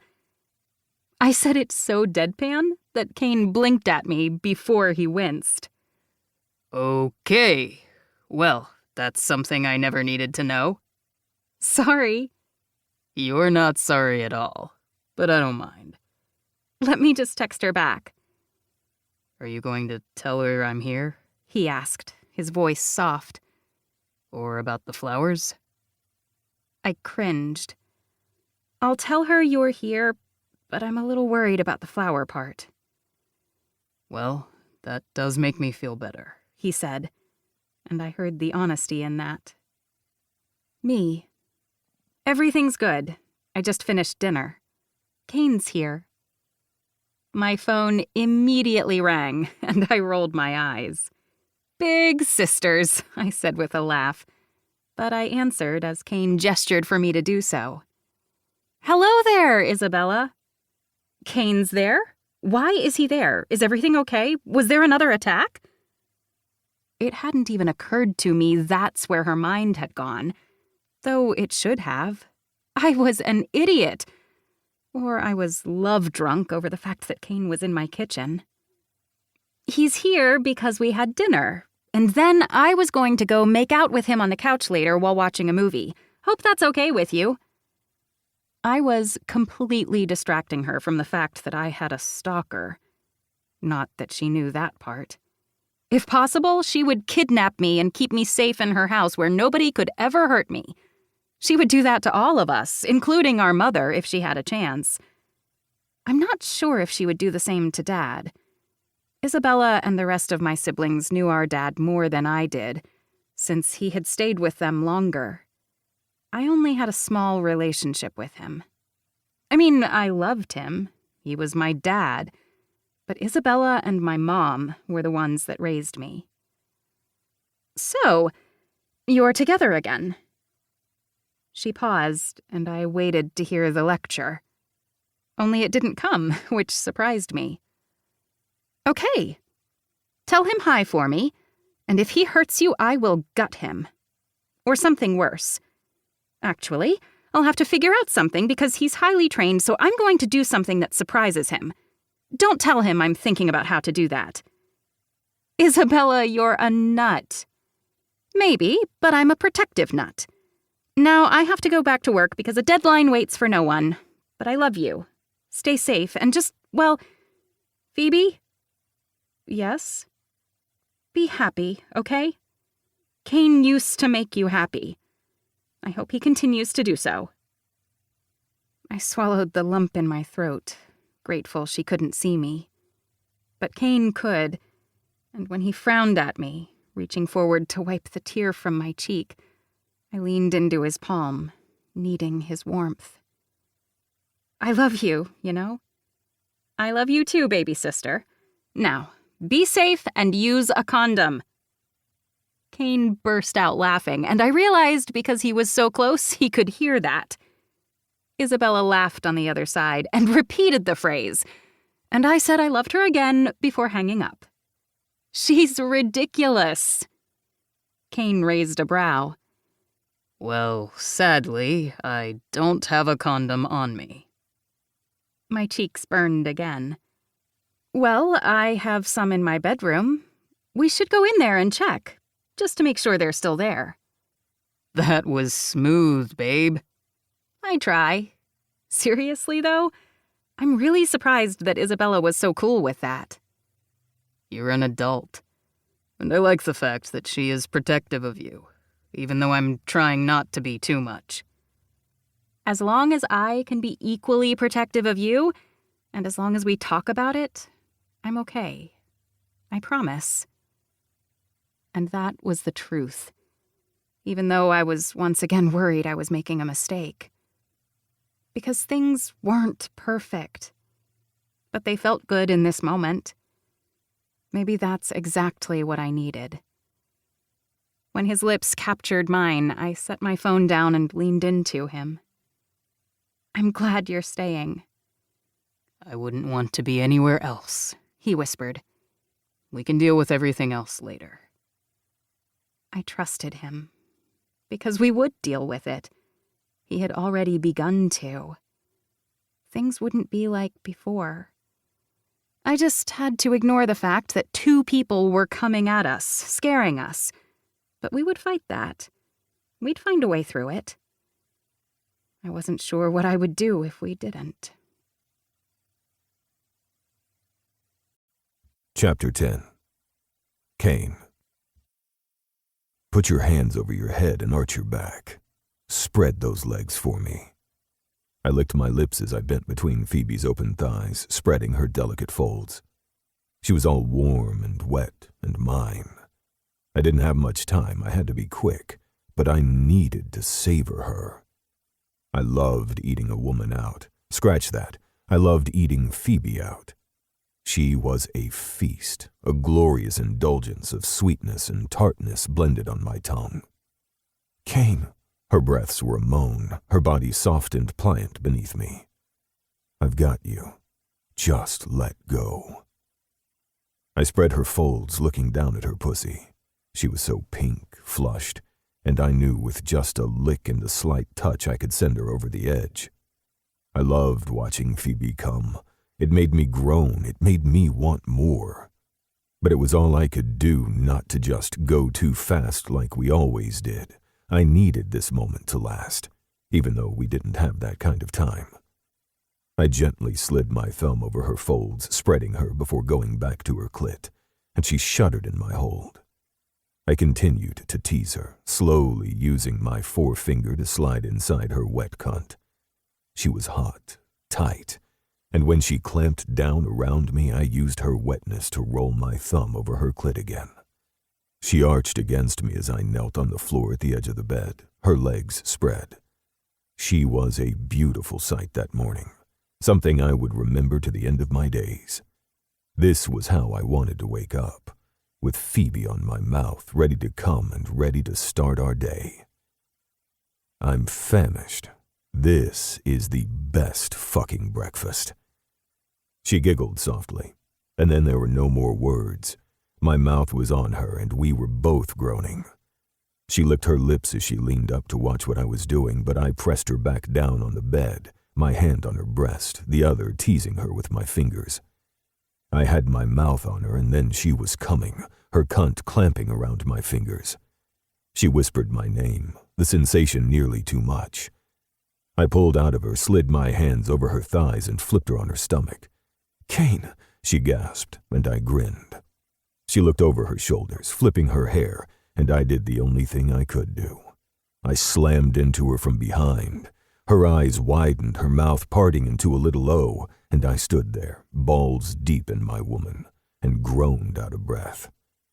"So fucking amazing," I gritted out before I pulled out of her, her wetness coating my dick, before slamming back into her again. She threw her head back, meeting me thrust for thrust. That morning I couldn't feel the ache in my shoulder, couldn't remember my own fucking name except for when she called it out. All that mattered was that my woman was surrounding my cock, and I was pounding into her. I was claiming her in the best ways possible.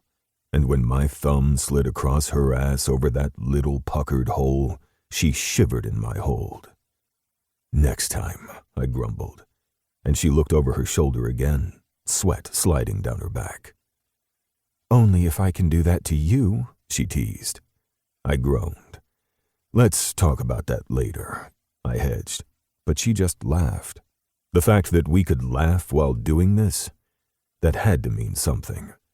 Or I was losing my damn mind. It didn't matter. All that did was her. With one hand playing with her breasts, her nipples hard points against my palm, I slid my other hand around to play with her clit. She arched up, and I pulled her back to my front so she was on her knees at the edge of the bed, and I was sliding in and out of her as I stood behind her. "Come for me. Come on my cock." Her skin heated beneath my hands, and my back tingled, my balls tightening at the edge of bliss, needing to come with her. "Kane." She turned her head so we were kissing, my hands sliding over her. Her hands reached over her shoulder to run her fingers through my hair. "I've got you," I whispered, and then she was coming, squeezing my cock, and I followed her, filling her, the motion tightening my balls. That sensation at the base of my spine meant that I was done, spent, all hers. We collapsed in a tangle of limbs, my dick still deep in her as she caught her breath. I opened my mouth to say something, anything, though I didn't know what it could be when my alarm went off. We both froze before I chuckled roughly, her shoulders shaking. "Well, it's not like we really needed to sleep." I kissed her shoulder, sliding my hands down her side. "Sleep is overrated." In the weeks since the flowers had arrived at her house, nothing else had happened. Nothing but us falling into a routine where it felt like we were making this work, or at least trying. There had been no more calls, no more notes, no more flowers. There was nothing except the dread of wondering what would happen next, and when. We wanted to believe that the guy had given up because we had increased security so much. But life wasn't always like that. The fact that we were still hunting for Tim was evidence of that. There hadn't been a peep from the man, and perhaps he had left the country. Maybe he realized shooting at us had been one step too far for him. But I didn't believe that. Both of these people were waiting, and I didn't like that. Especially because I was 99% sure that these weren't even connected. That meant there were two people out there trying to hurt my family, and Phoebe was my family. Even if neither one of us was ready to admit it. "We should shower," she paused. "Separately, and then I have to work." I kissed her shoulder and slid out of her. "I have a meeting and a security set up." I paused. "And then dinner tonight still? Unless you have that meeting," I asked, feeling awkward. Because in those weeks, the routine we had fallen into had become a full-on relationship. I was trying to be more open, but Phoebe, she had always been open. She always told me what she felt. I just needed to listen better. And not be the grumpy asshole that I was really good at being. Tonight, though, tonight was something that we had avoided since entering back into each other's lives with a literal bang. Because tonight was dinner with my family. I loved my family. They were amazing, caring, and were some of the best people I knew. They put family first, were brilliant, and were just good people. And they loved Phoebe. And though I knew my family loved me, they had always wondered aloud what I had done to screw up the relationship. The fact that they had been right annoyed me. "Yes, I miss your parents and your sister." Phoebe slid the sheet above her, covering herself, and while I missed the view, I knew that we needed to get going for the day. "I just don't want you to be nervous." She bit her lip and shook her head. "No, I'm not." "Okay, I am, only because I don't want them to hate me. I feel like a horrible person." I frowned. "Why would you feel like a horrible person? My family loves you." "They did. They welcomed me with open arms when we first started dating. I love your parents. Your mom is brilliant and the best baker that I know." My lips twitched. "I did have the best birthday cakes when I was a kid." "And your dad? Talk about a hot zaddy." I shuddered as we walked into the bathroom to get ready for the day. "Please don't say that when I'm naked." "No, let's change that up. Never say that about my father." "I'm just saying. Dmitri Carr is one hot man." "I'm going to ask you once again to never say that," I said deadpan. "I just feel like I let them down. They welcomed me into their home and then we broke up, or I broke up with you." I stepped into the shower and frowned, looking over at her. "We don't have to keep bringing that up, you know," I said gently. "The who broke up with who thing. We're both trying. We're talking it out. You don't have to feel guilt over that." And that was the truth. Because she had been right. I had been holding back. And honestly, I hadn't realized I loved her until she was gone. And that was a fucking problem. One that I was working on. Something I should have been doing to begin with. And the fact that I hadn't meant that the break had been good for us. Even though it had torn something from me. "It's really hard to disagree with you when you're all wet and naked in there," she said. And I laughed. "I'm going to have to do that more often." "Seriously, though, my parents love you. Allison loves you, and she misses you," I said, speaking of my younger sister. "I miss her, too. I just don't want them to hate me." I tugged her into the shower with me, towel and all, and kissed her hard on the mouth. Water slipped over both of us, and I sighed. "They can't hate you. I never did. Though I had told myself I hated her. It had been easier than admitting to myself I loved her." "I don't want them to feel bad, though, or feel weird." "They're going to feel weird because they are weird. They're my parents." I paused. "And can we please be dressed the next time we talk about them? This is weird." "Okay, fine. Now, seriously, you're all wet and naked, and it's very hard for me to think.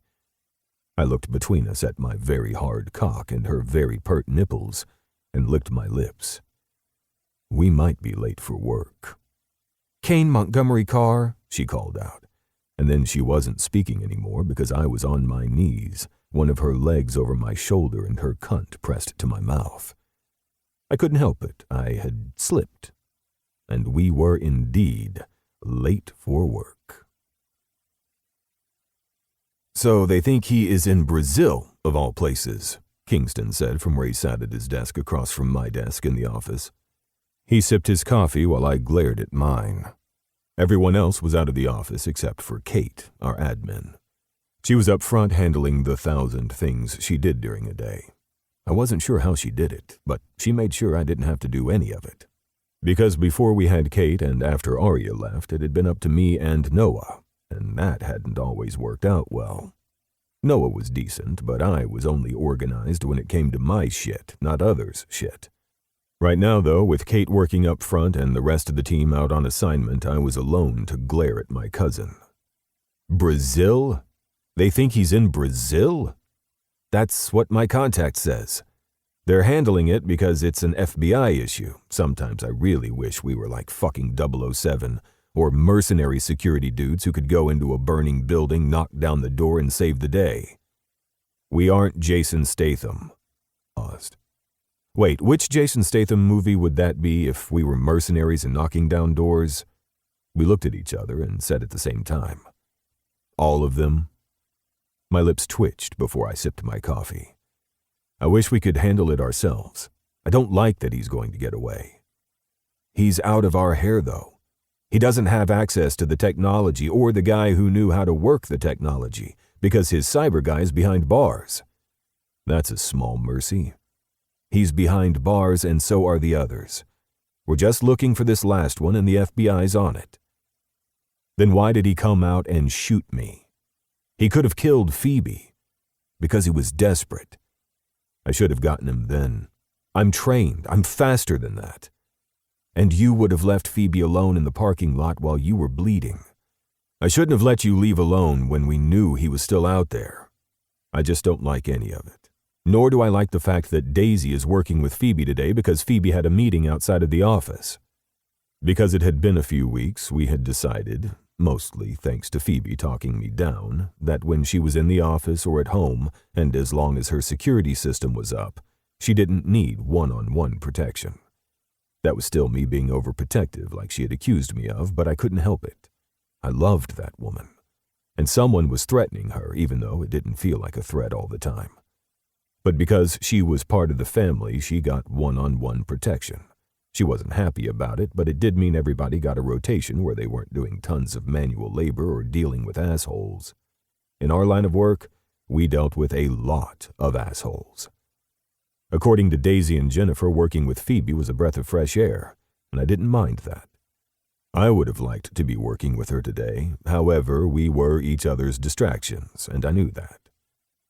"You up for dinner tonight, or are you hanging out with Phoebe again?" Kingston asked.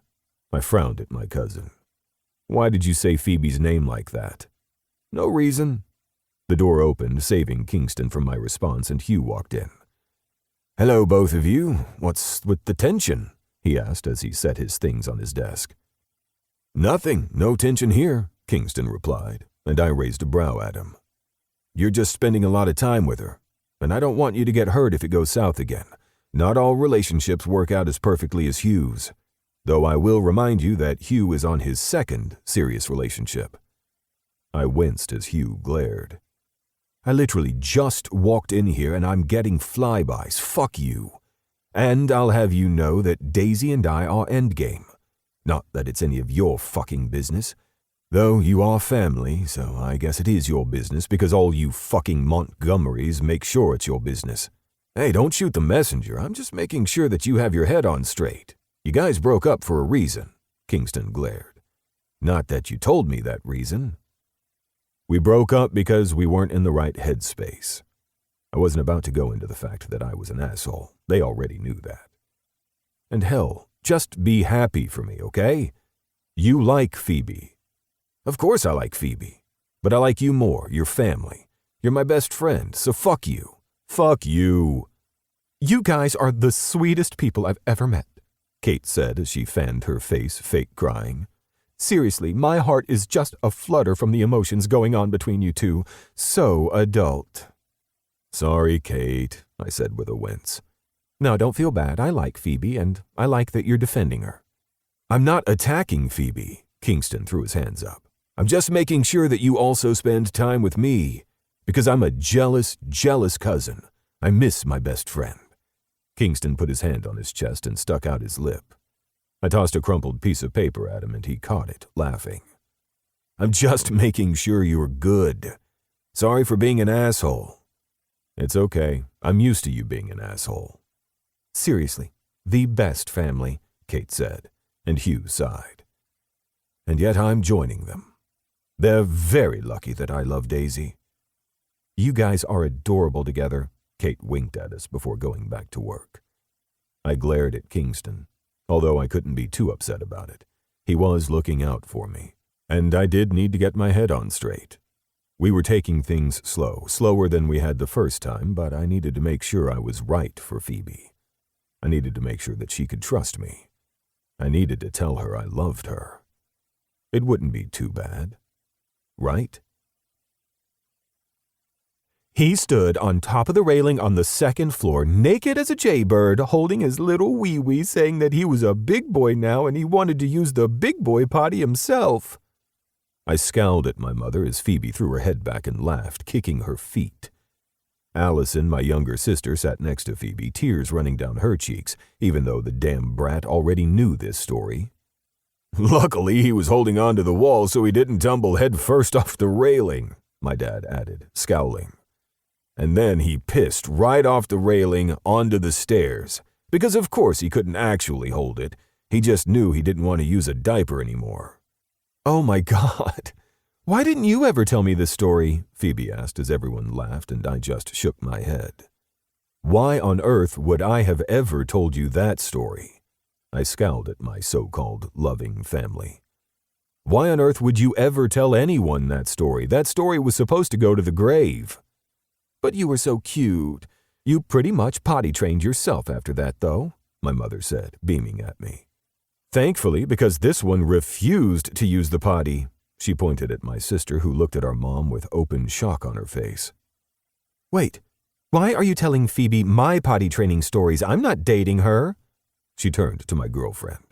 Not that I don't adore you, but you're kind of taken. We snacked on cheese and drank wine while I watched Phoebe immerse herself into my family, and I just let out a breath.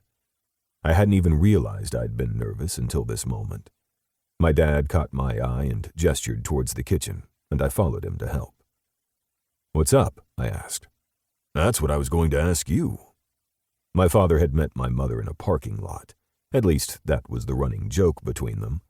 He had been married before they met, and my mom had actually been friends with her. It hadn't worked out, though I knew there was a bigger story there. One they told me when I was old enough to understand, though it hadn't had a happy ending for some. But my parents had ended up stronger because of it. They sometimes had game nights with my aunts on my mom's side as well as with my dad's siblings. It was one huge car and Montgomery fest, and all of my cousins from both sides of the family sometimes joined in. At least the first cousins did. When you added more than that, it got too big for one house to contain. But through it all, my parents had shown me exactly what being in love meant. And it hadn't been until Phoebe that I realized that's what I wanted too. I needed to make sure I didn't fuck this up. Only I had no idea how to do that. Your mind is going in 1,000 different directions. Do you want to talk about it? I don't want to screw this second chance up. I didn't even realize I needed one until it was in my hands, and now I can't let it go. Your mom gave me a second chance once, and it was the best thing that ever happened to me. I not only got you two out of the deal, but I got the woman I loved. I really like Phoebe Kane. She's a good woman, and I think she makes you a better man. I frowned. I wasn't a better man to begin with? I asked. You could be the perfect guy, the greatest guy in the world. But when the person you love elevates you, it's worth it. I just hope I still do the same for your mother, and you can do that for Phoebe." I helped Dad plate up the appetizer dinner we were having in the living room and repeated, "I can't screw this up." "Then work on it. The best advice I can ever give you is to talk." "Phoebe's already amazing. What do I bring to this?" I asked. In the next instant, my dad's hands were on my face, making me look at him. "You bring everything. You're a good man. I raised a good man. Well, your mom did most of the work, but I helped." My lips twitched. "Phoebe sees the good in you. Believe in that. I like the two of you together. Be who you are. That's enough, Kane. You've always been enough." I hugged my dad, knowing that I needed to hear that and hadn't even realized it. I loved her. I had always loved her. But I didn't want to crowd her. I just needed to keep her safe. But in doing so, I would get overbearing, and I had done that before. I wouldn't do it again. So I had to find balance. I had to open up, which I wasn't good at. But I was getting better. At least, I hoped. Chapter 11. Phoebe. In the weeks since the last note, somehow Kane and I had found our rhythm. We spent nights either at my apartment or his house, although we had been spending more and more time at his place because he had the space, and that way we weren't bothering Claire. Which was still a lot, because we were trying to take it slow. It was the odd sense of being safe when I was with him, even though we still didn't have answers. The fact that it had been so quiet and we were moving on with our lives should worry me, but it didn't. It was only in the back of my mind. But today was all about cheese. The second message was all Dick. All Dick. No matter what I said, he just kept sending Dick. Aria shuddered, and I pressed my lips together, trying not to laugh. Aria's story was terrible, but the way she used her hands to explain the gherkin-sized image was too much. "This is why I could never do a dating app," Claire said, sipping her wine. I shuddered, reaching for my glass. "I'm so glad I have never had to use one." I frowned. "That sounds braggy." Claire rolled her eyes. "Of course it's braggy. You've got the sexy Montgomery." She drew out the word Montgomery, and I snorted. "Excuse me, but considering you're talking about one of my cousins, I can't comment on that. But good on you for not having to use an app. Dating apps are terrible, and I'm never doing them again. I'm just going to die alone. It's perfectly fine." "You are beautiful, hilarious, and a talented artist. You could have anyone you want." "That's really not true, because everybody in my world remembers that my father is the amazing photographer, and I'm just his kid who happens to do the same thing." "That's not true. You're just as talented as your dad. You don't have to compare the two of you." Aria's father was Alexander Montgomery, a world-renowned and award-winning photographer. He had done large campaigns that netted the family enough so they would always be comfortable, but also more poignant ones that had touched the lives of millions. He was brilliant at what he did and used the pain of his own past in his works. I admired him, and I knew Aria did as well, even if she bore the weight of expectations on her shoulders. "I know I'm good, and I'm still learning. I don't need the pity party. We have cheese. What more do we need here?" "Hear, hear," Claire said, and I laughed. "I don't understand your addiction to cheese." Aria shrugged. "It comes at birth. Sebastian could eat an entire cheddar cheese block and be perfectly fine. I need a little more variety." Sebastian was Aria's twin and co-owned and operated Montgomery Inc. Legacy, the tattoo shop. I loved how close everyone was. Kane worked next to the tattoo shop and Aria's art studio. While not all of the cousins worked in that building, enough of them did. I didn't work in the same place as my siblings, but I saw them often enough. In fact, I had dinner with them later tonight. This was just an appetizer, and I was only having a single glass of wine. Before too long, Kane would be on his way to pick me up. I was grateful for that. Though it was going to be a little weird to have him at another family function. For some reason, we had decided to put our family functions back to back within the same 10-day period. It was as if we decided to go through that hurdle together after so many months apart. But there was no going back now. At least, I didn't think so. It had been weeks since I had heard from the person that was trying to scare me. Weeks since the shooting. Things felt stable. And that was probably when everything was going to explode, but I decided to ignore that. "Where are you off to?" Claire asked, and I looked up at both of my friends who frowned at me. "What? Nothing." "You looked lost in thought. Are you sure you don't want to talk about it?" Arya asked. "I'm just thinking about dinner tonight. I'm bringing Kane." "Dinner with the family? I hear you had that with Uncle Dimitri and Aunt Thea." Arya beamed. "Yes, and Allison was there too. Though I am surprised Kingston didn't show up." Claire frowned. "But he's not Kane's brother, right?" "No, he's our cousin, but they act like brothers. It doesn't matter, though, because we're all family." "And you guys are taking over the world," Claire said begrudgingly. Arya shrugged. "We're trying, although Ford's brothers are catching up." I frowned.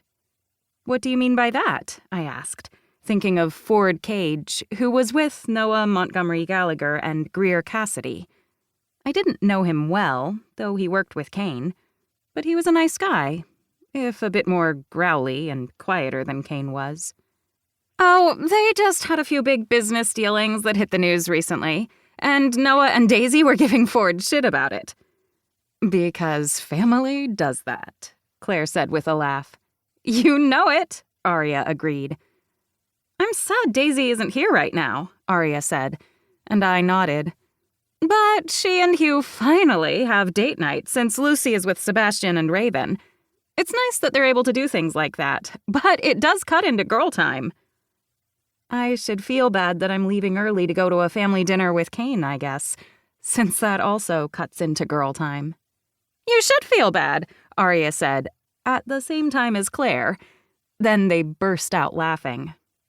I rolled my eyes but leaned back into my chair. "This is nice. Thank you for bringing cheese." "Of course. If I don't do it, no one else will do it right." "That's not an egotistical Montgomery way of thinking at all," Claire grumbled, though her eyes danced with laughter. "I can't help it." Arya's tone sobered for a moment as she looked at me.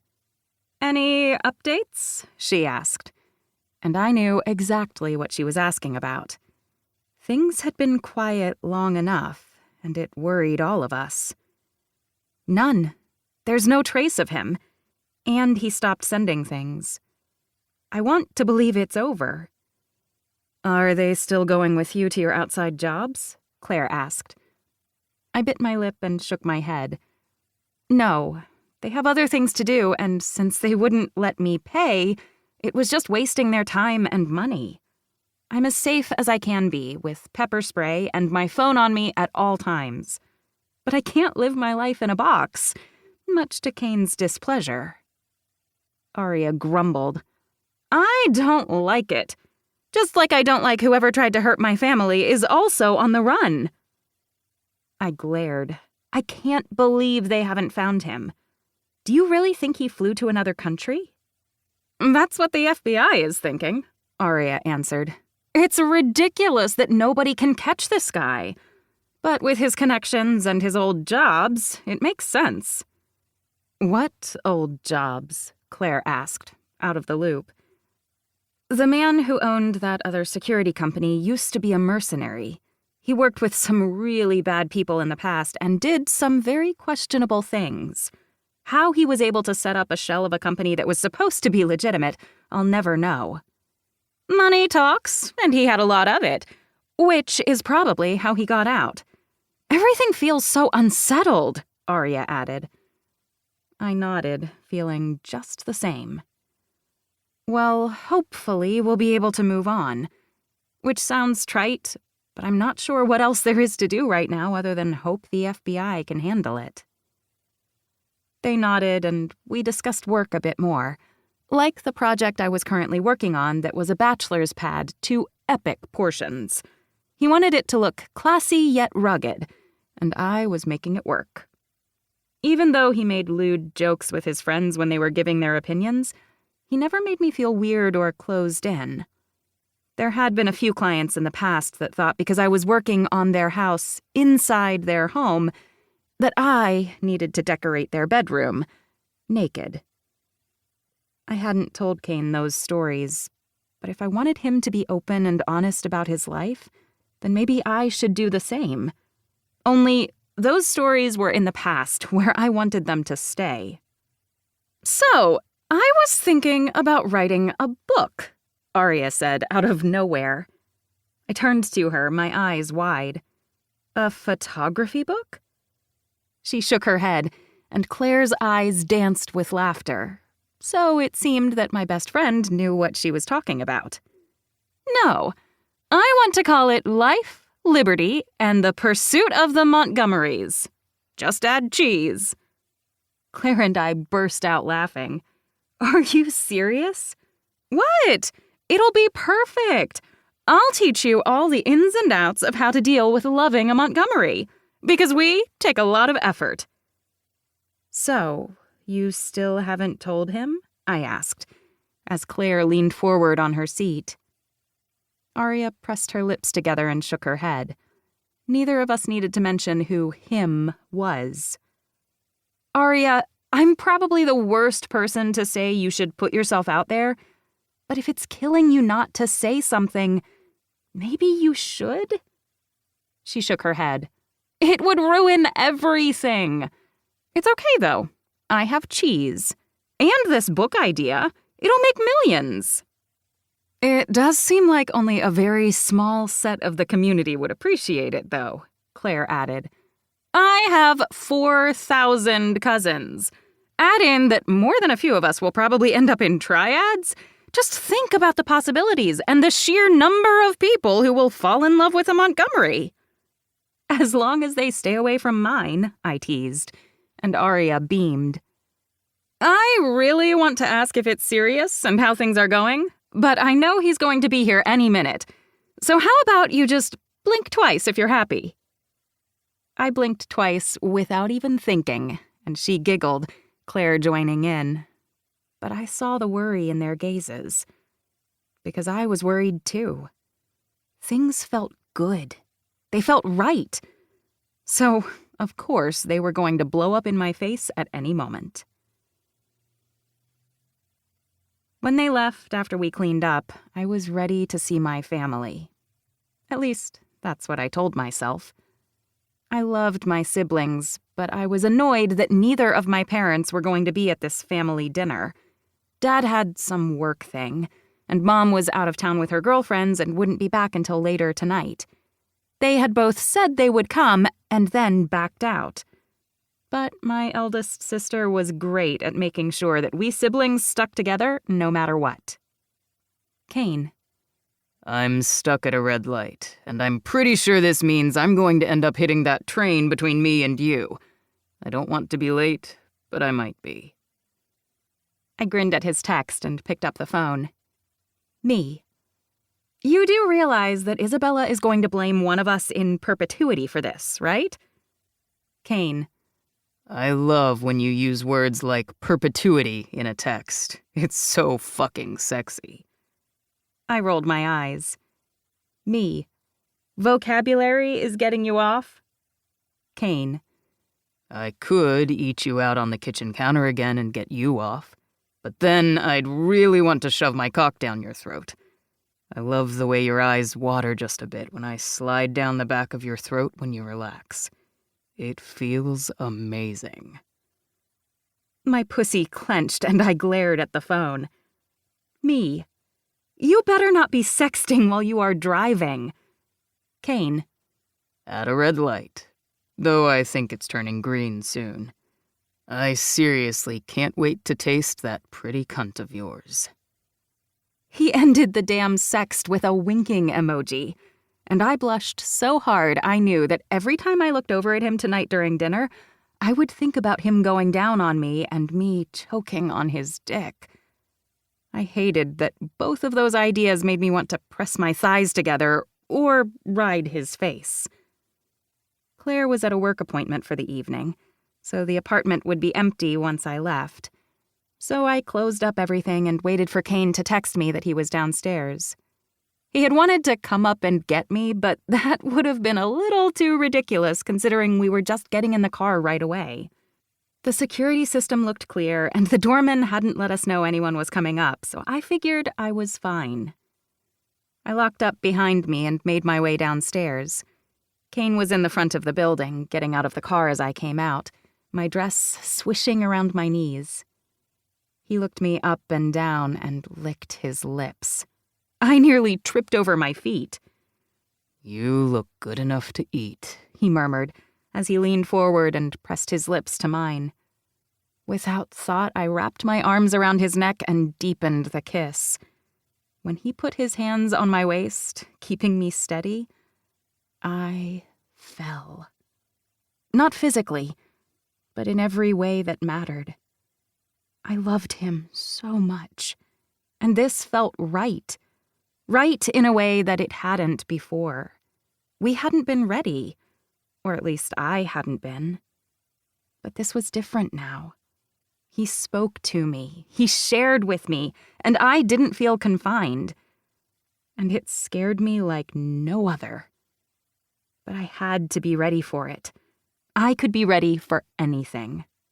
Such serious thoughts, he whispered, sliding his thumb between my brows. You're going to mess up my makeup, I teased, pulling back from him. I needed a moment to collect my thoughts.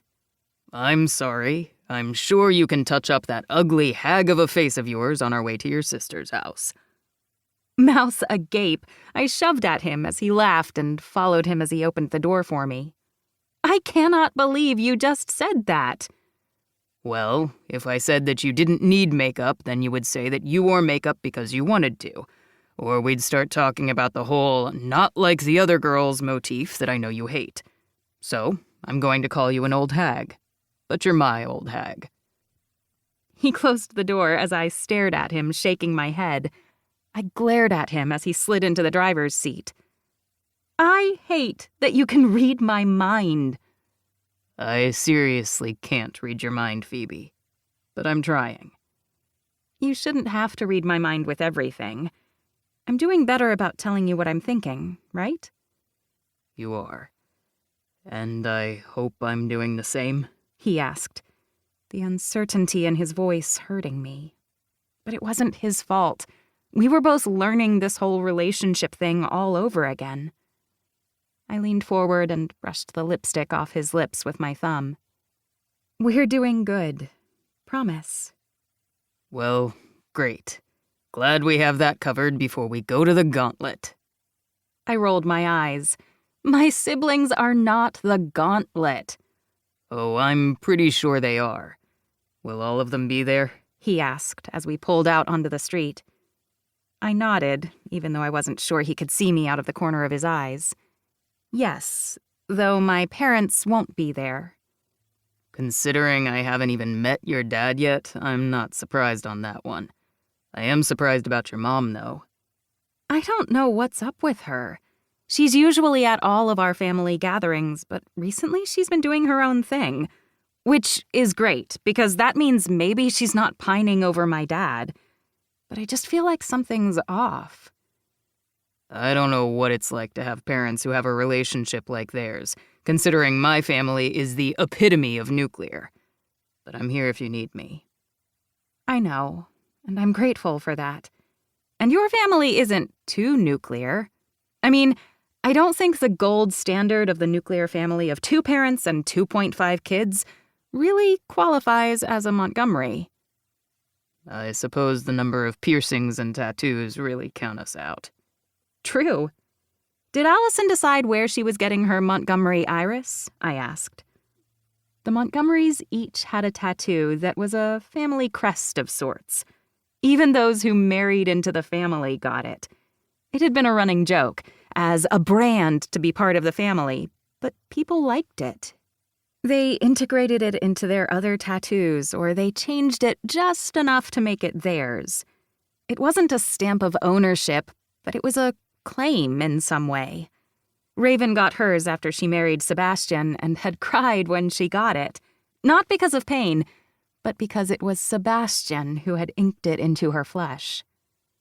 Kane's was on his chest and intertwined with another tattoo over his ribcage, and it was like a search game in order to find it. I loved that, just like I loved that some people had it firmly on their forearms for all to see. His sister, though, had taken her time to decide if she even wanted one. I think so. She wants an entire rib tattoo done, and while that was the most painful thing I've ever had done, including getting shot, I think she can handle it. We're just going to gloss over the fact that you said you were shot because I don't want to even think about that, I said tightly, and he reached over and squeezed my hand. Agreed. Allison can totally take the pain.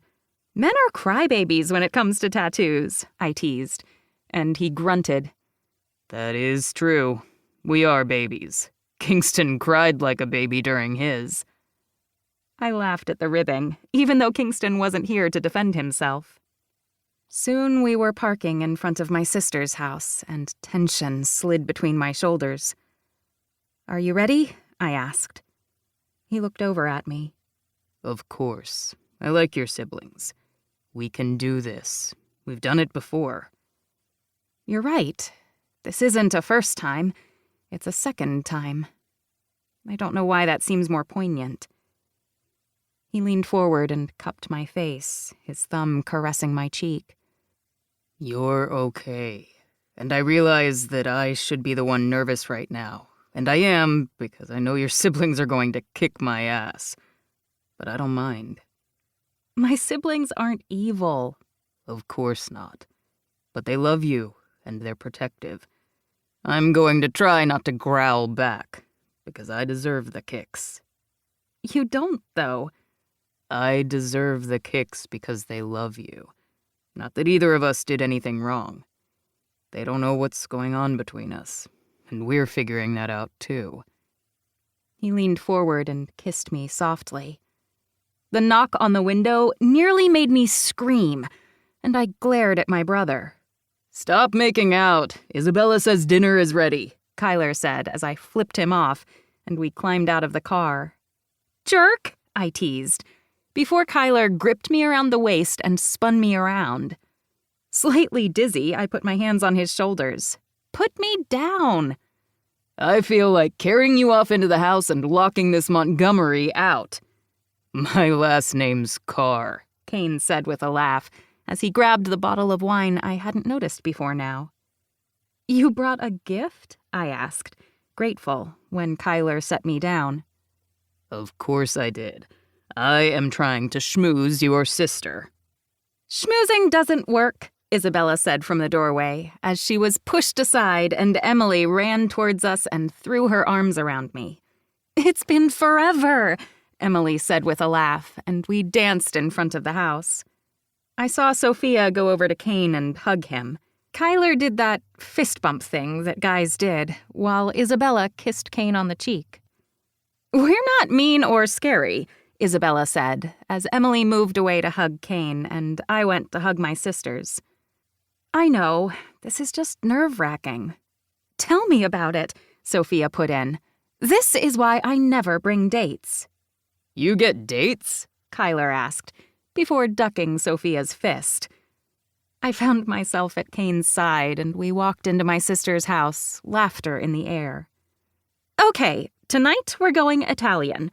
I was in the mood to make a bunch of sauce, so if you don't like it, starve, Isabella said, and Kane snorted. I like the hospitality. Oh, shush. I know your allergies, same as my sister's, and I really wanted ricotta.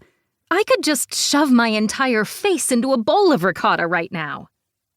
I shuddered. Really? Hey, it's a type of cheese. I'll allow it, Kane said, and my lips twitched. Okay, now I'm a little worried, I teased. You should be, Isabella said. Me and Kane getting along and agreeing? It's like hell has frozen over. He wrapped his arm around her shoulder, and she leaned into him, her eyes bright. I see this is the start of a beautiful friendship. We'll see. I need to keep my ice bitch image up if I want to get a promotion. So I'm going to practice on you, okay? He nodded, a smile playing on his face. Whatever you need. Do you need me to act like the asshole or be subservient? We'll play this little drama for you. Okay, I like him. I don't know why, but I do. My eldest sister smiled wide at me while Sophia went to open the wine and Emily brought out the bruschetta. Isabella's phone buzzed and she looked down at it with a frown. Hey, it's Mom. You should yell at her for not being here, Emily said grumpily, as Kyler pulled her in for a hug. Kane handed me a glass of wine, but my attention was on Isabella, on the paleness of her face, the shaking of her hands. Kane had seen it too, his body at attention, his stance the way it was whenever he was on alert for any outside force. That was his training, not mine. All I saw was the absolute despair in my sister's eyes. She whispered something into the phone, but all I could hear was the buzzing in my ears. When she set the phone on the counter, she looked at us, her mouth opening, but no words came out. What is it, Isabella? Kyler asked. It's Dad. He's dead. The explosion I had been waiting for, the chasm beneath my feet, finally opened. All I could hear was the screaming in my head. Chapter 12. Phoebe. Phoebe, I can go with you. You don't have to do this alone. I heard Kane's words echo in my head, and I did my best not to pull away.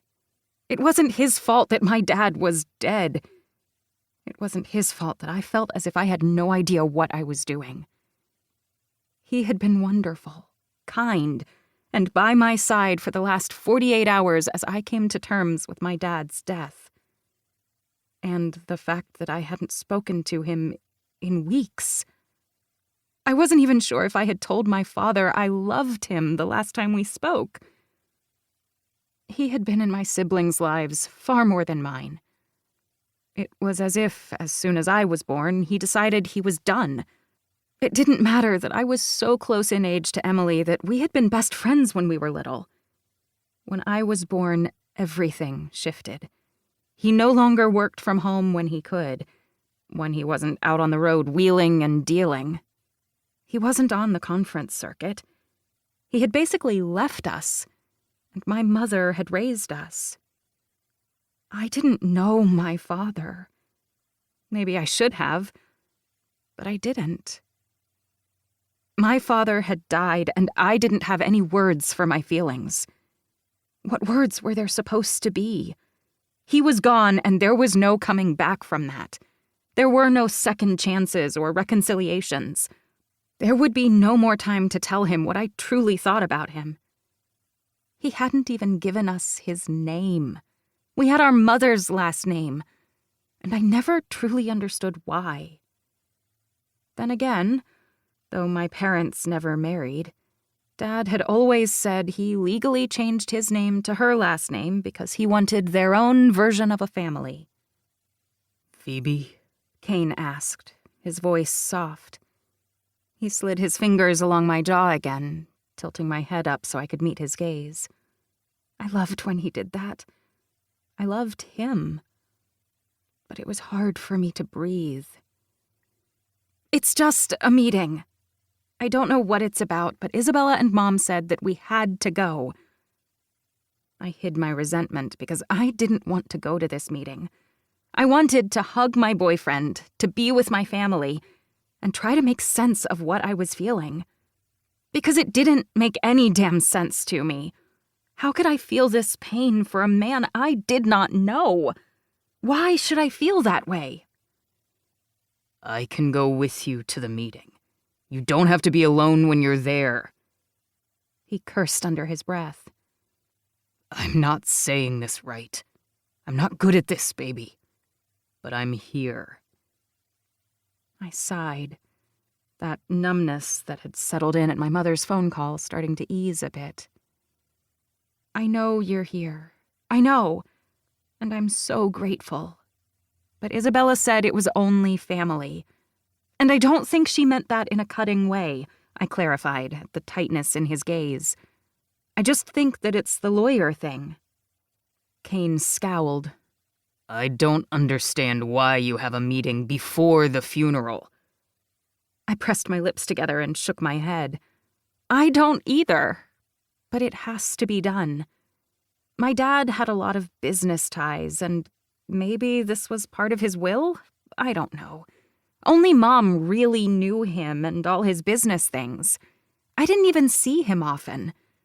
What kind of daughter does that make me? Pain started to slide through me, and I let out a soft sob, moving away so I could pace. I don't know my dad's favorite color or his favorite flavor of ice cream. I know that he liked the coconut-flavored chocolates when we would get that sampler at Christmas. When he stayed for Christmas.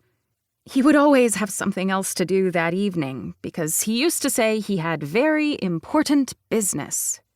Because people relied on him at his company and he needed to make sure his workers, wherever they were, had time with their families. So we would get him in the morning, but not in the evening. I know he loved this one sweatshirt with bleach stains on the cuffs. He would wear it all the time when he was at the house, teaching Kyler how to use a hammer. I remember he would sit next to Sophia and try to help her work on her point shoes and sew her into them, but then Sophia would knock his hands away with a laugh and say she could do it on her own because she knew how to take care of her feet. Because that's what a ballerina did.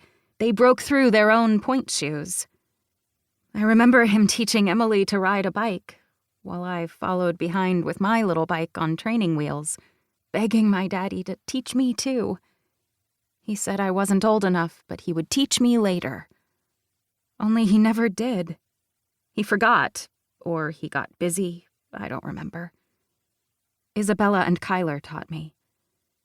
I remember him sitting with Isabella and laughing and playing video games, and then going through her homework because she was so good at math that she was in an accelerated program. I remember all of this, but I don't remember him sitting with me. I don't remember anything about him with me. It was just always Mom and us, the six of us. And he would just sometimes show up. I can't even call myself a child of divorce because they were never married. Their relationship worked for the two of them, but never for us. And I'm so angry. You're allowed to be angry. You're allowed to be anything you need to be right now. I know that. Of course I know that. And you're being so kind, and I hate that I'm so angry. I want to know why the heart attack had to take him when he was away. But he was always away. I want to know why Mom didn't call me. Why she called Isabella.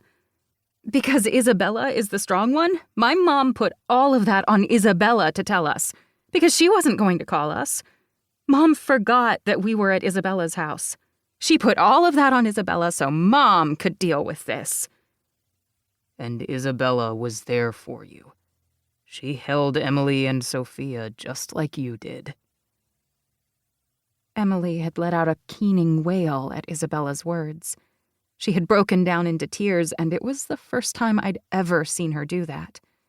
Even when Kyler had accidentally cut all the hair off her favorite Barbie, she hadn't cried that hard. Not that those two were equivalent, but it was the last time I had seen Emily cry nearly as hard. Sophia had stood stoically, her chin held high, her strong shoulders rolled back, and she had run her hand up and down Kyler's back, whispering to him that all would be okay. even though it was a lie. And Isabella had met my gaze and then Kane's, and I watched the pain in her eyes slide back because she had to be the strong one. I hated the word strong, but that was what we were going to have to be in order to breathe. I don't even know what this meeting is for. I don't want to go. Because if I go, then it's over. I don't want to deal with the paperwork of death and meetings. I just want to hold my siblings and make sure they're okay. I want to be the strong one for once. My voice raised at the end, and Kane just held me in silence. My strength, my pillar. And I would have to be strong for them. I knew I did. Only I couldn't breathe. You do what you need to. I'll be here. I let Kane's words wash over me, and I knew they were what I needed. He was what I needed. I squeezed his hand, kissed his cheek, and let him drive me to the meeting across town. It was in one of the beautiful high-rises of Centennial, and I had never been inside this one before. I had been to Centennial, of course. Everyone in Denver had been to nearly every single suburb that was the vast sprawl of Denver, Colorado. And if you needed to go to Parker or take I-70 down to I-25, you ended up through Centennial. But I had never really spent time in this downtown-esque area. It was beautiful, in a glass and steel sort of way, but cold. Perhaps there were other places in town that were much homier, but everything felt cold here. Kane dropped me off at the front door, and as I slid out, he reached for my hand again. I'm going to wait in the parking lot. You don't have to do that. Someone will drive me home. I'm going to wait in the parking lot. Call if you need me. I wanted to whisper that I loved him, but this wasn't the time. Not when I saw Sophia walking towards me, her eyes downcast, her hand tight over her bag. I'll come to you. You better. His lips twitched into a semblance of a smile, but it didn't reach his eyes. Everything hurt, but we were doing better. We had to. I closed the door and gripped Sophia's hand. She waved over her shoulder at Kane, who drove towards the visitor parking lot. That's a good man. I smiled over in his direction. He is. The best. Does he know you love him? She asked. I shook my head. No, I was going to tell him, and then, well, this. I gestured towards the marble lobby, and Sophia sighed. You should tell him. We all need a little love, I think. I love you, I said, and Sophia smiled. I love you, too. My tall dancer sister leaned forward and kissed me on the top of the head.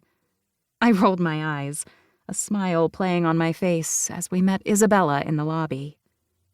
She looked as if she had been crying all night, but with her strategic makeup, only those who knew her could really tell. Mr. Winstone said we can head on back when we all get here. I don't really want to be here, nor do I understand why we have to. Because it's in the papers, Mom said, and I didn't realize what I was doing until I ran towards her. My mother, all soft and warm, opened her arms for me, and I clung to her. Tears threatened, but I held them back. Kyler and Emily were behind Mother, having driven up with her, and I smiled at them, before sniffing once and squeezing my mom again. Let's get this over with. My mom looked at me, and I couldn't read what was in her eyes. Did she know what this meeting was about? No, I didn't think my mom would. But what could this be about? We followed Isabella to Mr. Winstone's office, and I looked around. What are we doing here? I asked, and Isabella shook her head. I don't know, but I have a bad feeling about this. I slid my hand into hers, my heart racing. Mr. Winstone was an older man with a shaved head, a goatee, and shrewd eyes. There was pity in them, and for some reason I didn't think it had anything to do with just my father dying. There was something he knew, and I was worried what it was. I'm glad you're all here. I know that this is an upsetting time, but per your father's will, this meeting has to take place before the funeral can occur. What are you talking about? Isabella asked. Isabella, it's time, Mother said. And I froze, wondering what on earth she could be talking about. Mr. Winstone sighed. Come on and follow me. The others are already in the meeting room. They arrived just before you did. My spine stiffened, as did my siblings. Others? You'll see. He gave my mother a pointed look as she walked past us, chin raised. I was so confused, and this didn't make any sense. Isabella's hand was so tight on my fingers, I knew I might end up bruised. But I followed Mother into the conference room, my siblings all around me, and couldn't believe what I was seeing. The conference room was full. The room was full of men. There was one woman with ice blue eyes and an even icier expression, but the rest were men with dark hair, narrowed eyes, and such similar features I knew they all had to be siblings. However, as my heart raced, I realized their eyes were similar for another reason. I knew those eyes. Those were Kyler's eyes. But no, that couldn't be right. Those were not my father's eyes, not my brother's. Everything started to crash into me, and my siblings began to mumble questions, confusion etched on their gazes again. The final person in the room, who I hadn't recognized at first, stood up. Phoebe, what are you doing here? Ford Cage asked as he walked over and gripped my hands. I was going to ask you the same question. I looked into Ford's eyes, Kyler's eyes, and my mouth went dry. We're here to meet the lawyer about my father's death, Ford. Why would you and the Cages be here? But things began to click into place. Things that made no sense. Because while my father had taken my mother's name, each of us had the same middle name. The middle name he had said was his middle name. Cage. I was Phoebe Cage Dixon. Ford staggered back. The other brother at the end of the table shot up, demanding answers, and I nearly threw up. Phoebe, we're here from my dad's will reading. How? What the hell is going on? Ford asked. And I looked around, my hands still in Ford's as everybody stared at us, then at our lawyers. But it was the woman who had to be Ford's mother that spoke first. I don't know why you're acting so dramatic. You knew your father was an asshole. He just liked creating drama. Melanie, stop! My mom snapped right back. And I looked between them, my gorge rising as everyone continued to shout. These two knew each other? No, this wasn't happening. We had a deal, Melanie Cage said, her voice laced with ice. You would keep your family away from mine. We could share Lorne, but I got the name. I got the family. You got whatever else. But now it looks like Lorne decided to be an asshole again. What are you talking about? Isabella asked, her hands fisted at her side. Excuse me, will someone please explain? The one who had to be the eldest of Ford's brothers asked, and I tried to remember if I even knew his name. Well, I wasn't quite sure how this was going to work out, Mr. Winstone began, and everyone quieted, but no one sat except Ford's mother. She glared at my mother. It seemed like I knew nobody here. Lorne Cage has certain provisions in his will for both of his families. And one of the many requirements that I will go over today is that this meeting must take place. Lorne Cage had 2 families. 7 sons with his wife, Melanie, and 4 daughters and a son with his mistress, Constance. We went by partner, my mother corrected, as if that was the one thing that needed clarification.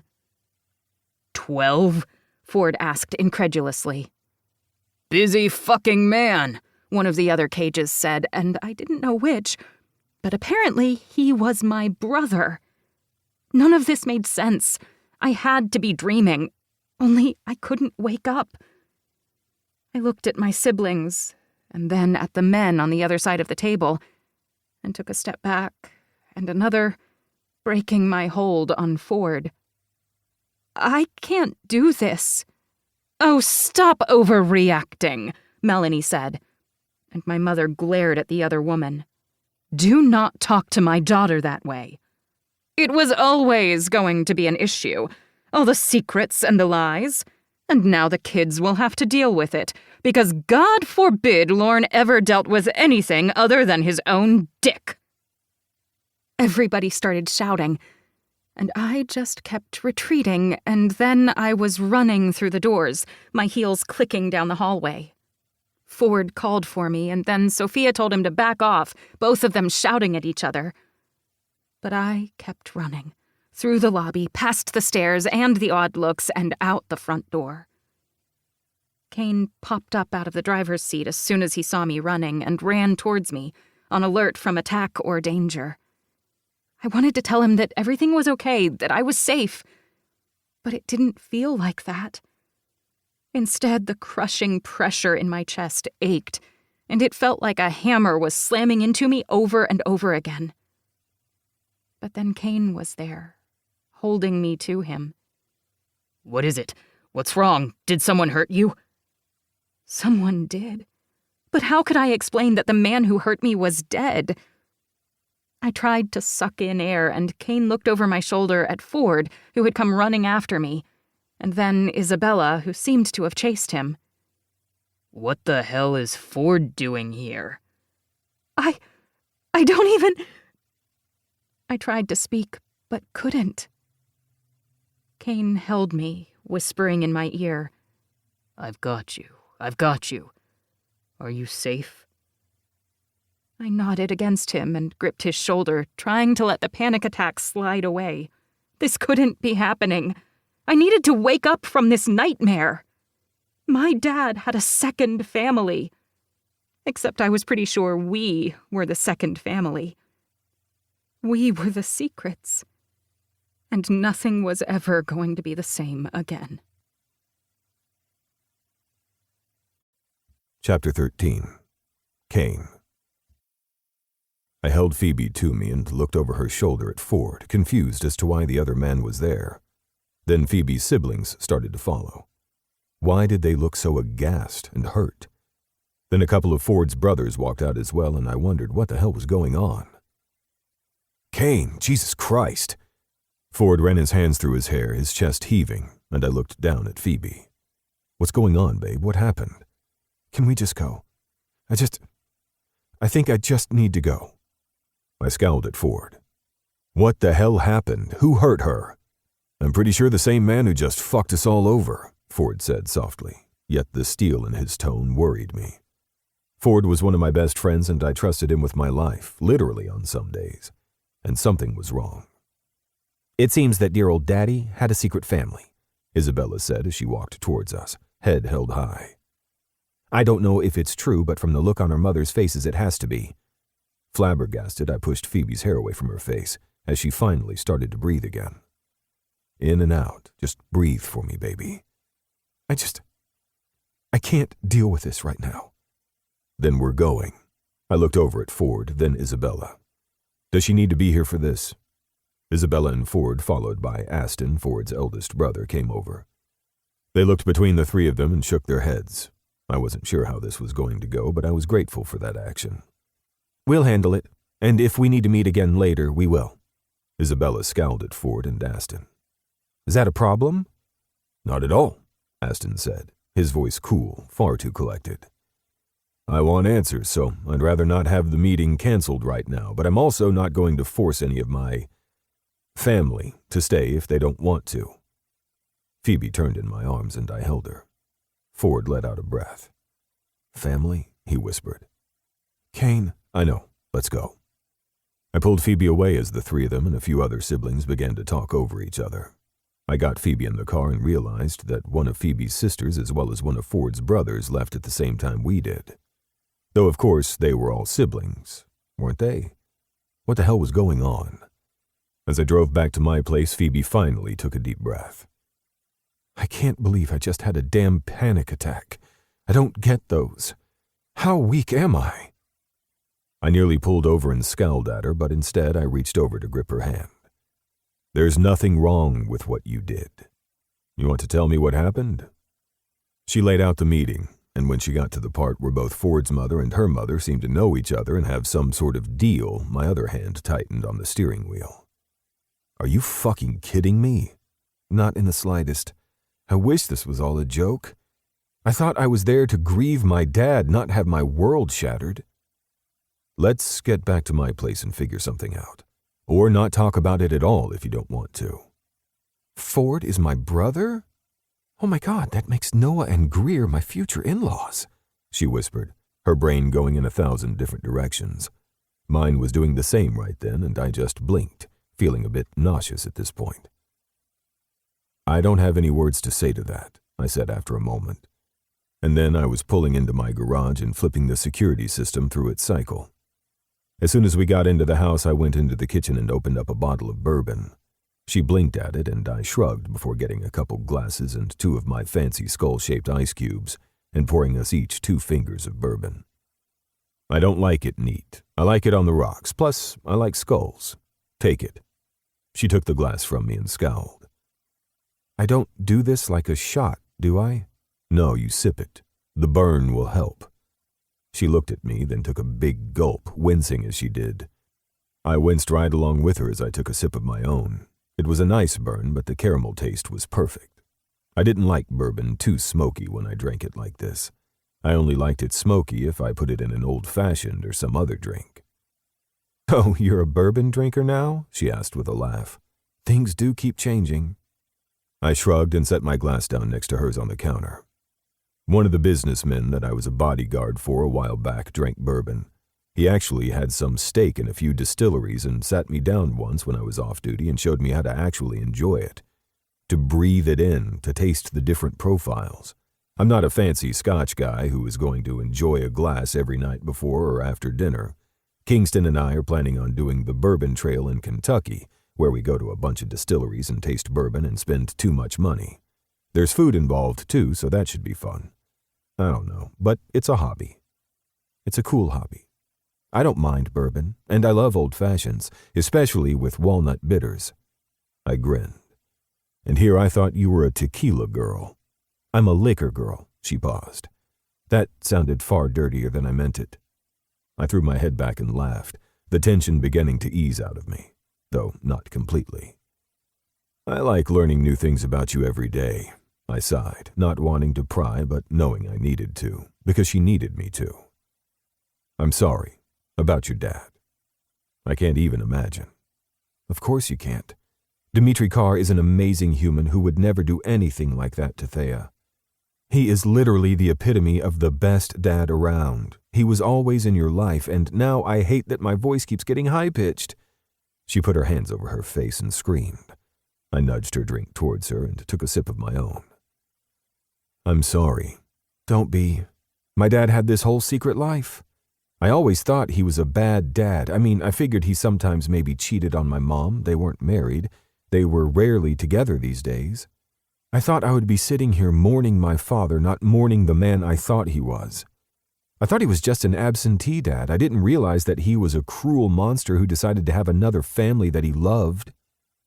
He loved you, I said, knowing it was probably the wrong thing. You said he did. I mean, he's a complete asshole, and I will burn his memory with you. But I don't want you to burn every single good thing there was. but now I'm not even sure there were any. We got Christmas mornings with him, but Ford and his brothers got the rest? Was he even in their lives? Ford clearly got the last name. Dad told us it was because his middle name was Cage. I didn't realize that even the last name I thought he had was a lie. I fisted my hands at my sides, trying to remember everything Ford had ever said about his father, which wasn't much. I knew more about his brothers than his parents, and now I found that an immense oversight. I don't know Ford's relationship with his dad other than that it was a bit traumatic. Her eyes widened. What do you mean? You should talk to him. How do I talk to him? He was just your friend and someone I knew casually, but now what? We're related? We share a father, or at least his DNA? Because there's no way that we shared a real dad. We didn't have the same relationship. Ford had one with him. I had nothing. And yet, I'm glad I didn't have anything. Because my siblings, they had more of a relationship with him. I had wisps of a ghost, and even those turned out to be a lie. And I don't want to talk about it anymore. I don't want to think about it anymore. I hate that I'm running away from my problems, but I don't want to talk about them right now. I nodded and gestured towards her glass. Good, because we don't have to. Later, we can burn down the world together if we have to. But you're not doing it alone. And I'm also not going to be the overprotective asshole who takes over. Although it was literally killing me not to do something about it. I wanted to pull up his documents and do every type of background check I possibly could. I wondered if Ford was doing that right now. Maybe I would ask him later. Hell, my business partner was my girlfriend's brother. That wasn't complicated at all. But we Montgomerys liked making things super complicated, even though Montgomery was just my middle name, just like Cage was hers. I don't know if I could do this alone. And I really don't want to. I looked at her, confused. What do you mean? I was so worried about figuring out who I was, but now I realize that I didn't even have all the parts in order to do that. But in the end, it doesn't matter because I love you, Kane. And I shouldn't have pushed you away when I got scared before. I'm not going to do it again. I can't do it again. So if you need to back out because my family is now insane and possibly larger than yours, just do it. But know that I will fight for you. I should have fought for you before, and I fucking love you. It felt as if the world had crashed around me and I was moving towards her, not even realizing I was doing it until I was. My hands were on her hips, pulling her towards me as I crushed my mouth to hers. I will fight for you until the end of the world and then further. I love you so much, Phoebe Cage Dixon, I whispered. I've loved you for far longer than I care to admit. Oh, really? She asked, her eyes filling with tears. Because I was such a coward in not knowing what it meant to love someone. I thought it meant that we had to have our lives together and our heads on straight, and it turns out we can be complete messes together, and I'm perfectly fine with that. She threw her head back and laughed until I kissed her again. I love that you just called me a mess, and I think I love you even more for it. You're a complete mess, but then again, so am I. I'll fight for you, I whispered again. Always. And I'll protect you if you let me. I'll stand by your side. I'll do whatever you need. Just be patient while I try to figure that out. As long as you're patient with me as I figure that out too. I don't want to talk anymore though, Kane. I just want to feel. Is that okay? For now? There are so many things to talk about, but later. For right now, I just want to feel. In answer, I took her mouth and lifted her up off the floor. She wrapped her legs around my waist and kissed me as I carried her back to the bedroom. Somehow I was able to catch my breath, to go slow, achingly slow. When I pulled off her shirt, I cupped her breasts in my hands, loving the way that they overfilled them. You're so beautiful. You make me feel beautiful. I smiled softly before I kissed her again, and then trailed my lips along her jaw, her neck, and down to the globes of her breasts. I undid the clasp of her bra and her breasts fell heavy into my hands. I suckled on her nipples, loving that they turned a dark pink, swollen from my attentions. We lay on the bed together, stripping each other until we were naked, my hand between her legs playing with her folds as she squeezed my cock. She started to run her hand over my length once, twice, and I let out a hushed breath, pulling away from her. "I'm so fucking close, and we've just begun," I teased, my lips along her earlobe. "I swear I'm always wet when you're around." "I'm going to have to start wearing different pants so I don't end up with a zipper scar on my cock." She laughed, even though I heard the manic edge to it. I continued to kiss her and tried to pull us out of our worries and back into this moment. Because I should have told this woman that I loved her long before this, but it didn't matter. We would have to look at the past soon enough, but for now it was just us, just the present. I slid down her body, pressing kisses to her flesh as I kept moving, and then my mouth was on her cunt, enjoying my feast. Her hands dug into my hair, pressing me closer to her pussy, and I continued to suck, to lick. When she came, moaning my name with one hand in my hair, the other playing with her breasts, she was the most beautiful woman I had ever seen. I slid up over her body again, positioned myself at her entrance, and slammed into her in one thrust, loving the shocked gasp that escaped from her lips. "You always do that. You always surprise me." "In the best way possible," I teased as I began to move, rotating my hips at an angle to grind against her clit.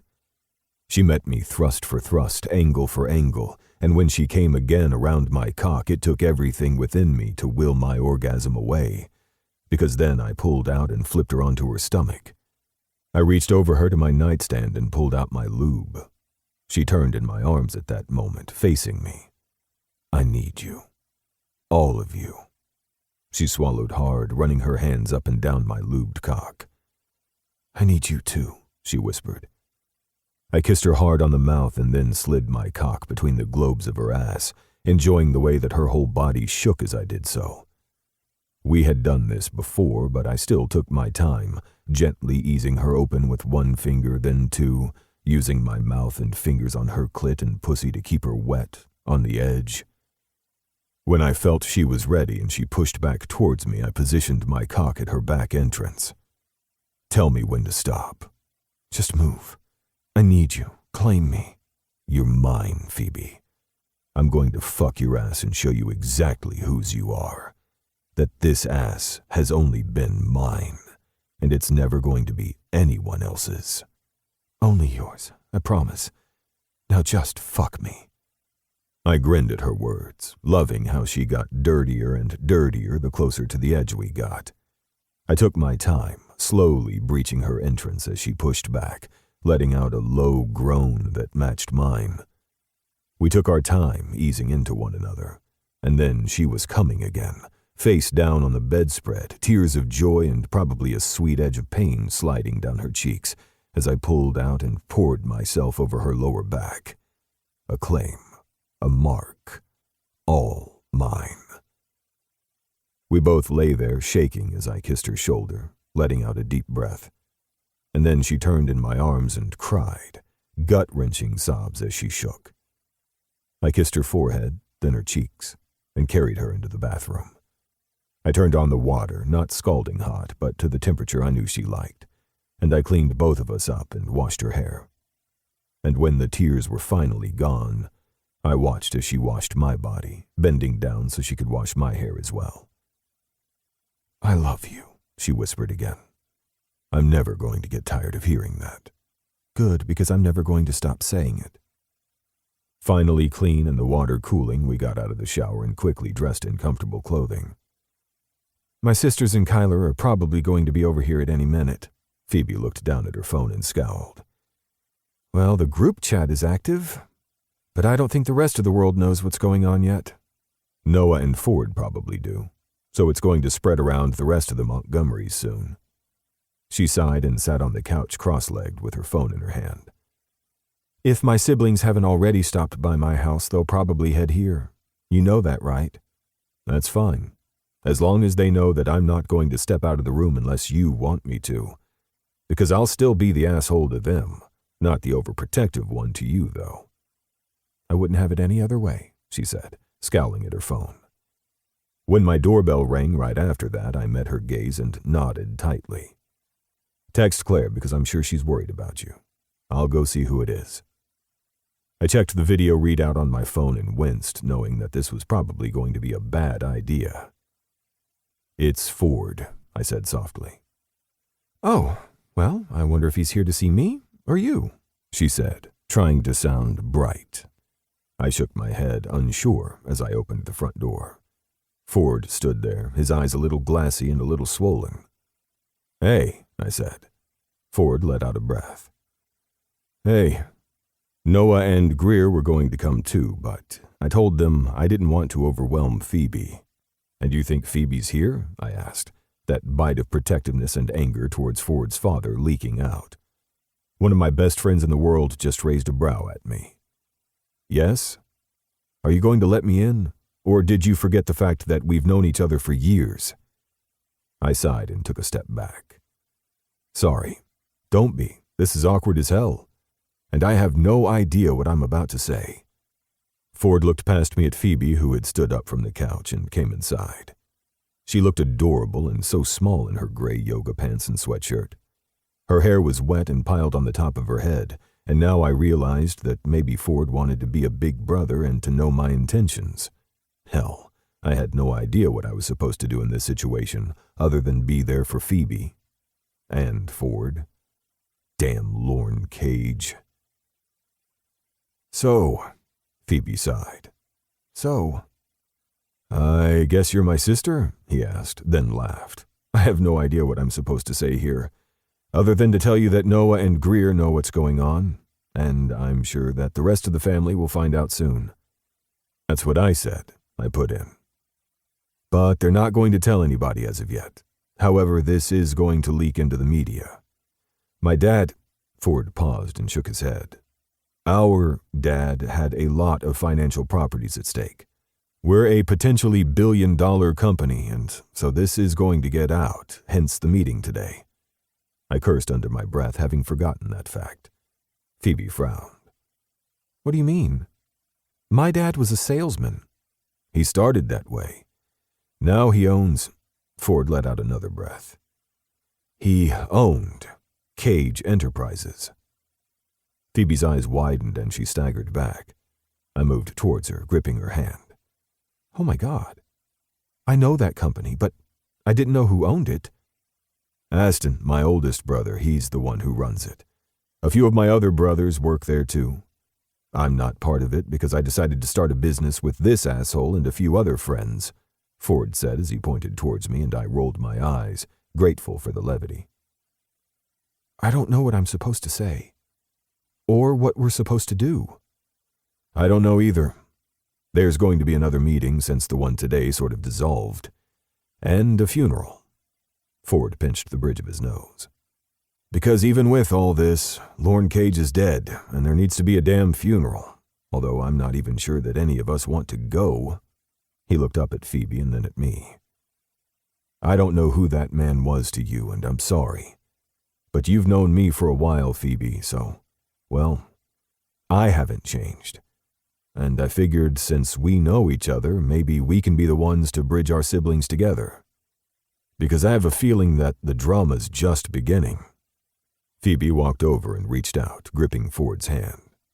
"Oh, the drama is totally just beginning. I have no idea what to think, especially about that man that called himself my father. But I don't want my siblings to get hurt." She let out a breath. "Any of them." "Okay, so let's figure it out." "I have bourbon, will that help?" I said into the silence that followed that statement. "Yes, thank you," Phoebe and Ford said at the same time, and we all laughed, noticing that they each had the same crinkle around their eyes when they laughed. This wasn't going to get any easier, but Phoebe wasn't going to be alone in it. At least I could promise that. Chapter 14. Phoebe. Ford left soon after our decision to try to formulate a plan and deal with our emotions. Shortly after he left, my sister Isabella called, asking me to come to her house. "We're going to have to meet with the lawyer and the other Cages later, but please, come tonight." "Of course. I was going to call you." We were all hit with a shock, and I'm glad you went out of there. She laughed, even while I winced. If you hadn't, then I would have, and I have to be the stone-cold bitch. You don't, you know. She was silent for so long that I was afraid I had said something wrong.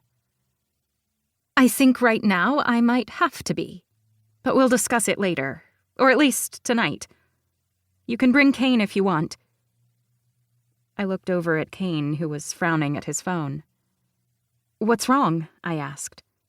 Are you talking to me? Isabella asked. No, sorry. One moment. I have to head into the office. One of the agents working on the case with Tim Sherman wants to meet with me. I can try to postpone him? I shook my head. No, you go. I'll be at Isabella's with the rest. But you're invited, you know. You're welcome. He kissed me, and Isabella sighed dramatically into the phone. I was grateful for her levity because I knew tonight was going to be difficult. There wasn't going to be another way. I shortly found myself at my sister's house, a glass of sparkling water in my hand, as I watched my siblings try to come to terms with our new reality that didn't seem all too real.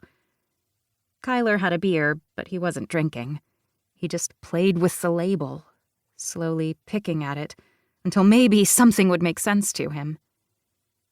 As he set down the bottle, his fingers started to beat against the kitchen counter beside him, and I realized he was playing a melody that only he could hear. I always knew that my brother wrote music depending on his feelings and emotions. But now I realized that anything he wrote right now might be something I may never want to hear. Because he was the only one who really got along with Dad, he was the only one of us that I thought might have known him. Or perhaps that was just what I wanted to see. Sophia stood looking out the window, not saying anything. Her beautiful dancer's legs were stiff as she went to her tiptoes and backed down again. She didn't go on point as she was barefoot, but she kept doing the motion, her hands folded over her chest as she stared into the nothingness.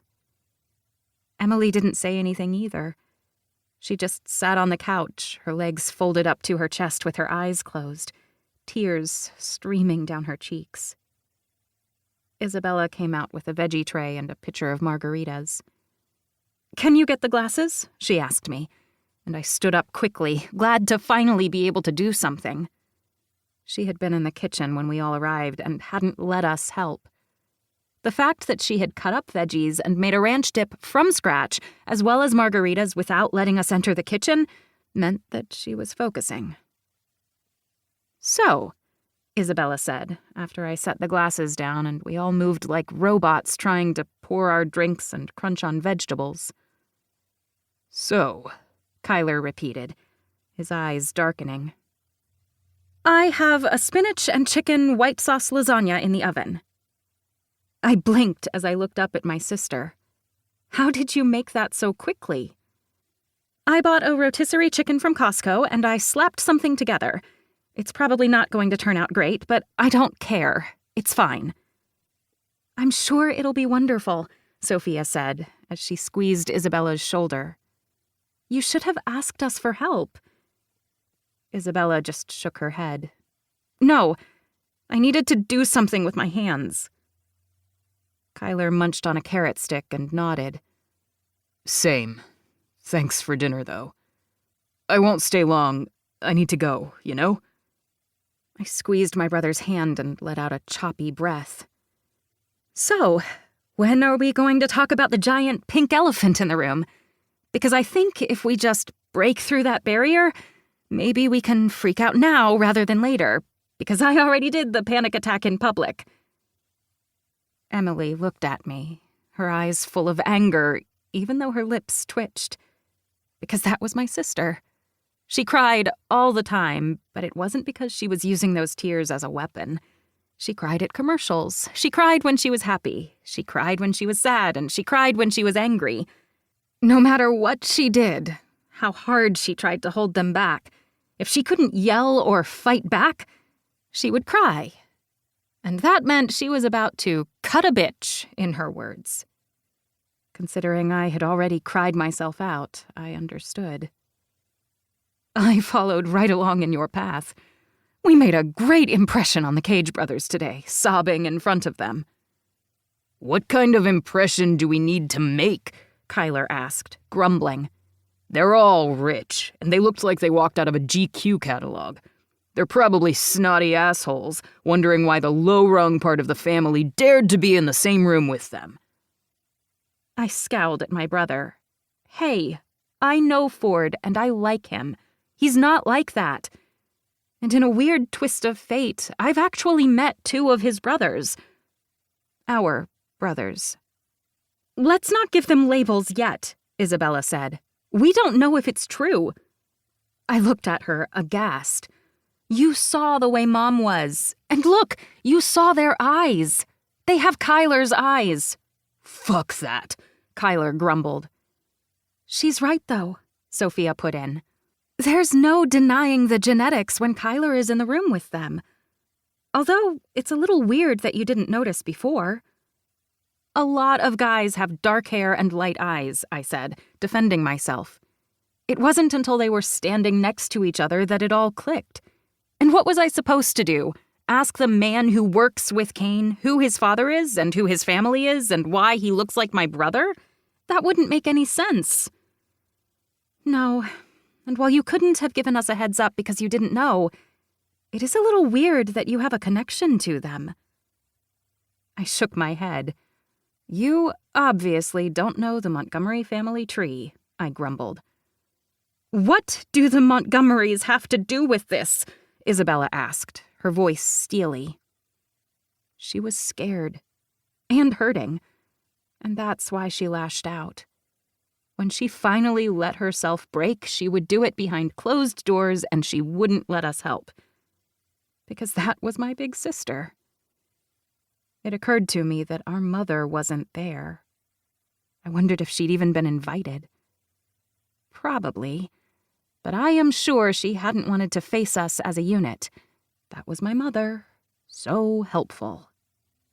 Ford is engaged to Noah Montgomery, who is Kane's cousin, and they all own Montgomery Security together. And the Montgomerys are a large family. They have a lot of friends and a lot of spouses, I explained. So this Ford Cage owns a company with the guy you're dating? Kyler asked. Yes, and Ford's a good person. I like him.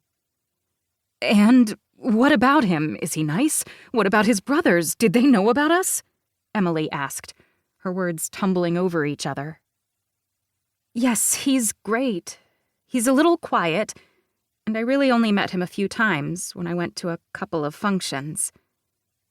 I didn't mention that I had just seen him because I needed a moment to think through that and how I was going to explain to them that Ford and I were going to try to at least have the families meet halfway, or at least meet at all at this point. And he didn't know? Sophia asked, her voice soft. No. You saw how they all reacted. I think the moms knew, though. That means we need to sit them down and figure out what the hell they were thinking. Well, I'm just glad that I'm on birth control, Sophia put in. And I blinked at the sudden change of subject and out-of-character statement from my sister. What? Kyler asked, nearly spilling his beer. Dear old Dad had 12 kids. I feel like that could be a genetic fertility thing. I mean, the fact that Mom had 5 of us and that other lady had 7 kids, that's a lot of children. A lot of child support. No wonder dear old Dad never married Mom. First off, ew, Kyler said. Second, I think that would be bigamy. Hence why we didn't get dear old Dad's last name. Yet he's labeled us anyway, Isabella added. So we're all Cages in some way. One big, happy Cage family. I'm pretty sure the metaphor of us being lumped together couldn't be clearer, Emily grumbled. And I winced. When is the next meeting? I asked. With the lawyer, I mean. We have to set it, but I asked Aston, she said, her voice brittle when she spoke Ford's oldest brother's name. Or perhaps that was our oldest brother. This was all going to take a while to get used to. Aston said we could work together to find a time that works, but it has to be before the funeral. Thankfully, we cremated Dad so he's not sitting on a slab rotting. I blanched as Emily ran out of the room covering her mouth. Kyler scowled at Isabella before he went after Emily, and Sophia just shook her head. "Isabella," I whispered. Then Isabella stood and wiped her face. I hadn't even realized she had begun to cry. I have no idea why I said that. That's the rudest fucking thing ever. Our dad is gone. He's dead. And somehow we're supposed to mourn him and we didn't even know him. I'm going to go apologize. I shouldn't have said that. You know me, I get into the analytical side of things and I have to worry about timing, and now I'm just fucking things up. We're going to figure this out. It doesn't have to be us against them, you know, I said, my voice low, feeling for my sister. Isabella shook her head. I don't know if we're going to have much of a choice. I have a bad feeling about his will. So did I, but I wasn't sure what to say. I watched my sister go as the buzzer went off for the lasagna and Sophia went to take it from the oven. I wasn't sure how our family was going to fix this, or even if we could. But I knew we had to try. Not for my dad, but for us. It was late by the time we were done with dinner, and I texted Kane when I was done. Kane. I'm still finishing up at the office. Do you want me to meet you at your place? Me. Do you mind if I meet you at the office instead? I don't think I want to go home yet. Claire's at the house working on a big project. Kane. I'll be here. Drive safe. I love you. I smiled softly as I looked down at the phone. Me. I love you too. Heading to Kane's? Kyler asked, his voice soft. I looked at my brother and nodded. Yes. Well, his office. I don't know whose house we're spending the night at. I'm glad. He's a good guy. I'm also glad I don't have to kick his ass, but I am going to have to kick yours. I scowled. Why? What did I do? When were you going to tell us that you had a stalker? He asked, his voice low. I froze, looking at him. How did you hear about that? Ford mentioned it when we were in the parking lot. The others don't know, but you should have told them. I pressed my lips together and shook my head. He hasn't contacted me in weeks. Kane's figuring it out. He'd better. Be safe. I love you, little sister. And I have a feeling that we're going to need all of our wits to deal with what's coming. I nodded tightly and squeezed his hand. We'll figure it out. I sure hope so, he said softly. Because we're family. Yes, we are. I hugged him tightly and then headed to the office, grateful that I wasn't going to be alone. I wasn't sure I wanted to be for a long while. But I had Kane now, and we were finally trusting each other enough to lean on one another. I never wanted to be alone again. He was waiting for me in the parking lot underneath the lights when I pulled in, an odd, familiar feeling settling in. Thankfully, he wasn't alone. Kingston and Ford were there. I looked between them, frowning. Is something wrong? Kingston shook his head. No, but I didn't like that this felt like déjà vu, so I didn't let him walk outside alone. And then Ford didn't let us walk outside alone, so here we are, your welcome party. I laughed, though I was grateful that Kane hadn't been out in the parking lot by himself, and I didn't have to be either. The love of my life came forward and wrapped his arms around me and kissed me softly. How was dinner? He asked. Complicated. Ford cleared his throat. Yes, well, our dinner was complicated too. he said dryly. I looked over at the man who was apparently my half-brother and shook my head. Do you know what we're going to do? No clue. But we're still friends, right? No matter what happens? Yes, of course. Good, because I would hate to have to kick your ass, Kane added, and Kingston snorted. Oh, the wild webs we weave. And I thought our family was complicated. Oh, yours still is. But then I'm marrying into your family, so now it's your problem too. Kingston rolled his eyes and my lips twitched. I have no idea what my brothers are going to do, or your siblings, or what's going to happen in the future. But no matter what, we're going to figure it out. Nothing has to happen when it comes to those two sides. But considering you are currently dating my business partner, we're stuck in each other's lives no matter what. I laughed, even though it was slightly hollow. It looks like it. And we're going to find your stalker. He paused as I froze. Because no one hurts family. I smiled then, giving an awkward laugh. That is so weird. I know, right? Ford said, and the four of us headed into the office. I felt like this was a new beginning. At least I hoped it was. I didn't know what was coming with my family, but we would weather it together. Once we got through the trauma of learning that everything we had known was a lie. I had my truth beside me. In the end, maybe that was all that mattered. At least, I hoped. Chapter 15. Kane.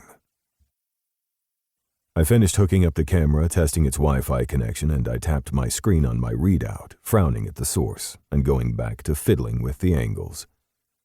"You almost done?" Kingston asked, and I nodded, still frowning at the thing. "Yeah, but I don't like this angle. We knew it was going to be a difficult one in the schematics. Do you need help?" "I've almost got it. Then we can do a full reset and we should be ready to go."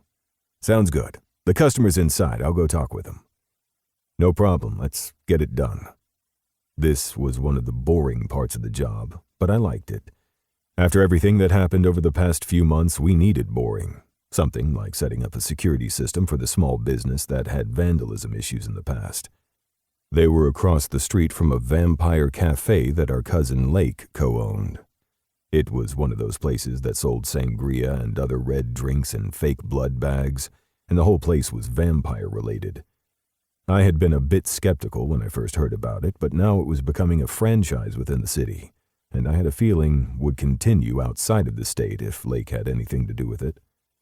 Maybe I would bring Phoebe here later, as I figured she needed a little bit of a pick-me-up. I didn't know what exactly was going to go on between her and her siblings. It wasn't really my place to know everything, but I knew they would figure it out. Big things were on the line, things that surprised even me. I didn't even think Phoebe had really sat down with anyone other than Ford outside of her immediate family. Nor did I know if she had talked to her mother yet, mostly because I hadn't seen her in 2 days. I'd had to go out of town, and Phoebe hadn't wanted to talk about her family that morning when we met for breakfast at my place.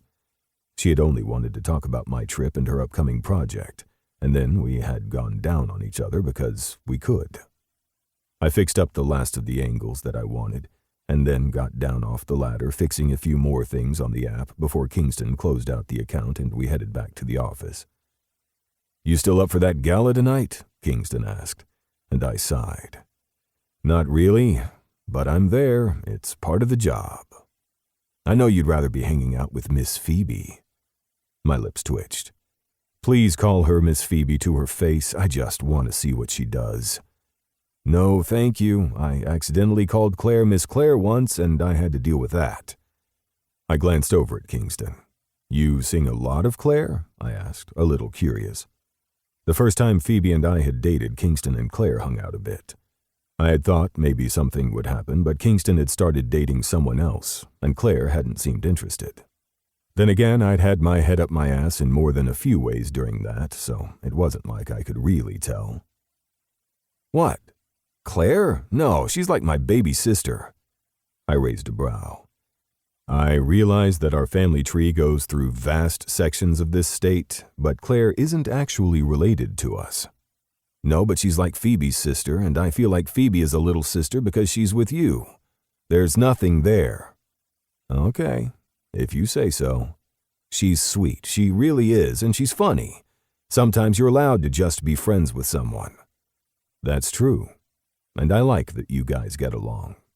Yeah, that would suck if I didn't get along with Phoebe or Claire, considering when we're not dealing with work or things we haven't solved yet, we do hang out a lot.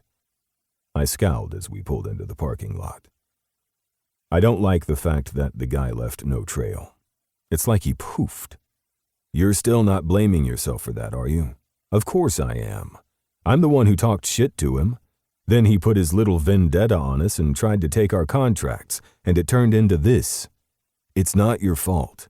You don't get to take responsibility for their actions, even if you feel like you should.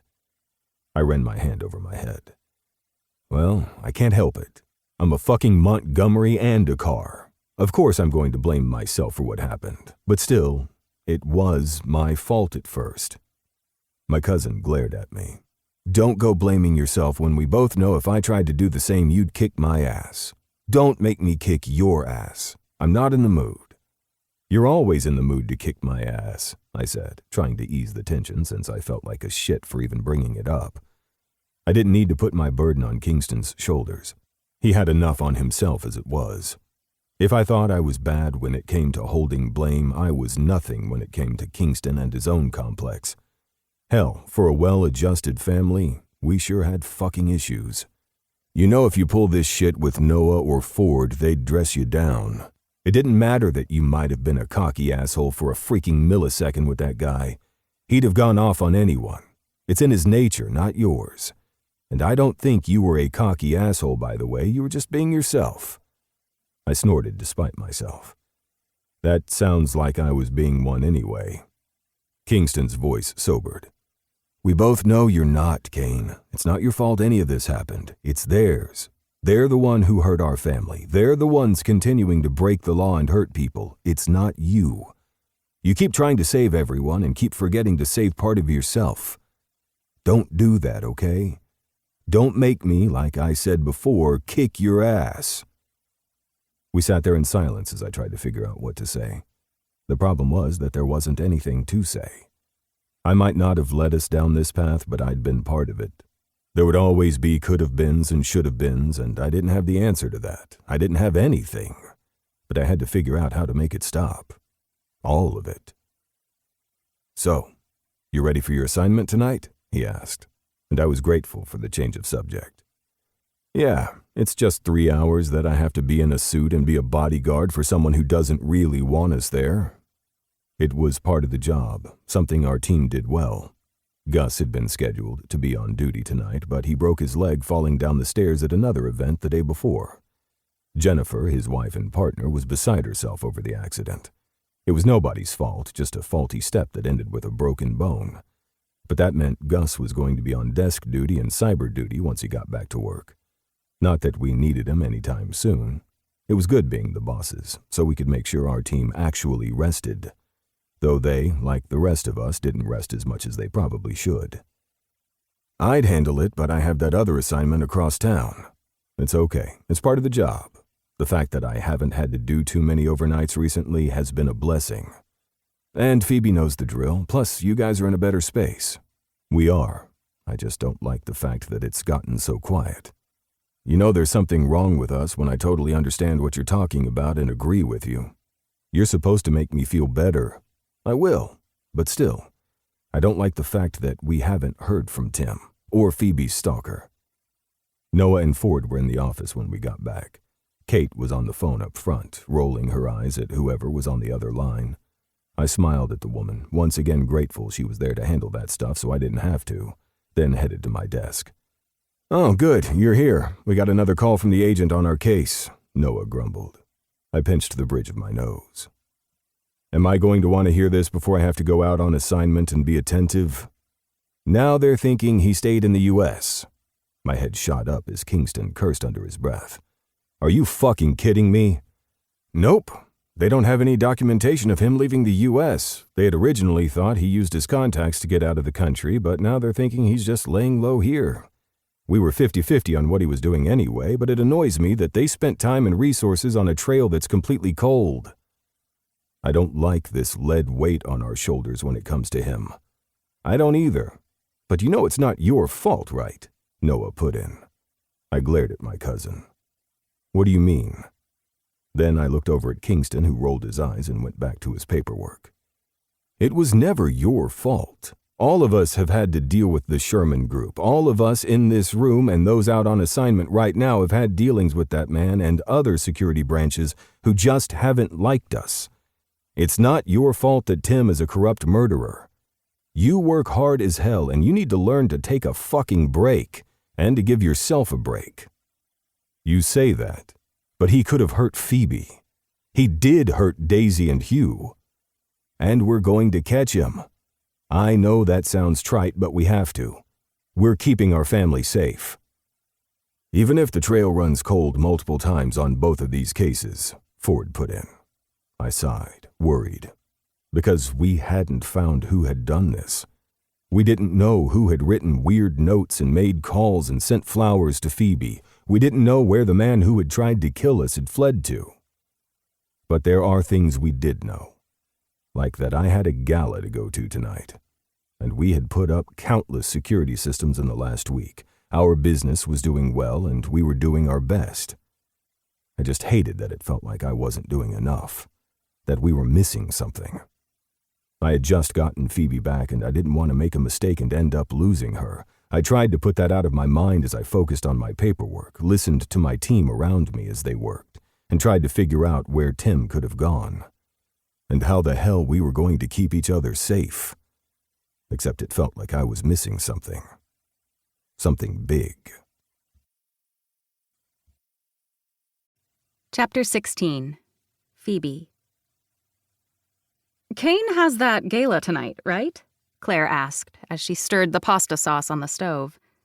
I nodded, my attention on the parmesan I was currently shredding. The last time I used this particular shredder, I had accidentally shredded my knuckles, so I was trying not to bleed into the cheese. So, he's going to be in a tux? Claire asked, wiggling her brows. I laughed, then nicked my knuckle on the damn shredder and took a step back. Why do we have this thing? Don't we have a better one where I didn't almost bleed every time I used it? We do, but the edge broke off and now it's sharp. I need to buy another one, so we are stuck with the one we had at our first apartment, the one we got at that dollar store. I smiled softly, reminiscing. Oh, yes, our dollar store haul. I didn't realize you could spend $100 at a dollar store when you were supplying your first apartment. We did okay, though. And we still used some of the things we got there. I mean, our serving dishes were dollar store gold for years. And now we're fancy adults. We use Walmart. I'll have you know that this serving spoon is from Target. I splurged. I shook my head and went back to grating the cheese, happy to not be bleeding when I was done. What's next? I asked, suddenly starving. It had been a long day, and while I was happy to be done with my current project and ready to settle down on the next one, I also just wanted to relax with my best friend, watch a movie, and wait for Kane to come home. Not that this was his home. We weren't living together, but we loved each other. We loved each other. I still couldn't believe that I was in love, in a serious relationship, and was happy. I hated how we had gotten back together, the reason that everything had shifted, but I loved Kane so much that everything else seemed worth it. You're thinking of him again, aren't you? Maybe. Are you thinking about him in a tux?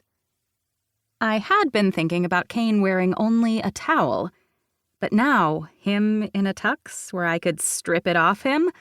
Oh, yes. Okay, get the dirty thoughts out of the way, Claire said.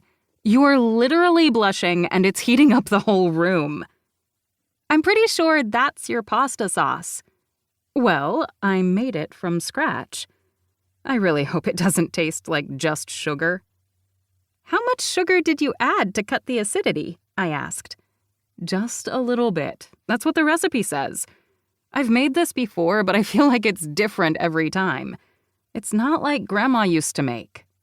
Your grandmother was Irish, I teased. Yes, and she had a pasta sauce recipe that she was given from her neighbor, Nonna. I like how the family recipe has been passed down through the neighborhood. I'm pretty sure the family recipe that was passed down through that particular family was ragu, but I digress. Why don't you start cutting the bread so we can make garlic bread? And let's not broil it this time. I cringed, remembering the fire alarm and the smoke filling the kitchen. No, we'll do a little bit better than that. This is nice, Claire said after a moment, as we began to work on the next phase of dinner. We were making a salad with pepperoncini and red onion, the full Olive Garden treatment. Eating dinner together? I mean, taking a moment for us. Between both of our jobs and everything that happened over the past few months, we haven't had time to just hang out together.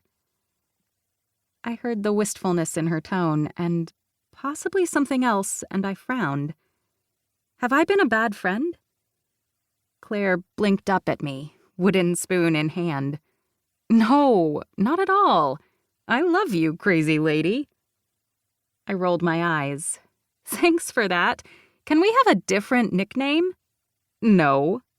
But I don't feel neglected or anything. I'm so happy that you're with Kane, if that's what you're worried about.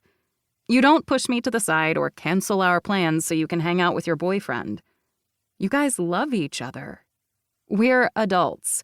We live together because we like to, and frankly, it's nice to be able to have a savings account because we're sharing the rent. But it's okay that you have a life outside of me. I will write in my burn book later about you, but that's just because I love you. You're saying that, but all the jokes that you're adding worry me. I set down my knife and went to her, holding out my arms. She rolled her eyes dramatically, set down her spoon, and hugged me right back. I love you, you fool. And I love you and Kane together. You guys were nice together the first time. She pulled back and went to stir the sauce and chop some more vegetables for the salad. That was nice, but there was still something off. Maybe. Or maybe that was what you both were thinking because you weren't ready. I don't know. I've never been in love or had a relationship. Claire winced. That makes me sound amazing. No, it just makes you sound like you're waiting. I was glad that she wasn't waiting for Kyler anymore, but I did want to see my best friend happy. Hey, I can see the way your mind is working. Don't do the whole thing where as soon as you fall in love, you have to make sure you set up everyone else in your life. I'm really okay. All I was saying was that I'm glad we're spending the evening together, while your boyfriend's out being all hot in a tux somewhere, protecting his charge or whatever they call it. I love that you keep bringing up the fact that Kane is hot in a tux. I mean, he is. Do you guys ever play bodyguard? Claire held up both hands. Pretend I didn't say that because I really don't want to know. Oh, maybe. I fluttered my eyelashes and she threw a crouton at me. I hate you and I love you, but please don't try to set me up. When I figure out what I want, I'll find them. Or they'll find you. No, thank you. I would like to be the one in control. But sometimes it's fun when you're not, I teased, and she grimaced before we both started laughing. I was just going to the fridge to get the butter when the power went out. Claire cursed under her breath, turning off all the burners. Well, that sucks. I'm going to check the breaker. Yeah, that's so weird, though. Why would the power go out? I don't know.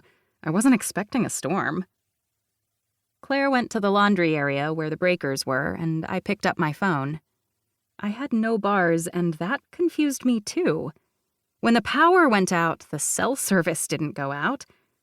unless there was something going on. I looked out the window to see if the rest of the block was out, or if it was something worse, but all the other lights were on. "That's so weird," Claire said. "The breakers are still on." "Yeah, and the power isn't out anywhere else." I turned to her, and then I was tugged back violently, someone pulling at my hair. "Phoebe!" Claire called out. But before I could even scream, a gloved hand went over my mouth and I staggered back. All of my self-defense training went out the window and I panicked. I pulled at the man's hand, trying to tug it away. But then the moonlight hit the blade of the knife, and I froze. "Don't move. Don't move, little Phoebe. It's time to talk. And Claire, if you come closer to me, I'll cut her, and I'll make it hurt. Go take a seat on the couch, and we're going to have a long talk. Because I've been quiet long enough. And it's time you get to know me. It's time you stop ignoring me." My pulse raced, but I didn't move. I tried to remember what Kane had told me to do in this situation, which was not what I was currently doing. Not to panic. Claire stared at me, her eyes wide, and looked as if she wanted to do something, but with a knife in his hand, there was nothing she could do. I didn't know that voice, though, did I? Who was this? "Sit on the couch, both of you, and I'm going to tell you a story."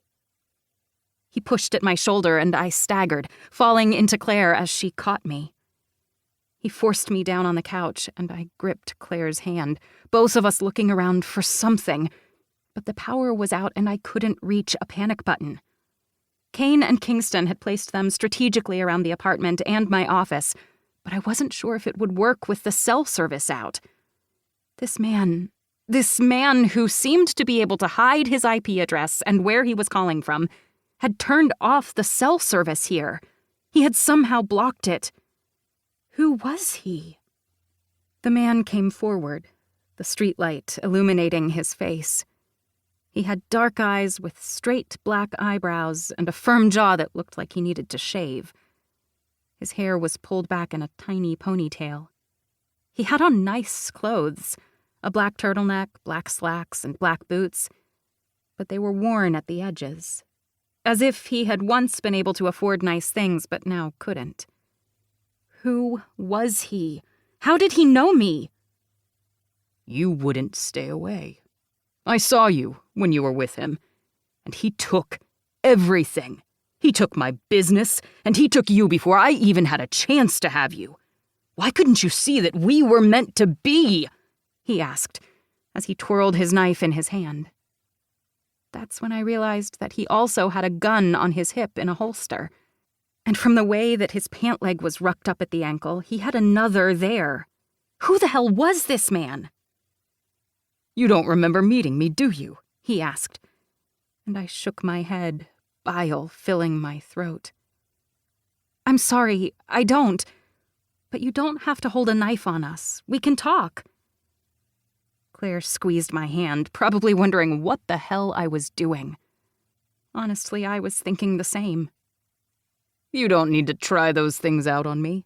I used to teach people how to get out of situations like this. I was a hostage negotiator for my team. I forget, though, that you don't even know who I am. But your boyfriend does." When he grinned, I realized who this had to be. Everything started to click into place, even though it didn't make any sense. "You're Tim Sherman," I choked out. And the man grinned. Such a manic grin that his eyes lit up. "You do remember.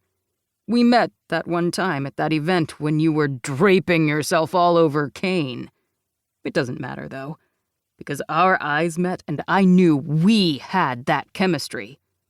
But I stayed away because I don't poach. I mean, I poach other things, but I don't poach women. I'm a gentleman. And then the fucking Montgomerys and their ilk had to keep putting their noses where they didn't belong. They kept fucking with my business. And if you fuck with my business, you fuck with me. And then I have to blow you up. I didn't want to blow up Daisy. Twice. I kept trying, but I didn't really want it to happen. And then she survived and my incompetent team members kept getting caught. He threw his hands up in the air, the knife still clutched in his fist, and rolled his eyes as if he were exhausted over the sheer stupidity of people. My mind whirled, and I kept my gaze darting around, trying to find a way to get to a panic button. "I'm sorry." What are you sorry for? For not noticing me? That's fine. It's fine. I wanted to get you to come to me. But then what did you do when you got scared? Which, you shouldn't have been scared of me. I was just making sure you knew I was there for you when that fucking Montgomery, or whatever he calls himself, dumped your ass. But you ran right to him. You ran right to him when I was trying to take my final steps for getting rid of the Montgomerys once and for all. Why did you have to be in that parking lot, Phoebe? My Phoebe. It would have been safer if you were away. But you had to throw yourself into his arms, and I should have killed him right then, but I didn't. I've been waiting, wooing you. But you keep going to him. "I'm sorry, I didn't realize. But I realize now." He grinned, even as Claire held on to my arm. What do you realize? Do you really think that you're getting out of this? Either of you. I mean, despair is what it is, he said, dismissing Claire and making my veins turn to ice. But it took me weeks to finally cut through the intricacies of your electricity and everything else. The security system? Oh, it was higher end, very complex. The Montgomerys have that working for them. But I'm better. I've always been better. I had to kill your neighbor in order to make that happen and move in so I could be next door. But that old man didn't really care. He was at the end of his life anyway. Claire let out a shocked gasp, her hand going to her mouth as we both realized that he meant Mr. Jacobs. He had killed Mr. Jacobs, the man with a kind smile who always held the door for us whenever our hands were full. Tears stung my eyes, and then my head was slammed back into the couch as he slapped my face so hard I saw stars. Don't cry for him, you fucking bitch! You didn't see me until it was too late. No, we're going to have a little talk. I bided my time. I made them think that I wasn't a problem. But I'm their problem, I always have been. They took what I wanted in life, in business, and now in bed. But I'm going to take what I want. It's mine. I'm tired of coming second best to the fucking Montgomerys, and I get what I want. Tim, oh, you know my name now. So good for you. He moved, grabbing my neck. I kicked at him, and he slashed his knife along my forearm. Pain ricocheted up my body as I screamed, Claire joining me. "Get out! Get help!" I called. And Claire moved to do so, but Tim squeezed my neck and threw me back at the couch, then moved so quickly I didn't even realize what was happening, until Claire let out a sucked gasp that didn't make any sense. And then there was this almost hollow sound of blade and flesh, as he stabbed once, twice, into Claire's abdomen. Blood welled and she hit the ground, no sound coming out from between her lips. My throat bruised, I ran towards her and threw my body over her, trying to protect her from any more harm. "Please, stop. I'll do whatever you want. Just don't hurt her anymore." I put pressure on the wound, listening as Claire's breath became choppy and her eyes widened. I've got you, I whispered, hoping I wasn't lying to my best friend. But her blood pooled underneath my hands, in between my fingers. I had to stop the bleeding. I had to make it stop. "I'll do whatever you want," I whispered. "Just let me save my friend." "You'll do whatever I want no matter what," Tim warned. As fear slammed into me, I realized that right under the table was the panic button, and he couldn't see me. So I reached out with a bloody finger and pressed it, and then quickly put my hands back over Claire's body, hoping that they would come, that Kane would come, and hoping that they wouldn't be too late.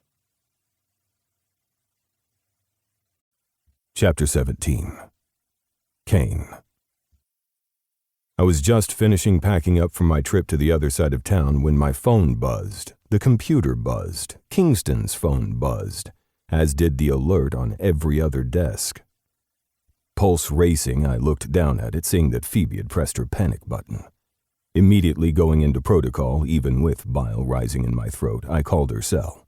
Then her landline we'd insisted she have installed. But when I heard an odd busy signal on both telling me that her phone was either off or blocked, bile slid up my throat.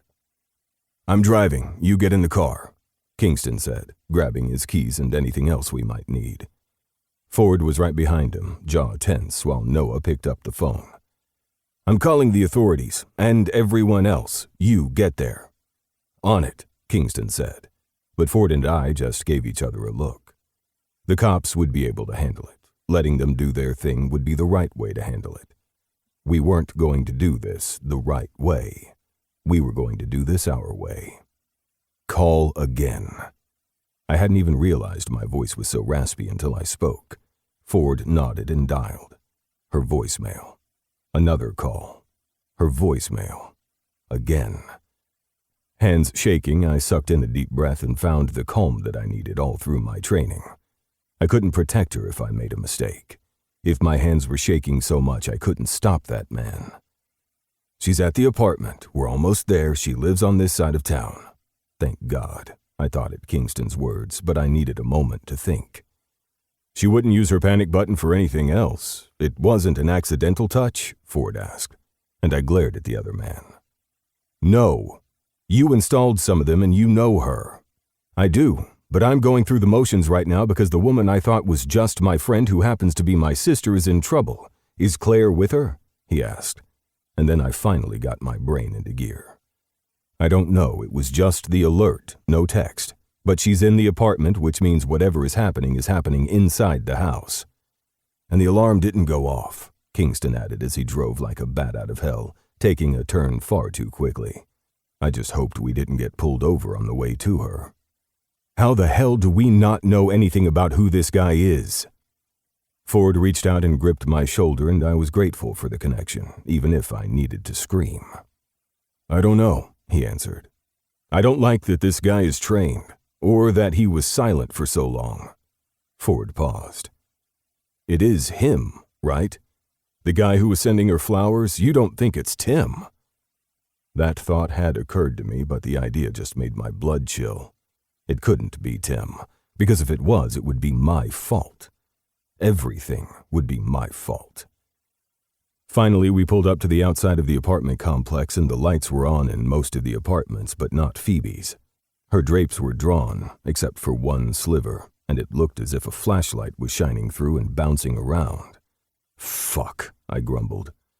"Let's make it up the stairwell just in case. Cops are on their way and Noah said they know that we're on property." "And what did they tell us? What are their instructions?" Ford asked dryly. "Not sure. I hung up before I could hear them." We were going to get in a shit ton of trouble, but I didn't care because Phoebe was in trouble. We made our way up and everything went silent. That pinprick of sensation that told me I needed to focus on what I was doing because something was wrong and I needed to be alert. I couldn't hear sirens yet, meaning the authorities weren't even close. It didn't matter. We needed to get to Phoebe. A scream ripped through the hallway as we made our way to her floor, and we moved at once. Kingston was breaking in through the door, gun drawn, and I followed, Ford right behind me. The man on top of Phoebe had a knife out, his eyes glazed and his hand over Phoebe's throat.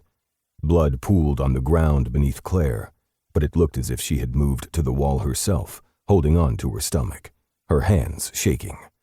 She was going into shock, but was still breathing, and Kingston dropped to his knees, putting pressure on the wound. I could finally hear sirens in the distance, but I was focused on the man holding Phoebe, a knife at her throat. Tim. "It took you long enough, Kane. Nobody can find me. Nobody did. And you didn't even realize I was the one calling your girlfriend. What kind of security specialist are you when you didn't realize what I could do? You had no clue. It didn't even occur to you. And yet you kept getting the big contracts." I licked my suddenly dry lips and tried to remain calm, even as my gaze traveled over Phoebe in a quick motion. She looked bruised, a cut bleeding profusely on her arm, but it didn't look like she was hurt anywhere serious. Her eyes were wide, but she looked calm. I knew that was just a facade, but at least she wasn't flailing, wasn't getting herself nicked with that knife. I hoped she would do what I asked quickly, or all of this would be for naught.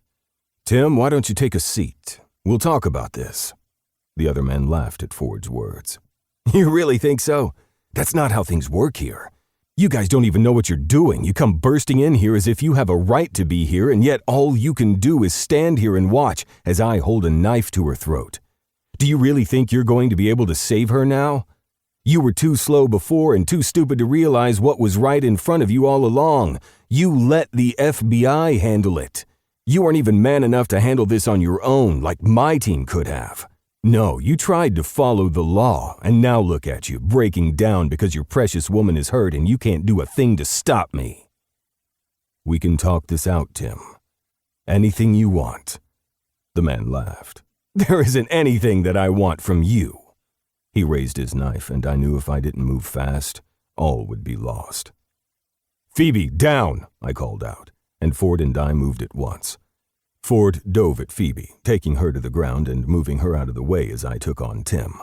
I had wanted to be the one to hold Phoebe, but our training kicked in and Ford was closer. He went to stop the bleeding on Phoebe's arm and to give me backup, while I dodged the first knife strike from Tim, then the next. The third sliced against my side, but it was just a graze. I ignored the fiery burn as I took the man's wrist and twisted. He let out a sharp squeal and tried to punch me in the kidneys. I kicked out, knocked the man to the ground, and held both of his hands behind his back as he tried to kick out. "Stop. Just stop. No, this isn't how it ends. This is not how I end." Yes, it really is. And then Ford was there taking over so I could hold Phoebe in my arms. "Kane, you're hurt." "You're hurt," I mumbled, searching her body for more cuts and bruises. Her neck was red, and already I could see bruises in the shape of that man's hands starting to show. "I'll kill him." "No, he's not worth it." Phoebe's eyes widened, and then she pulled away from me, running to the other side of the room. "Claire!" "I'm fine," Claire rasped. "It's not as bad as it looks." I met Kingston's gaze and had a feeling it was just as bad as it looked. However, the sweet sound of sirens got louder, and I let out my breath, pulling Phoebe back into my arms. Ford could handle Tim. I just held Phoebe and waited for the pounding footsteps to reach us. None of this made any sense. But maybe it did. Maybe it all clicked into place, just far too late. Later, when we found ourselves at the hospital, Claire in surgery, but looking as if she would pull through, I sat and let them clean my cut, which fortunately didn't need stitches. Phoebe's arm did, though. And as I watched the needle slide in and out of her skin thread by thread, I vowed I would find a way to make Tim pay. "Stop it," Phoebe whispered. "What?" I asked, scowling. "You're blaming yourself, and you're probably thinking about doing something nasty to Tim." The plastic surgeon doing the stitches snorted but didn't look up. "I am not," I lied. She reached out and gripped my hand. "You could have died." "I know. So could have Claire. But you did everything you could to make sure we were prepared, and we were. I'm not a fighter, as is evidenced by the fact that I could not fight that guy off. He was a trained mercenary. You weren't going to be able to. But it felt like I should have been able to. It felt like I needed to do more. But I kept Claire alive, and she kept me alive. And then you came. And everything's fine. Everything's fine." When she burst into tears, the doctor pulled away and I held Phoebe close, keeping her arm still. "Just hold on to me. Let the doctor finish his work and then we'll go home. I'm never going to let anything touch you again." "We need to wait for Claire." "We can. Kingston and your siblings are waiting too." "What are we going to do, Kane? What's going to happen next?" "We're going to get you cleaned up. And we're going to take you home. But you're safe now. Nothing can hurt you ever again." We sat in silence as the doctor finished up her stitches and gave us aftercare instructions. While we waited to be discharged, I sat next to her on the hospital bed, holding her close. I still can't believe he was able to do all of that. My poor neighbor. My stomach fell at the reminder of the death that had occurred. Did he have any family? I asked, my voice gruff. No, but he was always nice to us. Phoebe wiped away tears. We'll make sure he's laid to rest. That everything that needs to be done is taken care of for him. I didn't doubt it for a second. If you didn't, Claire and I would have. She let out a shaky breath. Claire needs to be okay. She will be. It looked scarier than it was. I repeated the lie. Phoebe looked like she wanted to say something, but Kingston walked into the room, his jeans still covered in blood. I wanted to shield Phoebe from it, but she had lived it after all. Shielding her wouldn't help. Claire's out of surgery. You're her power of attorney, so you can hear more about it, but the doctor said she pulled through. She'll be in the ICU overnight, and then you can talk to her tomorrow. I'm going to stay, though, so she's not alone. I looked at Kingston, gratitude in my gaze even though I wasn't sure what I was supposed to say. My cousin just gave me a nod and moved forward so he could lean down and kiss Phoebe on the forehead. Get some sleep. I'll keep watch over your best friend. You do have a hallway of family members out there, by the way, and not just the ones that you grew up with. My eyes widened as Phoebe sat up and winced. Who's out there? Every single sibling you have, and your mom. Literally, all of Ford's brothers are out there. Nobody's talking. It's really weird. But I have a feeling that things are about to get interesting. At that, Kingston left and Isabella walked in. Don't get up. I'm just checking on you. Then I'm going to kick everyone out and tell them they can see you at, I assume, Kane's home later. Isabella moved forward and shifted so she could hug her sister. I'm really okay. We're going to talk about exactly what happened later, and you can decide how many of us show up at Kane's house, since apparently your apartment is a crime scene now. Isabella shuddered. I'm really tired of our family going through things like this, okay? No more. Phoebe smiled softly as I squeezed her hip. I promise I'll do my best. Isabella met my gaze and smiled, the first real smile I had seen from her in a while. Thank you for saving my sister. I held out my arm. Come here. She rolled her eyes, but Phoebe's ice queen of a sister hugged me tightly and promptly burst into tears. That made Phoebe move, and Isabella and I both yelled at her to stop moving so she could rest, and that made us all laugh. And I held on to this moment, knowing it wasn't over, not completely. We would have to talk to the authorities, we'd have to deal with Tim, with the apartment, with everything. But the worst was over. I mouthed the words "I love you" to Phoebe over Isabella's head, and she mouthed them back. I hadn't been able to protect the woman I loved completely, not from all harm, but now the worst was over. And I wasn't going to make the mistake of letting go again. This had been my second chance, and I hadn't realized it until it was nearly too late. Later, as Phoebe fell asleep on my shoulder, both of us finally resting, I held on again. She was my forever, my only, and I knew the world was waiting for us as soon as we opened our eyes again. We would face that, together. Once we took on the important business of life and all of the consequences of our actions first, but it would be fine, because thankfully, we had our second chance. Chapter 18. Phoebe. I slid my hand into Kane's as we left the restaurant, my arms still bandaged underneath my blouse. Kane's shoulders sore from tackling my attacker. He landed on the same place that he had been grazed with a bullet after the shooting that began this entire adventure. While we were both sore, I was happy that we were on our own 2 feet, making our way out of a family meal. I'm stuffed, I said, leaning into Kane, feeling normal for the first time in a few days. After we had left the hospital, I slept for a full 16 hours, Kane by my side. He hadn't slept the entire time, but I didn't expect him to. The man rarely slept when he was on an adrenaline high, trying to keep me safe. And while that overprotectiveness might have bothered me in the past, now I understood it for what it was: love and trust. Trust in me, himself, and the situation. Bad things happened, and we were figuring them out together. So of course I wasn't going to push him away. Pushing him away like I had before might have been needed, but it was also pretty stupid. Me too. I can't believe how many nachos I ate. So many nachos. We had been to a local sports bar because there was a game on and the playoffs were soon. A nice cold chill was in the air, and I knew Christmas would be here before we knew it. I was excited for that. Excited for presents and traditions and making new traditions. Kane and I didn't have holiday traditions yet, but we would find them. Speaking of... So, are we picking up a tree from the store? I asked. Considering both of us are allergic to real pine, yes. And they come pre-lit. Because while I can put up a security system where nobody can see it, I cannot string lights on a tree. And then we can use it year-round. I'm okay with that.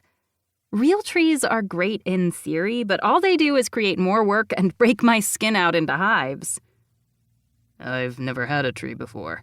I just usually go over to my parents' house, he said with a shrug. Claire and I have a small tree, I said, my voice slightly hollow. It's in storage right now, but I'm still going to set it up at the apartment. Kane met my gaze, and I knew he was thinking what I was. I didn't know if Claire and I were ever going back to that apartment. It was nice to think that I could be strong and overcome seeing my best friend's blood all over the floor, and not have that burned into my memory for days and years. But the problem was, I did. I couldn't not think about it.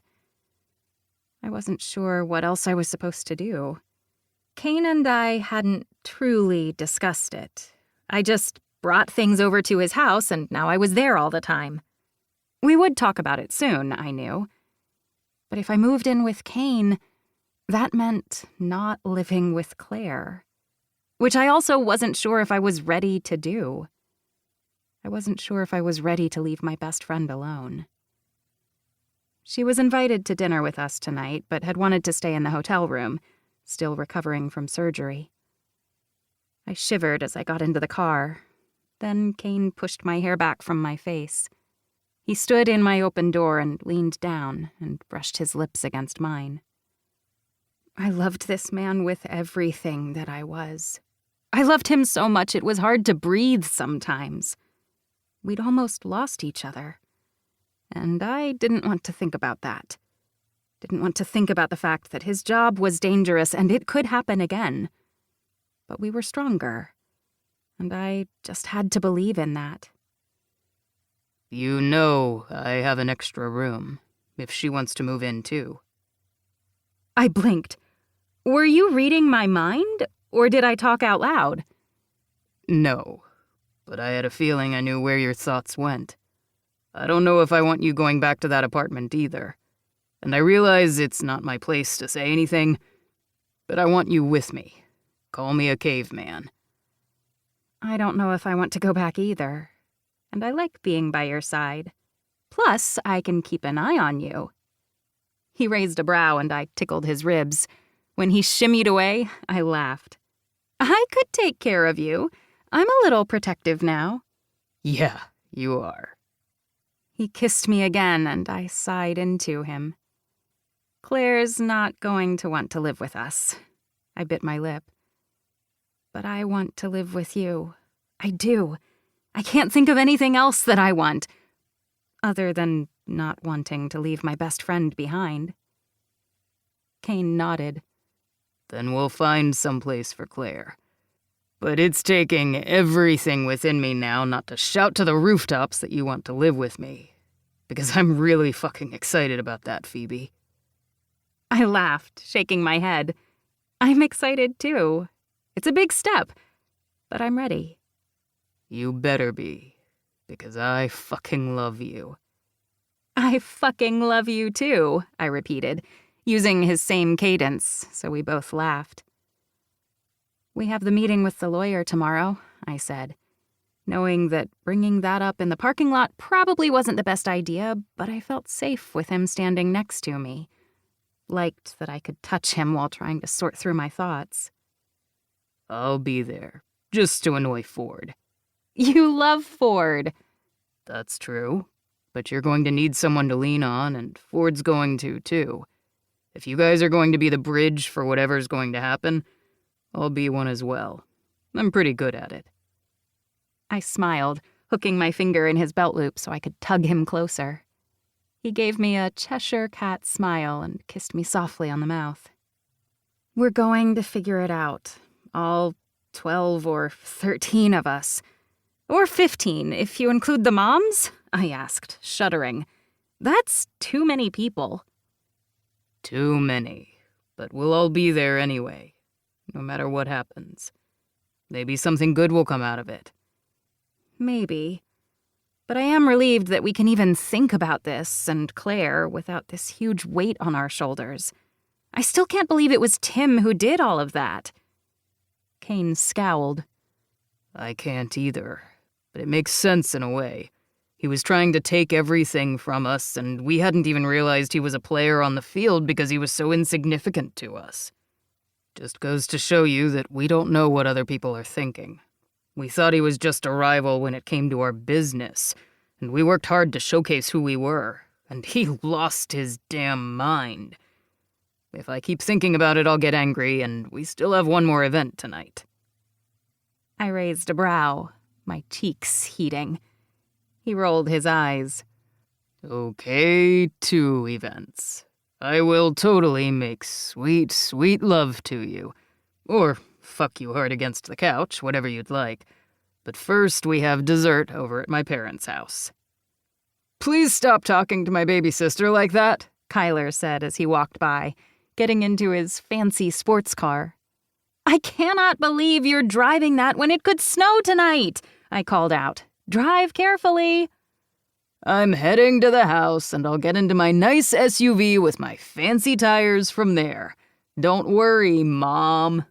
Oh, stop it. I'm allowed to worry.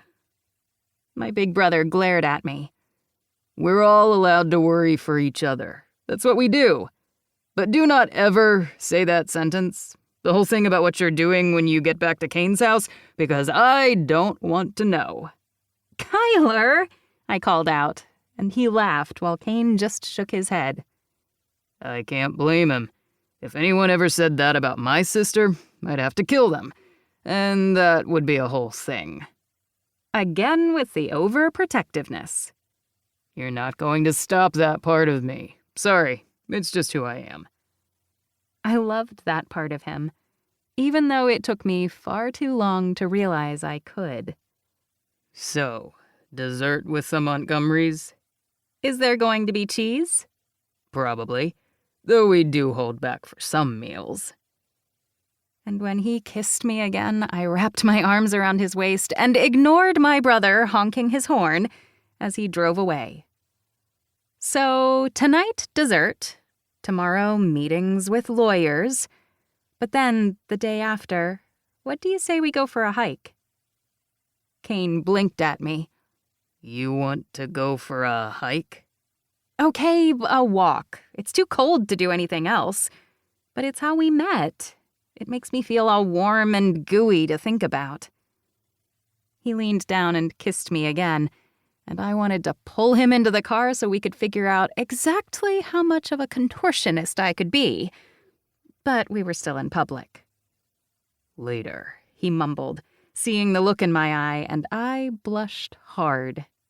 Anything you want, Phoebe. Anything. But first, cheese.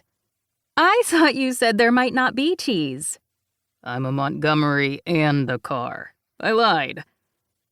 And with another kiss, he closed the door behind him and went to get in the driver's side door. Soon we were driving west, the dark outline of the mountains underneath moonlight filling our vision. While things weren't completely settled, and we had a long way to go in terms of healing and figuring out next steps, we had each other. We had family. Maybe a little bigger than we expected. but we were all still there. And I knew that what happened next, no matter who we had to fight, metaphorically or physically, we wouldn't do it alone. Because I fell in love with Kane Montgomery Carr long ago, and now I never had to let go. And there was no way I even wanted to. Chapter 19. Claire. How were you supposed to know what your reflection was supposed to look like? Was that truly what other people saw? Because the reflection of the woman in the mirror didn't look like me. That reflection didn't even look like photos I had seen of myself on my phone or in an album. That reflection looked like a ghost, their memory splashed on glass. It was as if someone had taken the flash of a large camera and created a shadow that was suddenly who I was supposed to be. I was not Claire in this moment. I didn't know who I was. I wore small volleyball shorts and a crop top, so I could see the bruises on my thighs and arms from where I had fallen. Barely a stitch of clothing covered me, as I lifted my arm up and ignored that it felt I was tearing my muscles apart from the inside out. I could still feel the warm slice of metal digging into my flesh, as if the blade stabbed into silicone. That sucking sound when my flesh gave way and blood began to spurt, echoing in my ears. Though I wasn't sure stabbing through flesh made a sound. Maybe that was only the effect my brain had supplied, so I could come to terms with the fact that I had been stabbed. A man stabbed me. A man who didn't know me other than who I was to my best friend. The woman who was a part of my heart and practically a sister. I had been in his way, emotionally, physically, spiritually. And because of that, he tried to kill me. Or perhaps I wasn't a thing to be killed. He hadn't been in his right mind. Perhaps I wasn't a soul, so I couldn't be killed. I was an object, far too nuanced to truly be tossed away like garbage, but not whole enough to be human. He stabbed me. And I had seen the confusion in his gaze when it had happened. I wasn't sure that Phoebe had. The man, the stranger, hadn't realized what that moment meant until we were connected with his hand on the hilt, his knife buried deep inside me. Now I stood here, countless stitches in my side. Not really countless. I knew exactly how many there were. I could count each thread on my skin underneath the bandage, though I couldn't count the ones deep inside. I hadn't died, and yet the woman in the mirror wasn't me. My hair was pulled back from my face, so I looked gaunt and pale. I used to have a tan to my skin, a bronze hue that implied I spent too much time outdoors. But between my job and the fact that Phoebe, my hiking buddy, despite the fact that she hated hiking, hadn't had time recently, I hadn't been outdoors enough. So my skin had already grown pale before the coming winter.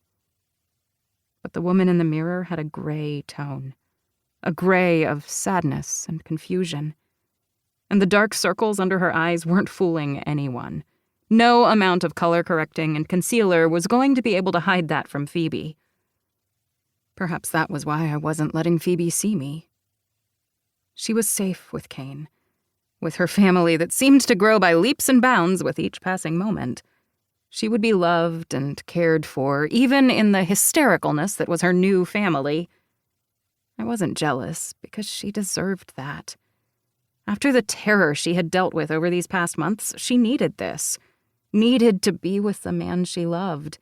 And to be with the ever-growing families that were the Cages, Dixons, and Montgomerys. I didn't mind being left behind, because I couldn't let her see me like this. I didn't want to be here anymore. Not here in this world. No, I needed to fight, to survive. We had kicked and fought to survive against that man, and I wasn't going to take that for granted. But I couldn't stay in this hotel room anymore. I needed to go back to my apartment. I needed to pretend to be normal. But I knew I couldn't stay in that apartment anymore. My blood had stained the carpet. It probably stained the wood surrounding it. And I would always hear Phoebe's scream, hear Kane shout for us as he protected us. And though I knew they had fixed the door, I would still be able to see the shattered remains of splinters as it was kicked in. Would they fix the blinds that had been torn when we had been knocked into the window? Would they fix the chair that had been dented on the side, or the threads on the couch that had begun to unravel during the melee? And even if they could fix the cosmetics of the apartment and change them for the better, they wouldn't be able to erase what happened. I couldn't stay in that apartment anymore, and I would have to find somewhere else to go. Somewhere without Phoebe, because she wouldn't be coming back. And I was grateful. Not that I didn't love my best friend, but she needed to move on, to move in with Kane and find that happiness she had craved for so long. They were meant for each other in all ways. But I would be alone. Again. My hand still held my shirt up so I could see the bandage, and, lost in my thoughts, it took me a moment to realize I wasn't alone. I didn't scream, though I should have. Instead, I looked into Kingston's eyes through the mirror. He had circles under his eyes as well, and I wondered what they were from, though I knew I didn't have the right to ask. Claire? I turned away, letting my hand drop. I didn't want him to see me like this. I had done so well in the little over a year that I had known him to not let him see me. Because if he saw me, he would know something that I couldn't let him see.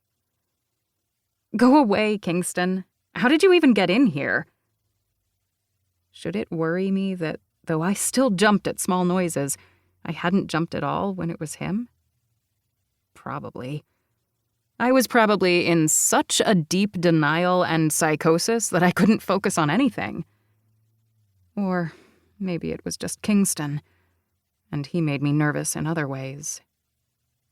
I have a key. You gave it to me. Remember?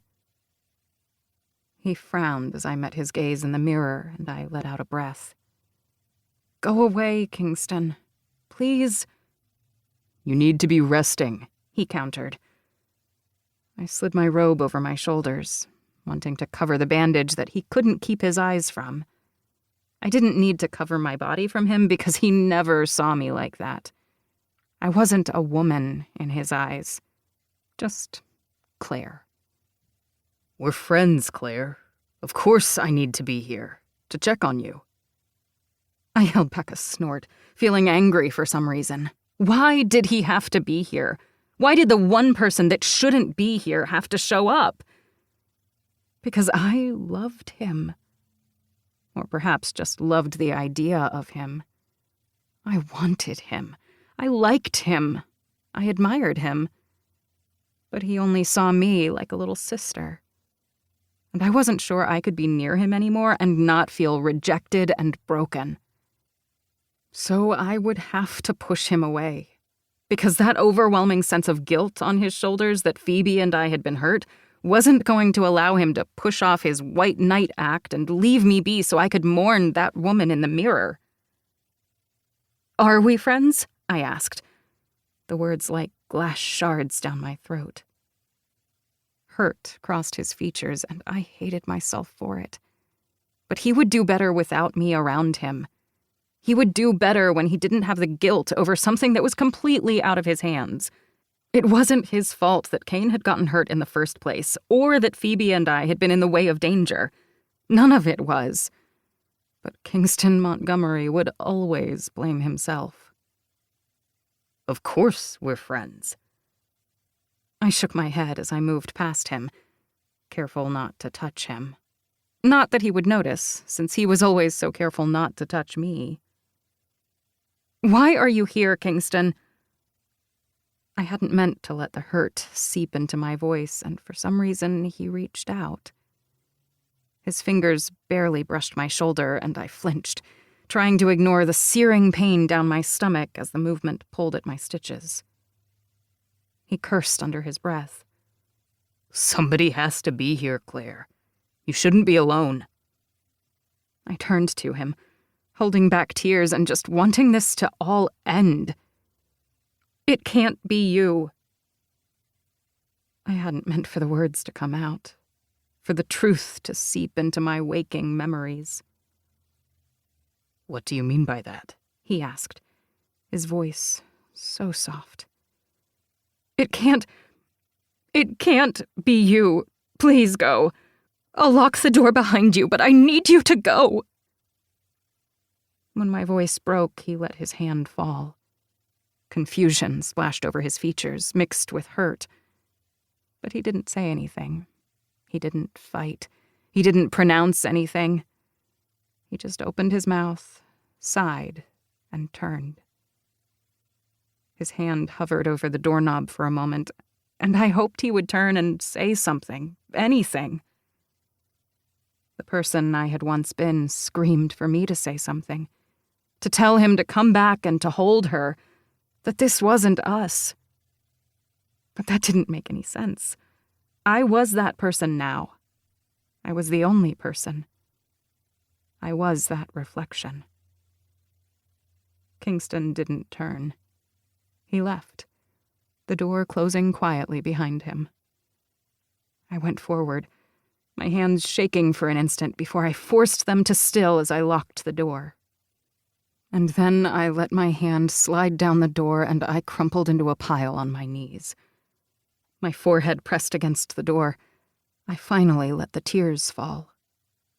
Someone had taken my safety and my home. Someone had hurt me, and everything still ached. I was alone now, where I needed to be. I could figure out exactly what to do about that. And that meant I needed to be stronger. I needed to make a plan. And I needed to get over Kingston Montgomery. Bonus epilogue. Came. But what if we run into a bear? My lips lifted into a small smile as we traversed the hiking path. That familiar question warmed my ears. Considering I heard her ask that same question multiple times in the time we'd been together, I wasn't surprised to hear it now. It would not be a hiking trip with the woman I loved without it. No matter how many hikes we had taken since we had been together, both times she was always worried about seeing a bear. Though considering the first time we met she had actually seen one, I didn't blame her for that concern. We talked to the rangers and there haven't been any sightings in weeks. I squeezed her hand in reassurance, and she looked over her shoulder at me, narrowing her gaze. I know you're trying to be thoughtful, and yet I feel like you're making fun of me. I shook my head, a smile still playing on my face. I promise I'm not. But don't worry, if there is a bear, I will push you down and run away. Because we both know it's not the bear you have to be worried about, it's the person who's faster than you. She pushed at my hip, laughing. Jerk? I grinned. What? Don't you want me to be safe? You love me. I mean, it makes sense that you would want me to survive a bear attack. And then you just, leave me behind? She asked, shaking her head. I see. I love you enough to be mauled by a bear to protect you. There, I knew you'd understand. I just have to be faster than you. Well, you wouldn't even have to push me down for that. I'd trip all on my own. She pointed down to her muddy knee, and I winced. We had started off our hike like we always did, eating a granola bar, watching the sunrise, and then 3 steps later she took a tumble. I caught her so she hadn't actually hurt herself, but she still somehow ended up with mud on her knee. I wasn't sure how that happened, but we were used to it at this point. It was just Phoebe. I've had a tough day. I'll say. You got coffee in bed, a Danish, a granola bar, and then you nearly fell flat on your face. I feel like I need to kick you, but then I'd probably fall. True, and you don't want the bear to get you. I reached out, tickling her sides, as she laughed and ran up the hill. I followed her, keeping an eye on our surroundings. Just because I was teasing her about a bear didn't mean I wasn't actually on the lookout for one. "How much further?" she asked, and I squeezed her hands as we made our way down around a curve. "Not too much further. We're going to that picnic space you like, right? The one that you and Claire go to?" She nodded, taking a deep breath as we continued to walk. The scent of the forest was gorgeous, crisp, clean, and probably going to hit our allergies later, but it was totally worth it. Today was going to be totally worth it.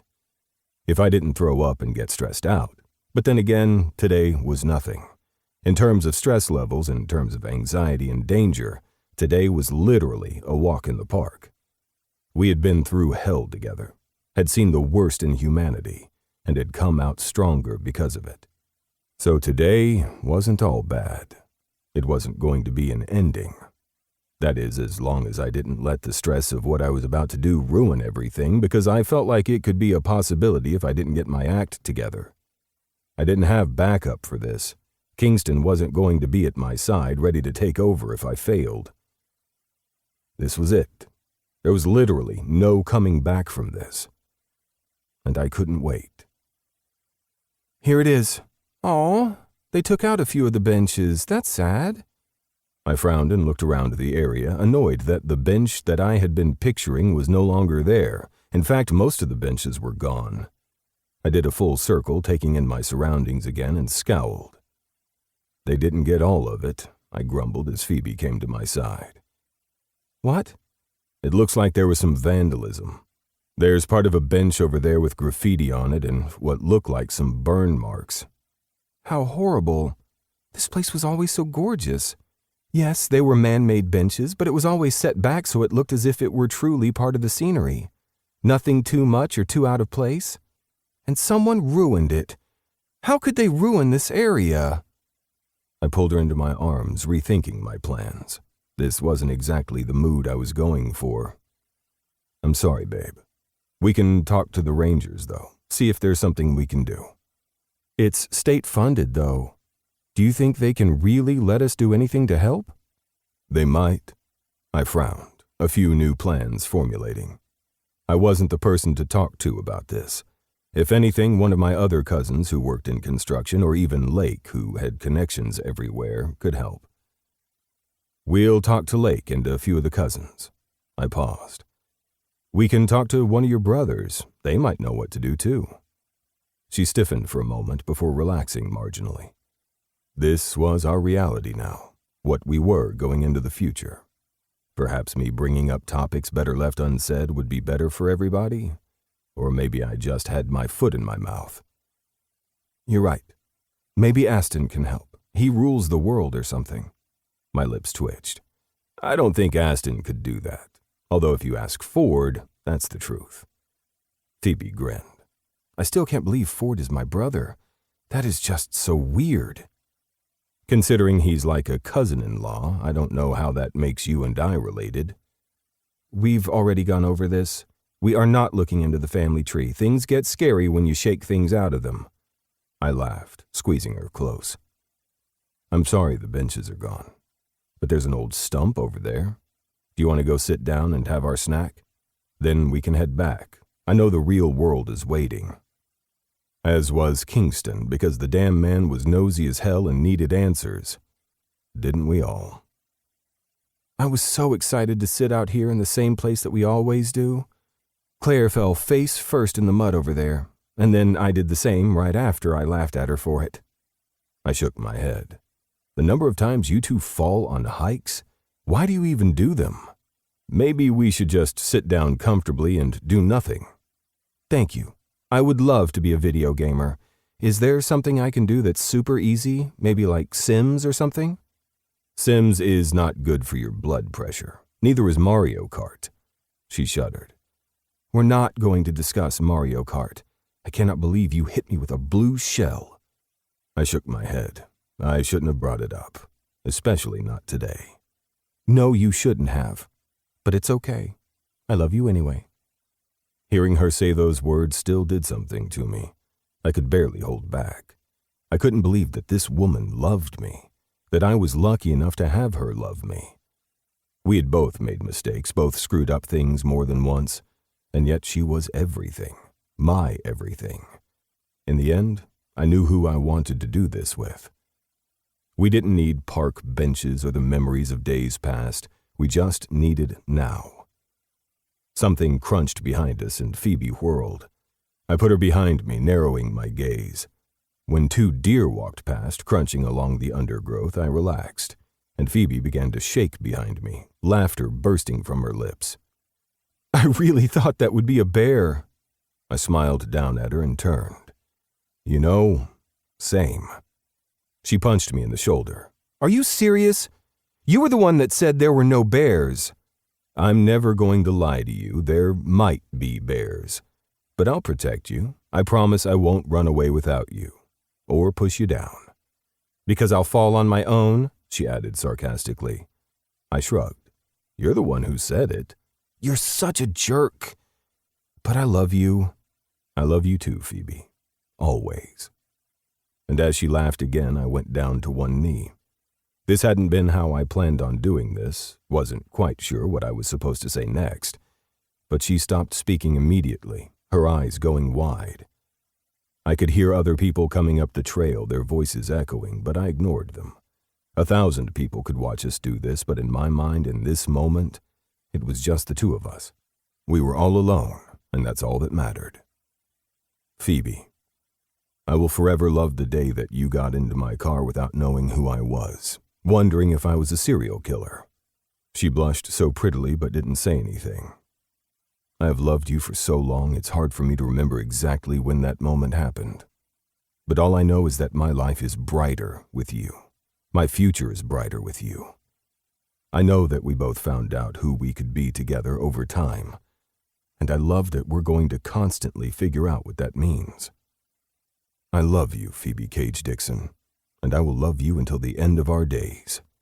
Please make me a very happy man and marry me, and help us blend our families together again, so that we confuse everybody who's not one of us and scare the world."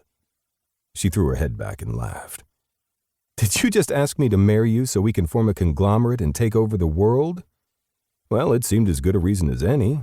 Of course, me loving you is probably the best reason." "I love you so much, Kane. Of course I'll marry you. But does that make me a Cage Dixon Montgomery?"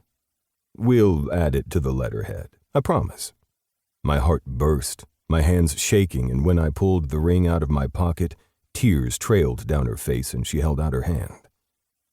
"You make me so happy, Phoebe.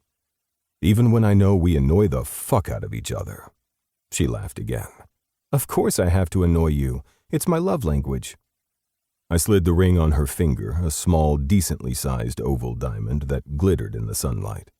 I heard cheers around us, but I ignored the strangers and stood up, pressing my lips to hers. "Congratulations!" someone called out, and we froze, then realized that those were familiar voices. I turned, Phoebe still in my arms, as Kingston stood there waving with one hand, his phone in the other, apparently recording. Ford, Noah, Greer, Brooke, Leaf, Lake, Nick, Sebastian, Raven, Daisy, Hugh, Claire, Leo, May, Gus, Jennifer, Kate, and Sawyer all stood there, hidden in the trees, laughing and cheering along. How the seemingly 100 of them stood there without making a sound before now made me question my own existence and training. "How the hell are you guys all here?" I growled. Kingston, the ringleader of course, beamed. "The people with actual security skills who knew how to be quiet were up front. The rest trailed behind. Thankfully, you guys stood up here long enough that we were able to catch up." "I'm never hiking again," Kate called out, and I laughed, Phoebe giggling at my side. "Well, this is ridiculous, but she said yes." Phoebe held out her hand. "I said yes." And then the Montgomerys and the team fell upon us, and somehow I was being hugged, kissed, and had my back slapped. I laughed, taking it all in, and when I looked over at Phoebe, she gave me a look. "This is what you're marrying into." "Just wait until you see my family learn the news." Ford had his arm around her, laughing. "Oh, they already know, and you're lucky they aren't here." "It's why I recorded it," Kingston put in. "Well, hell, this wedding's going to have 2,000 people already," I grumbled, but then I beamed, having Phoebe in my arms again. "Let's elope?" she asked. When everyone complained, I pressed my lips to hers and sighed. That sounds like a plan. Only I had a feeling the Montgomerys and the Cages and the Carrs might not let that happen. Or maybe we wouldn't give them a choice, because Phoebe was mine, forever and always, and my second chance. This has been His Second Chance, a Montgomery Inc. Legacy series novel, written by Carrie Ann Ryan, narrated by Isabel Ruther and Aidan Snow, produced by Wilder Audiobooks, post-production by Chrissy Farrell, text and production copyright 2024 by Carrie Ann Ryan. Thanks for listening, and keep an eye out for One Night with You, the next book in the Montgomery Inc. Legacy series. Audible hopes you have enjoyed this program.